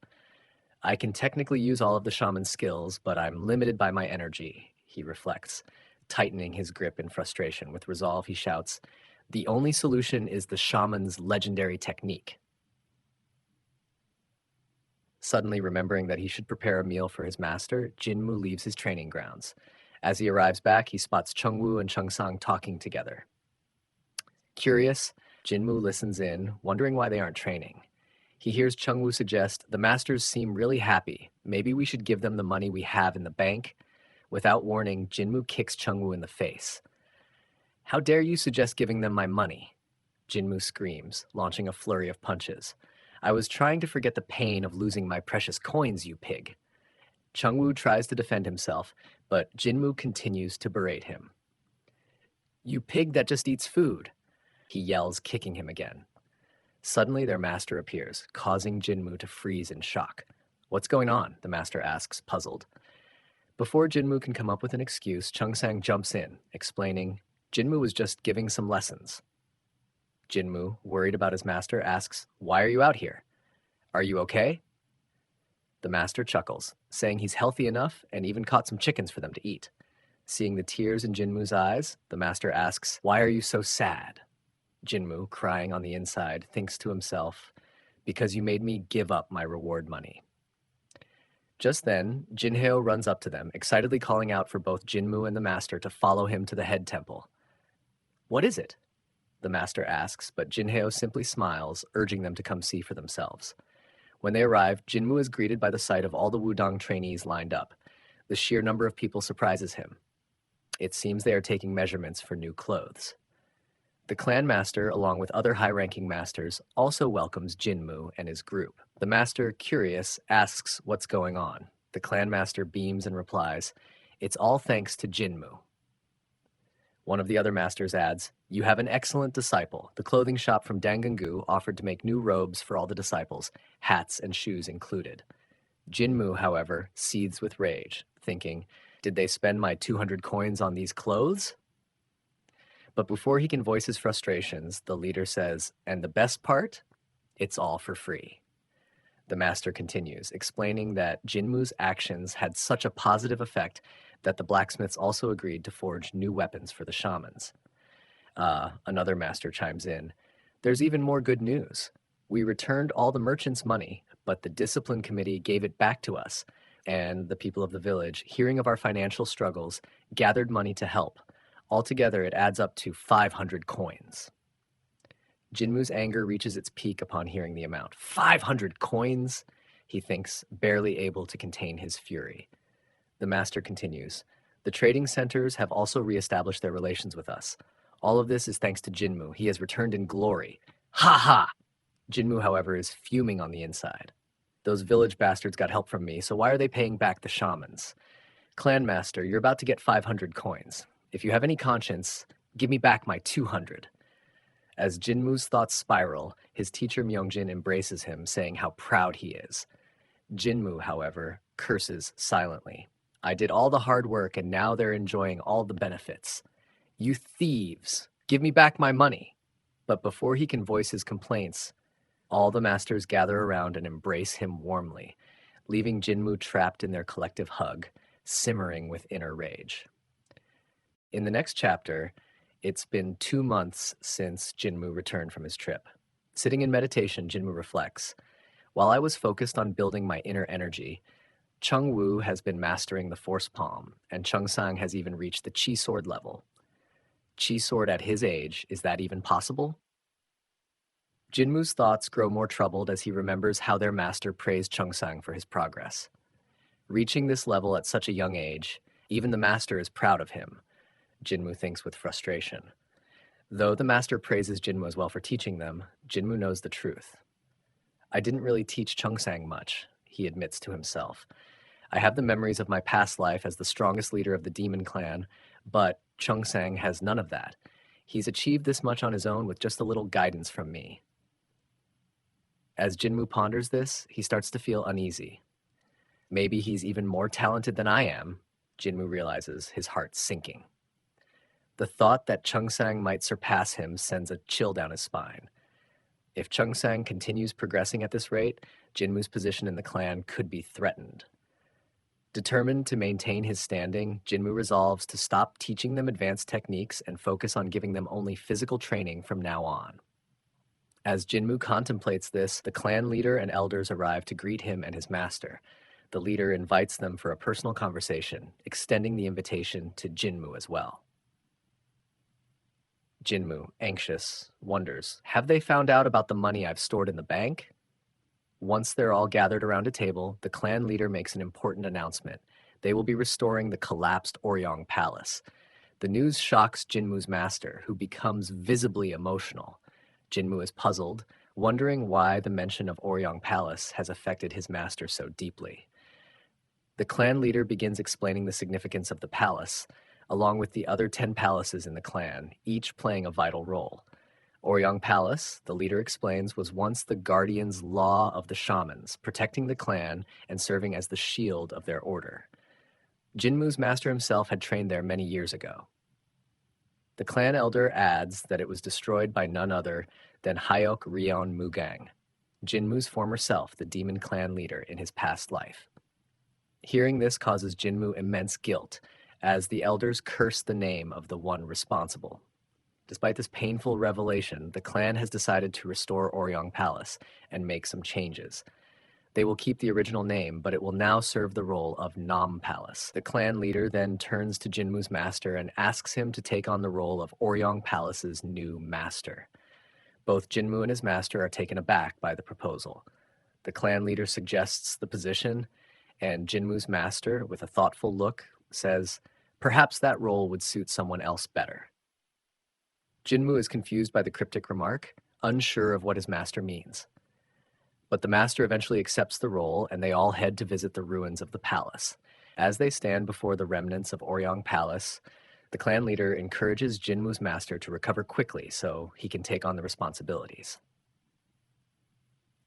The leader pats Jinmu on the shoulder, telling him that he, too, will have a lot of work to do in the future and will one day lead the shamans. Jinmu, relieved that the conversation wasn't about his money, still feels burdened by the looming responsibilities.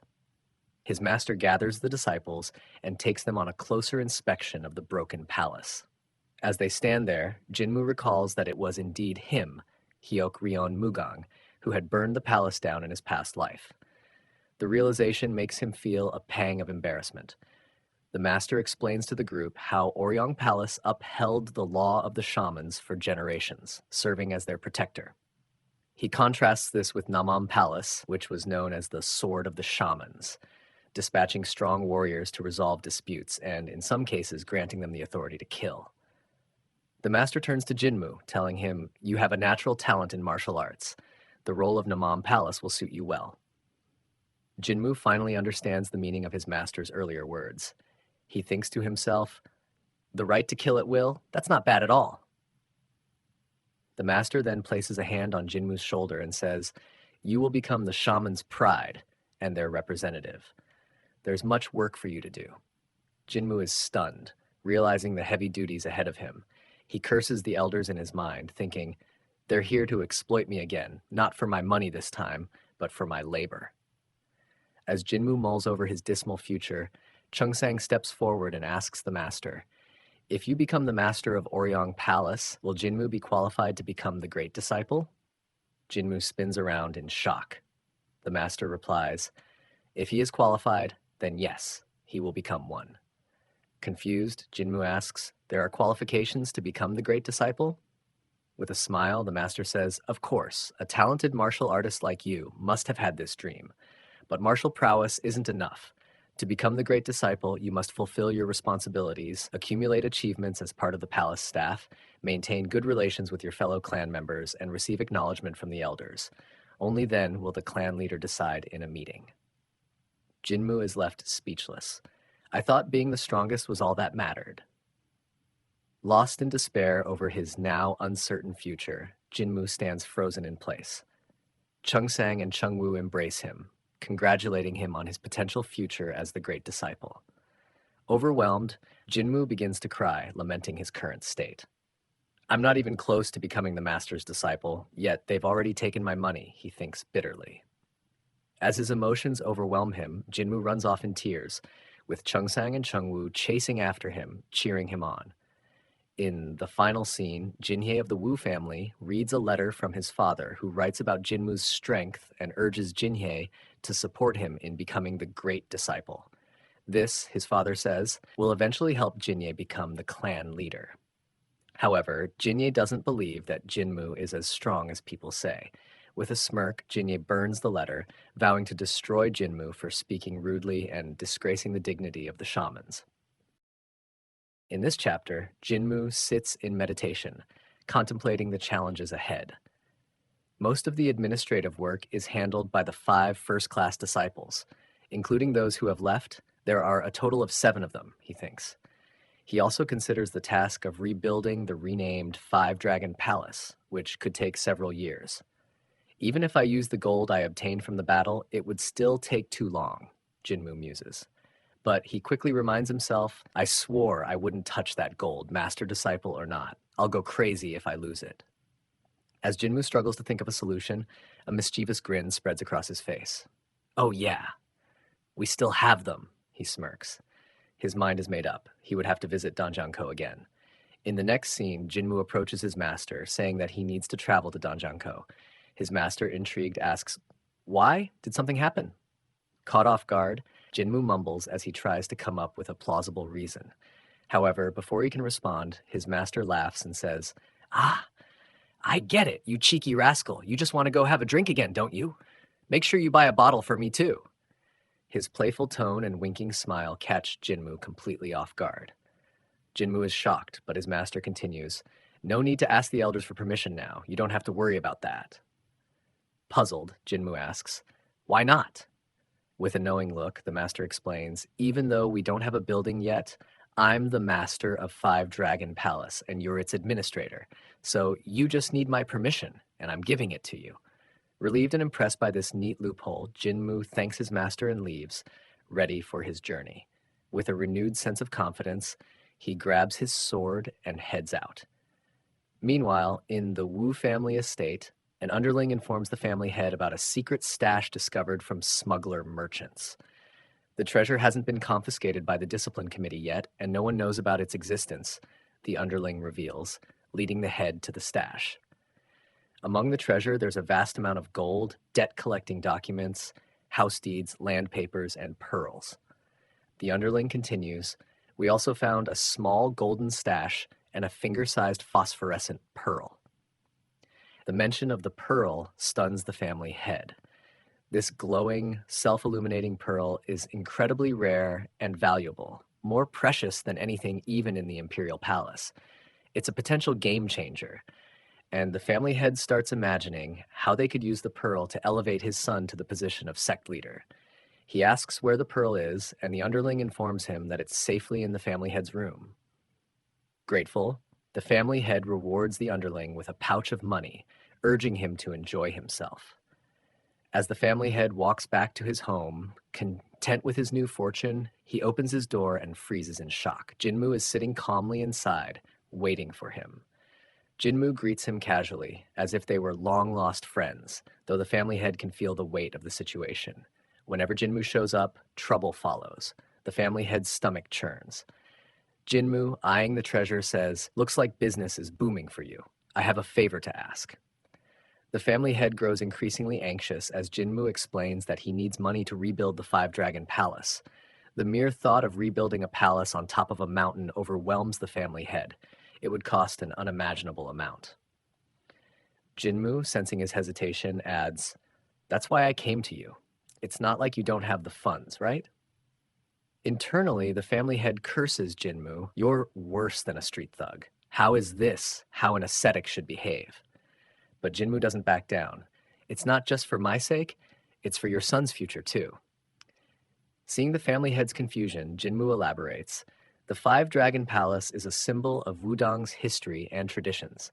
If your family sponsors the rebuilding, your family name will be inscribed on the palace's walls, on both the cornerstone and the inner pillars. Generations to come will see that, and your son's reputation will soar in front of the elders. His popularity will skyrocket." The family head, though wary, realizes that Jinmu's argument isn't entirely wrong. But this is Jinmu we're talking about. He's like a fox that talks, he thinks. Jinmu goes on, making every effort to convince the family head that this is a long-term investment, one that will pay off in reputation and power for generations. Still doubtful, the family head hesitates, but Jinmu suggests, "We can draft a written contract if you'd like."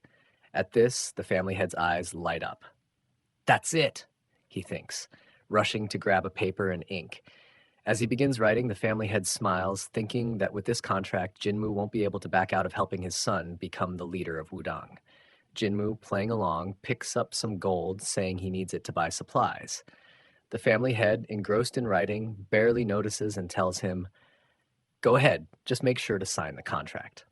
Jinmu even suggests adding his name to the contract as someone integral to the donation's success, which the family head eagerly agrees to. Yeah, I got you," the family head says, still writing in excitement. Finally, he finishes the contract and shouts, "It's done." But as he turns around to give the contract to Jinmu, he's greeted by an empty room. Jinmu is already gone, having taken some gold without signing anything. Realizing what just happened, the family head screams, "Damn you!"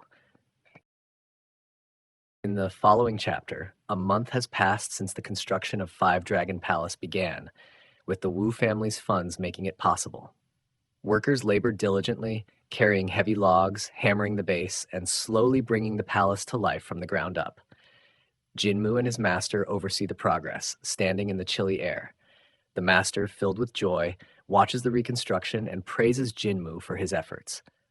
He is also appreciative of the Wu family for covering the expenses. Jinmu is pleased to see things going according to plan, but his concern for the master's health grows as the cold sets in. "Master, it's cold. We should go inside to warm up," Jinmu urges, but the master shakes his head with determination. "I never thought I'd see this construction again in my lifetime," the master replies, his eyes fixed on the workers. "Let me stay here and witness this historic moment myself." The master then hands Jinmu a document, a list of new martial arts and branches needed for the disciples' training. Jinmu is taken aback by the detailed list, surprised at the master's foresight and dedication. However, the master suddenly starts coughing, and Jinmu grows anxious. "Master, please, let's go inside and rest," Jinmu pleads again. The master waves him off, muttering something about needing to add a few more things to the list, worried that he'd forgotten some details. Then, without warning, the master sprints toward the temple, moving with astonishing speed despite his illness. Everyone around is stunned, including Jinmu. Watching his master's quick reflexes, Jinmu can't help but smile. "Is he really sick? He's as fast as me," he thinks, amused and impressed. Seeing his master so full of life lifts Jinmu's spirits, making him wonder if it's his own happiness or the master's vitality that makes him feel this way. With renewed determination, Jinmu prepares to visit Grace Palace to carry out his master's orders. When he arrives, the master of Grace Palace is equally shocked by the extensive list. "What?" the elder exclaims, holding the paper in disbelief. Jinmu calmly replies, "Yes, it was given by my master." The elder is impressed. "Well, I suppose you'll need all of these," he says, nodding as he peruses the list. Jinmu can't help but wonder how easily they're agreeing to the demands. "Are you crazy too?" he thinks to himself. The elder then calls for Jinhee, a fellow disciple who enters the room. The elder instructs Jinhee to accompany Jinmu and deliver the letter together. Jinhee looks at Jinmu with cold, hostile eyes. "Follow me," he says icily, and Jinmu feels a familiar tension rising. Jinmu, sensing the animosity, thinks, "This kid, based on that glare, you still haven't forgiven me. I didn't expect you to give in so easily, but it would have been nice if you'd understood my intentions by now." With a sigh, Jinmu resigns himself to the fact that things between them haven't improved. The two make their way along a narrow, rugged path that winds around the mountain. The Grace Palace sits perched on a cliff, its precarious location making it difficult to access, which is why there are no guards stationed along the route. Jinmu can feel the growing hostility emanating from Jinye, and the tension becomes palpable. "What are you staring at?" Jinmu suddenly asks, his voice teasing. "Did you fall in love with the back of my head or something?" He throws a smirk over his shoulder, knowing exactly what's going on. Jinye, seething with rage, breaks his silence. "Are you really at the level of Tangi?" he asks. "Among the entire Wudang sect, only 2 have ever reached that level. I've seen their skills, and there's no way you're on their level. It's suspicious that you beat Jin Heo. Maybe my father's eyes were deceived by you. So there's only one conclusion. You're using magic to fool people. Aren't you ashamed to be a Wudang disciple?" His voice rises with anger, his body trembling with resentment. Jinmu bursts out laughing. "Is that all you've got?" he asks between fits of laughter. "You idiot." Jinye, furious at being insulted by a junior, demands respect. "How dare you disrespect me?" Jinmu's tone shifts to a cold, calm demeanor. "How can I respect someone who's trying to kill me?" he says with a piercing gaze. He continues, "I can see your thoughts clearly. We're here on this isolated path, and you want to take your revenge and tell the elders that I slipped and died. Isn't that right?" Jinmu releases a powerful, overwhelming aura, his gaze locking onto Jinhye. "Think carefully," he warns. "If you cross that line, you'll never see the light again, regardless of my secret agreement with your father.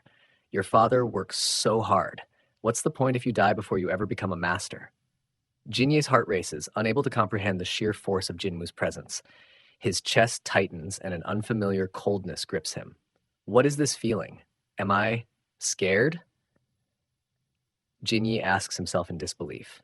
Scared of a man who eats meat, talks nonsense, and never listens, he tries to shake the thought but finds himself consumed by fear. Convincing himself that Jinmu is using some kind of sorcery, Jinhye releases his own aura, ready to attack. Die, he screams, launching himself toward Jinmu with fury in his eyes. His aura-infused hands aim to strike. Jinmu, still smiling calmly, watches Jinhye's reckless attack unfold. In the end, it always comes to this, Jinmu thinks. You stupid bastard! Jinhye thinks, if I channel my chi into a sword, it becomes a chi sword. But it doesn't have to be a sword. If I channel my chi into my fist, it becomes fist ki. With this thought in mind, he shouts, be prepared, and lunges forward to attack. Jinmu, still radiating confidence, blocks the strike and smoothly rotates his hand, effortlessly dodging the rest of the attacks. No matter how many fist chi strikes Jinhye throws, he can't seem to land even a single hit.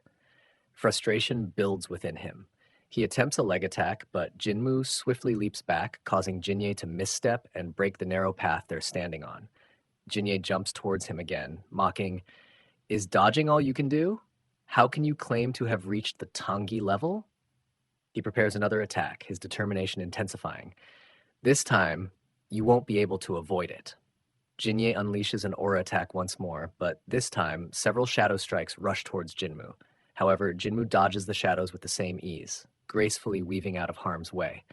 Jinhye scoffs, on such a fragile path, you can't keep dodging forever. He moves closer, preparing to grab Jinmu and throw him off the edge. But in an instant, Jinmu vanishes, moving so fast that it's as if he disappeared like Goku using instant transmission. Jinhye's eyes widen in disbelief. He can't fathom the speed Jinmu just demonstrated. Before he can fully process what's happening, Jinmu reappears behind him, yawning nonchalantly and mocking. What kind of fighter moves this slowly? Did you come to battle with only this much skill? Jinhye stands there, stunned, balancing precariously on one foot as if the cliffside were as flat as a training ground. The scene now feels like something out of Naruto.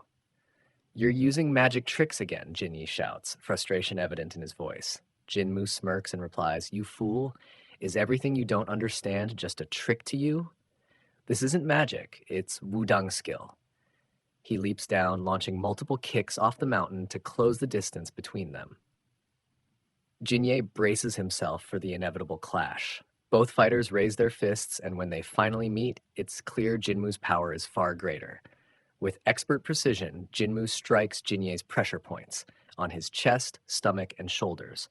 Jinhye feels his body grow numb as his energy is suppressed, leaving him unable to move. Without hesitation, Jinmu grabs Jinhye by his hair and pulls him away from the cliff, dangling him over the side, holding him just above the precipice. Jinhye, still dazed, begins to protest, demanding to be released, but Jinmu calmly responds with a sharp slap. You really don't get it, do you? Jinmu says, his tone serious but controlled. Even after I gave you a chance, you kept pushing. I tried to turn someone without skill into a master, but you didn't show any gratitude. Now, you'll have to face the consequences of your actions. At that moment, Jinhye finally understands the gravity of his situation. He realizes the strength in Jinmu's gaze, calm but fierce, a look that suggests he won't hesitate to take things further. With that realization, Jinmu begins to loosen his grip, but Jinhye panics. His tone changes instantly and he pleads, wait, please, give me another chance. I'll be loyal. I don't need to be the master or even a master disciple. Just let me live. He clings to Jinmu's arm, begging for mercy. Jinmu, pleased by the change in Jinhye's demeanor, smiles and says, all right. He pulls Jinhye back up from the edge and, with a casual motion, slams him into the ground, tossing him aside, just like Hulk did to Loki. Jinhye, now free of the pressure point lock, breathes deeply as his energy begins to return. Shaken by the experience, he thanks Jinmu, still trembling from the encounter. Jinmu, now calm, delivers one final piece of advice. If you ever cross me again, things won't go this well for you. Jinhye nods quickly, his head hanging low in submission. Without hesitation, Jinmu instructs him, now, lead the way, and gives him a nudge forward. Jinhye, feeling utterly defeated, reflects on how he once stood out among the disciples, becoming the master disciple at just 25. I never thought I'd lose to someone who was just a caretaker a year ago, he thinks bitterly. From now on, I'll have to follow him obediently. Oh, how did I get involved with such a rogue? As Jinye becomes lost in thought, Jinmu snaps, "Why aren't you moving? Do I need to push you off this path to get you going?" Jinye, startled, quickly apologizes and curses himself silently. "My life has taken a turn I never saw coming." At the top of the mountain, an old man in white robes examines a list and remarks, "That's quite a lot. It will take at least a month to copy all these records." He is Ungong, the manager here. Noticing Jinhee's disheveled appearance, Ungong asks, "Why does his hair look like that? Did something happen?" Jinmu explains, "I saved him while he was falling off the cliff. I could only catch him by his hair, which is why it's like that." Jinhee feels embarrassed by the explanation. Ungong, unimpressed, retorts, "This is nonsense. You said he fell off a cliff? And look at you, laughing like a rogue. How disgraceful." Jinmu is taken aback by the old man's reaction. Ungong releases a powerful aura from his eyes, which seems to penetrate Jinmu. Shocked, Jinmu wonders, "Who is this old man? It feels like he pierced my body with just a glance." Ungong then observes, "You have a significant amount of Wudang qi in your body. How are you managing so much? This is quite unusual. I wonder if something has happened without my knowledge." He continues, "Go back now. I'll inform you once everything is prepared." Both Jinmu and Jinhee bow and agree. As they leave, Jinmu reflects, the Wudang sect doesn't seem to utilize this old man's talents. Based on his name, he doesn't appear to be a disciple who has received the sect's name. There's something off about this old man's title, but it shouldn't interfere with my goals. In the following days, Jinmu is invited to the Great Disciples meetings held every morning at the chamber of the main palace, since he has become the administrator of the Five Dragons Palace. Jinso, one of the Great Disciples, holds a letter and reports, "Sahyung Jingung, who is stationed at Danjiang-ko, sent a message. It seems there's friction between top suppliers over waterway usage rights. He has requested gatekeepers and additional disciples." Jinheo adds, "Isn't the water pass a crucial issue for top managers? Danjiang-ko is a primary transportation route for the top factions. When patrols are active, it's secure, but when they're not, it becomes a lawless zone full of enemies. The top ranks set the order and pricing for waterway usage each year. That's what the water pass is." Despite the heated discussion, Jinmu finds himself growing bored and wishes it would end quickly. Jinhyo continues, "Such matters are usually handled by the government and top ranks. If the Murium clan gets involved, it could reflect poorly on us." The senior responds, "Typically, yes, but negotiations aren't going smoothly. There's been conflict with the Wilsons, with whom we had ties, and a group called the Top of Lee. They're refusing to negotiate for some reason." Jinso points to Jinhee and asks for more details, knowing his family lives in that area. Jinhee explains, "The Top of Lee won't negotiate because the Jaegul clan is behind them." At the mention of the Jaegul clan, the senior grows concerned. He explains that the Jaegul family holds significant power, and recently some members joined our clan following Jinmu's actions. If anyone threatens their power, they'll retaliate fiercely, and the Wilsons could be destroyed. They want to demonstrate the consequences of turning against the Jaegul clan. The senior asks what should be done, his voice filled with worry. Jinye, with a smile, suggests that Jinmu should be sent as backup since he is a practitioner of the Five Dragons Palace. Everyone, including Jinmu, is surprised by this recommendation. Jinmu feels uneasy under the scrutiny of all the eyes on him. At the Wilsons, Jingung, the senior, expresses frustration. "I sent a letter stating the importance of this matter, yet they only sent Jinmu and a small group of disciples. It's like leading a mother duck and her ducklings. Who would want to come here with just this team?" He recalls how Jinheo and Jinhye convinced the elders with their persuasive arguments, leading to Jinmu being sent as the main candidate. The head of the Wilsons begins to cry, distressed by the danger they face. The senior reassures him that they will stick to the original schedule and that Jinmu's reputation is well known, though many enemies still remain. They are unaware that the Jaegul clan is behind the Top of Lee. To comfort him, the senior promises to send another letter to the Wudang sect, requesting additional disciples if needed, or to possibly adjust the schedule. Jinmu confidently asserts, "The schedule will not change. I will handle this escort myself, along with the 7 great disciples." He adds, "This is my mission as a Wudang sword. If any issues arise from Sahyung's intervention, we will report it directly for further investigation. That's all. The senior, taken aback, thinks to himself, what? Jinmu firmly repeated, I'm the Sword of Wudang and the practitioner of the Five Dragons Palace. I'm the one in charge of this mission. The senior, Wu Jinggong, thought to himself, what is this child saying? He regarded Jinmu with a mix of concern and disbelief, but Jinmu's confidence was unwavering. Wu Jinggong took a firm, authoritative stance. I'm the one in charge of all external cooperation between Wudang and the outside factions, he declared.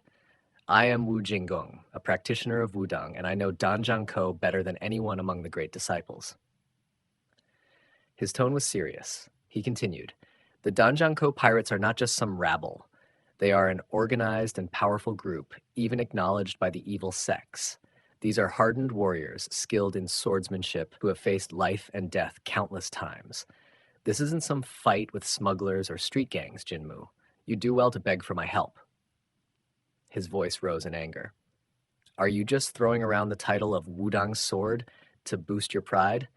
Do you even understand what that title means? He clenched his fist and added, the term Wudang's sword carries the pride of our sect and the Murim clan. It's a legacy of power and tradition, passed down through generations. After the evil sect's attack, people believed Wudang's sword was broken because we retreated from the outside world. His voice darkened. Rectifying Wudang's broken reputation is more important than your ego. You are responsible for what happens next. I will not assist you in any way. If you fail, not only your life, but also the life of your master and the rebirth of the Five Dragons Palace will be at risk. Jinmu was momentarily stunned by these words. The senior continued, that's the burden you bear when you call yourself Wudang's sword. Jinmu, undeterred, responded with a cold smirk. Fine. That's exactly what I wanted. But tell me, if I complete this mission without a hitch, what will you do? Wu Jingung was taken aback. Jinmu pressed on. For disrespecting me and for threatening my master's life, would you get down on your knees and apologize? Sincerely? Bang your head on the ground and rub it? The senior's face flushed with rage. I was trying to be reasonable with you, but you still don't understand, do you? He shouted, how dare you gamble Wudang's future on your pride? In a fury, he lunged at Jinmu, gathering aura into his palms. As he charged, he remembered the warnings from the other disciples about Jinmu, how he was the closest to becoming the next clan master. Wu Jinggong's aura transformed into a massive palm strike, surging toward Jinmu. Chung Sang and Chung Wu, watching from the sidelines, shouted in alarm. It's dangerous. Run. But Jinmu remained calm. With a circular motion of his hand, he performed the Tai Ching's dispersing hand technique. The two attacks collided with a deafening explosion, shaking the room. The other disciples were left speechless, unable to believe Jinmu had dispersed such a powerful attack so effortlessly. Jinmu stood firm, still in a defensive stance, completely unshaken. He then moved in, jabbing at Wu Jinggong's head, but the senior dodged and countered with a swift kick aimed at Jinmu's face. Everyone thought Jinmu was done for, but at the last moment, Jinmu blocked the kick with his elbow. Chung Sang explained to the astonished disciples, the elbow is one of the strongest bones in the human body. No matter how much you train, your toes can't compete with an elbow strike. Both fighters jumped back, creating space between them. Wu Jinggong, now impressed, thought he easily neutralized my attack, which had reached the Ascendant Realm. Could he truly be as skilled as he claims? Is he really Wudang's sword? Smiling, the senior prepared to attack again. Let's see how good you really are. Now we fight for real. Jinmu, hit with a wave of nostalgia, thought back to his past life, to the time he faced Wudang warriors. This feeling, it's like when I fought a true warrior from Wudang. He's a real badass, Jinmu thought, a faint grin crossing his face. As you wish, Jinmu replied, readying himself once more. The two clashed again, but by the time the day ended, the senior woke up in bed, bruised and bandaged. The other disciples surrounded him, relieved that he had regained consciousness. They informed him that Jinmu and his team had already departed at daybreak. Shocked that he had been unconscious for an entire day, Wu Jinggong leaned back into his bed and began laughing. It's been a long time since I've felt like this, he admitted. I didn't realize Wudang had such talent other than myself. Relieved, Wu Jinggong thought, Jinmu can handle the entire army on his own. I don't have to worry anymore. Even alone, he can defeat any number of enemies. He may be the one to restore Wudang's sword. In the next chapter, Jinmu and his companions are traveling by ship as scheduled. Jinmu is reveling in the cool breeze and the excitement of this new journey. His exuberance is palpable as he shouts, "Let's go, everyone," with unrestrained joy. However, the head of the Wilsons is far from pleased. He grumbles, "You never know when the enemies will appear. I can't believe he looks like a backstreet thug." He recalls the words of senior disciple Jingung and curses him for failing to show up at the last minute. "I thought he was a proper ascetic," he laments. Despair overtakes him and he starts crying and banging the edge of the ship. His thoughts spiral. "I allied with Wudang and made enemies with the Jaegul clan. It's my mistake, my mistake." Jinmu, undeterred, calls out to Cheongsang, "Where are we right now?" Cheongsang responds, "This is the entrance to the west side." Jinmu realizes they are leaving the borders, which means they're about to encounter the scum that dominates Danjiangko's waterways. His excitement is palpable. He blushes with anticipation and thinks, "It's been a while since I've seen the elites of the evil sect again. I plan to sacrifice them to become a great disciple, earn favor with the clan master, and boost my reputation." His mood shifts to a darker conviction as he thinks, "I will end all these thugs."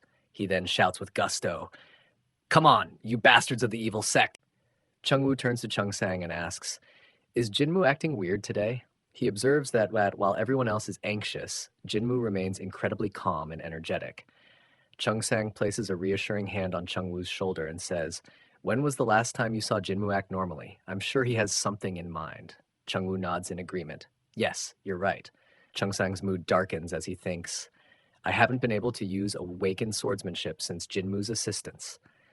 He recalls his traumatic past, how as a child he was seen as useless and merely watched and cried. The Wudang clan elders took him in, and he trained rigorously.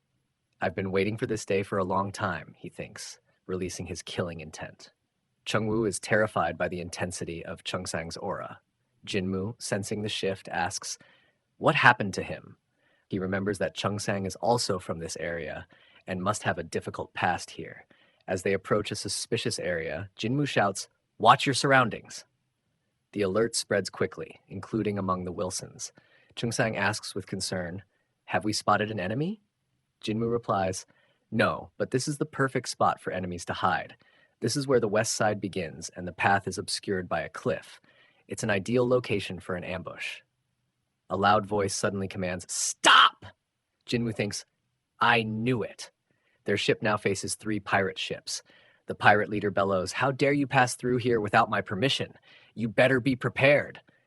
Jinmu grins, savoring the insults he's hearing after so long. The Wilson's head is terrified as the pirates throw ropes to board the ship. In desperation, he produces a chest of gold and offers it to the pirates, pleading, "Please accept this as a toll. I couldn't get permission due to urgent circumstances, so I prepared this small amount to show my sincerity." The pirate leader, pleased by the respect, says he is coming over. Jinmu, however, will not let this go unchallenged. He points at the pirate leader and declares, "Hey, bastard, listen carefully." The pirates are irked by the disrespectful address. Jinmu continues, "In the name of Wudang's sword, I will not forgive you." The Wilson's head pales at Jinmu's bold declaration. The pirates burst into laughter at his defiance. Jinmu then orders Cheongsang to handle the left side, Chengwu to the right, and he himself takes the front. He commands the Wudang disciples to engage, and they spring into action against the pirates. Chengwu shows no sign of backing down, using his elbows and brute strength to bring down their foes. The pirate leader exclaims, "It's an all-out attack. What kind of master is he?" Another pirate says, "Why worry? They're just a few disciples. We have dozens of people here." Yet as the battle rages, the pirates realize they are losing. Cheongsang is attacking with relentless intensity, and Chengwu, now wielding an aura fist, unleashes a barrage of powerful punches. The pirates scream in frustration, "That bastard!" as they see Chengwu in action. The pirate leader orders the crew to row the boat away, but Jinmu leaps high and lands on the pirate ship. He strides confidently towards the pirates and says, "Didn't I tell you? I'm in charge of this," while strengthening his knuckles. The pirate captain's eyes widened in disbelief as Jinmu landed on their ship. He quickly measured the distance between the two vessels, realizing it was far too great for an ordinary person to leap across. How did he manage that, he wondered, a sense of unease creeping in. Did he use the legendary lightness technique, walking on air? But he dismissed the thought just as quickly. No, that's nearly impossible, even for someone like me who has achieved projectile chi. There's no way a young man of 20 could master such a skill. The pirate leader, his expression hardening, shouted, "How dare you board my ship without permission?" Jinmu, calm and composed, unsheathed his sword, the blade catching the light and gleaming ominously. With a steady gaze, he issued a challenge to the pirate leader, his words both direct and unyielding, heightening the captain's irritation. Furious at Jinmu's audacity, the pirate leader commanded his crew, "Take him down." The pirates, driven by determination, charged at Jinmu with their weapons raised. Jinmu quickly assessed the situation. "I don't need to worry about my flanks. Chung Sang, with his manifestation chi, and Chung Wu, who can unleash the seven-star fist, are more than capable of handling these attackers. I just need to focus on what I must do." With precision, Jinmu slowly lifted his leg and brought it down onto the ship's deck with all his strength. The impact caused the entire ship to tilt sharply to one side. The pirates, caught off guard, lost their balance and stumbled, their weapons clattering to the floor. The ship groaned under the strain, its sudden tilt throwing everyone into disarray. Jinmu seized the opportunity, using the ship's momentum to launch himself high into the air. The pirate leader watched in astonishment as Jinmu soared above him. How did he manage to tilt the ship and use the rebound to fly? Who is this guy? His thoughts raced, struggling to comprehend the feat he had just witnessed. As Jinmu descended, his sword aimed directly at the pirate leader, the captain found himself frozen in place, unable to react. Just as Jinmu's blade was about to strike, it was suddenly met with a clash of steel. Jinmu's eyes widened in surprise as his attack was intercepted. He quickly pulled back, his mind racing to identify who could have stopped such a powerful blow.